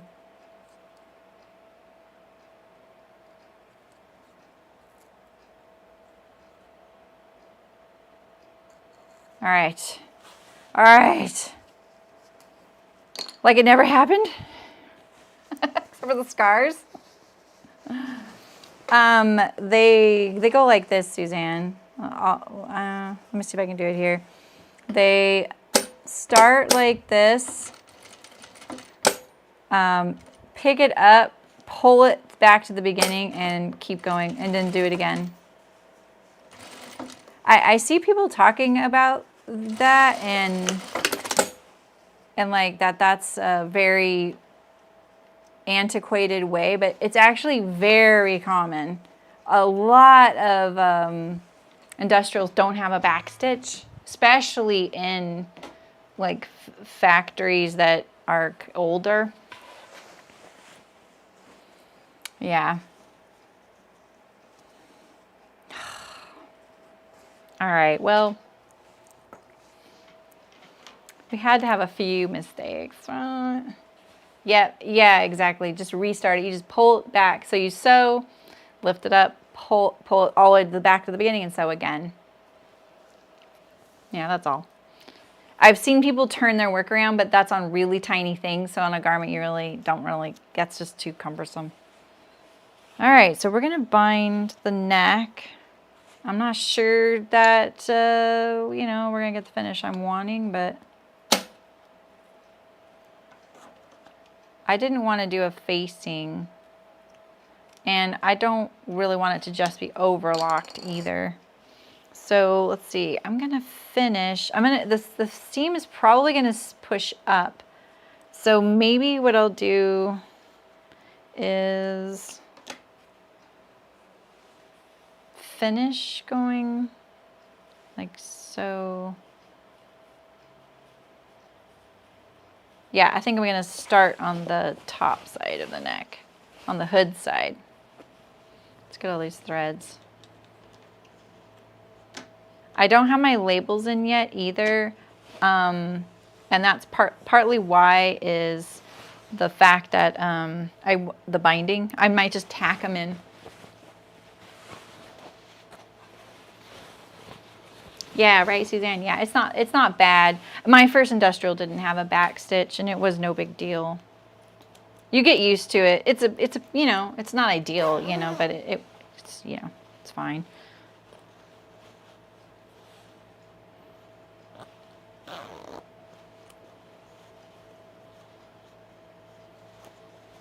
I thought I sewed this. I guess I didn't.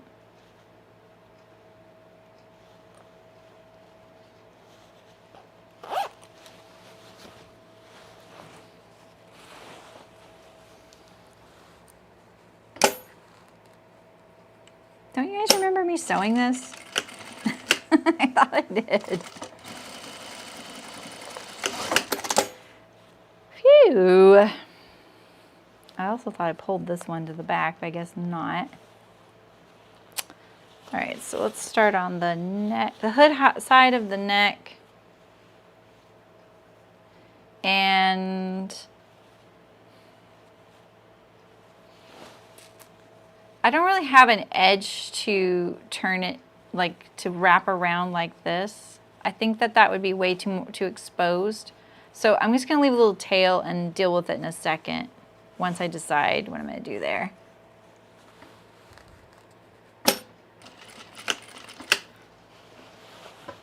Okay. You know what it is right now? I'm disappointed at how fussy this got, because this shouldn't be fussy. I've sewn this kind of thing many times. I've designed garments in production like that. So I'm disappointed in myself right now that I didn't anticipate that. But I know from experience doing these kinds of hood, zipper, center front things that they're sewn far simpler than we realize, and it's really easy to over-engineer the sewing part of it, and you just sometimes just gotta go, oh, that's just how it is, you know, like they don't do a whole lot of finishing on that. Some of them are bound, you know.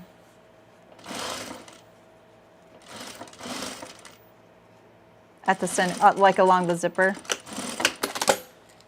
I sometimes do that, I sometimes don't.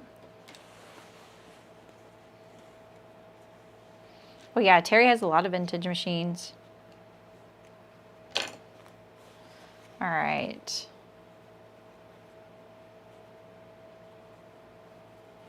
So do I want to do this? I think I do. Okay. So let's fold this back on itself like this. I'm just folding back an end like that. I just wasn't sure if that's what I wanted, so I'm going to do that because I'm not going to wrap it around the end of the zipper.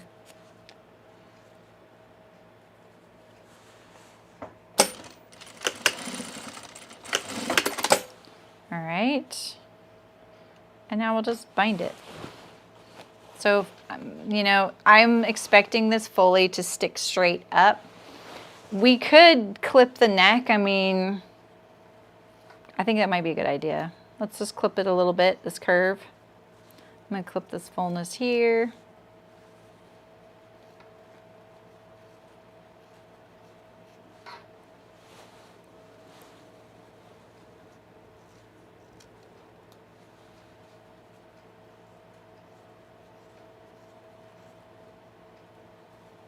Yeah, that felt so thick, I was a little nervous.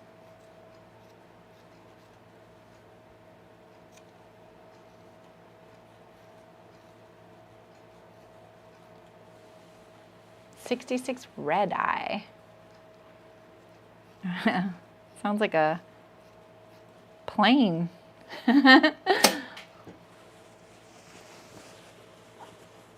Oh, interesting, Suzanne.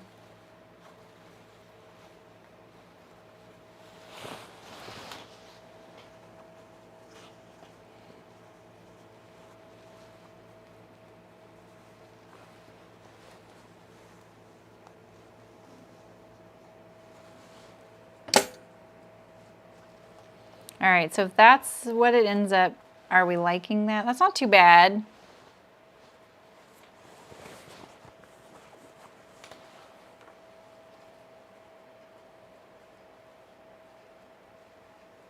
Yeah, right? I know, Libby.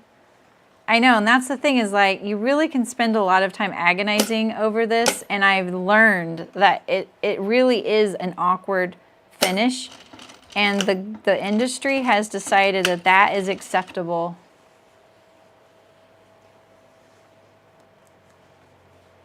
Like, I think I even saw the Dolce and Gabbana, you know, $600 hoodies were like that. You know, so at the end of the day, you got to go, all right, am I really beating myself up over something that I shouldn't be beating myself up over, you know?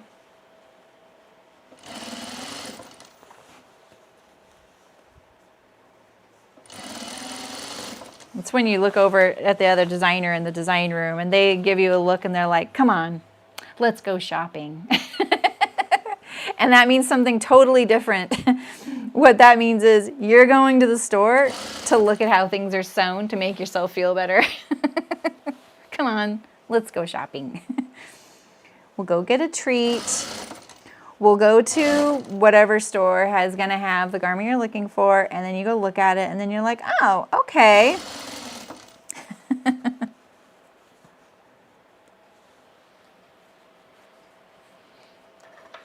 You just got to help a designer out occasionally with that kind of pep talk, you know?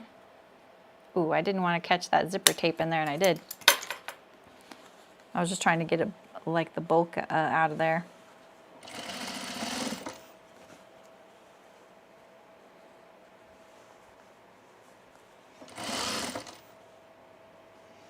Let's try and get this little tail binding in there.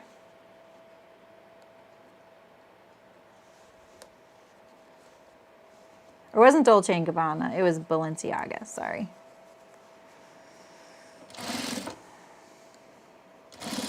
And I don't know much about like fashion brands, honestly.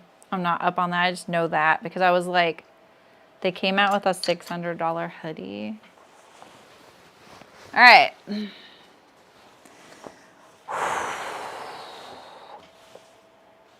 Ooh, that tension doesn't look good on my neckline. All right, but it looks pretty finished. Look at, that's how we ended up. It looks good. It looks normal.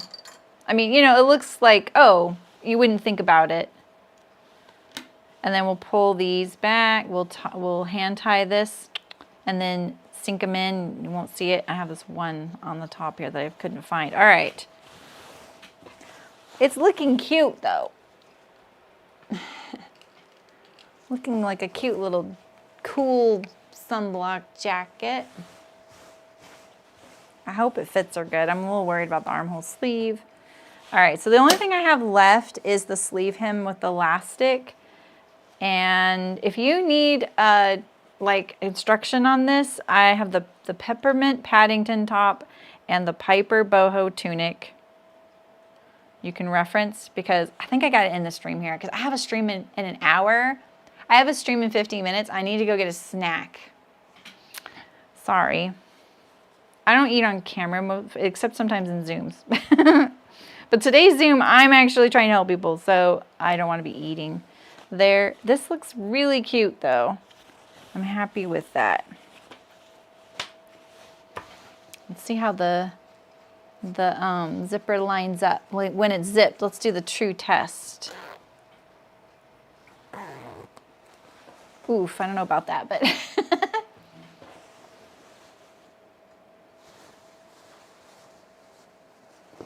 I mean, I think that she's going to be wearing it like this.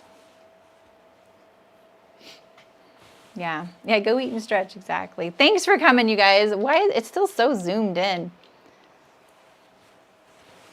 It looks good though. There's the mesh underarms. We got the mesh vent back here. It looks cute. I can't wait to see it on her. I hope it works. And I learned a lot. So if I have to make her another one, it'll go a lot faster. I like that we bound this. It looks really nice, you know? Oh, and I had to put my little label here. Not for sale. You don't really want it, honestly. Oh, I did want that in there because it's the seams being pressed up. Well, shoot, there's another thing I got to do. Or maybe I put it on the side seam. I don't know. I'm going to go eat. I'm going to talk to you guys soon. So I don't have any other YouTube live streams coming up in May unless there's some sort of miraculous surprise one. If you're in the guild, there's a ton of free events happening this month, like how to shop for fabric online, like know what you're picking out, like the mystery of that. We just had one yesterday on how to measure a pattern and how to pick your size, and that's available for rewatching. And then there's we're having a serger Zoom, like get out your serger, and we're all gonna like have some more confidence. There's another one. Well, what's the other one? Anyway, so if you want to join the guild, it's sosoguild.com, and it's free to join. You can join those this month. I don't usually have a bunch of events just for the general guild, but they're there this month. There's like 5 of them or something like that. So anyway, thanks for coming, you guys. I appreciate it. Sorry that got so harried. I knew it, right? I told myself, I jinxed myself. So anyway, I'll talk to you guys soon. Where's my little thumbnail? There it is. Have a great weekend. All right. Next time you'll see me, my birthday's next week. I'll be a year older. Well, I'll be a few days older, but bye.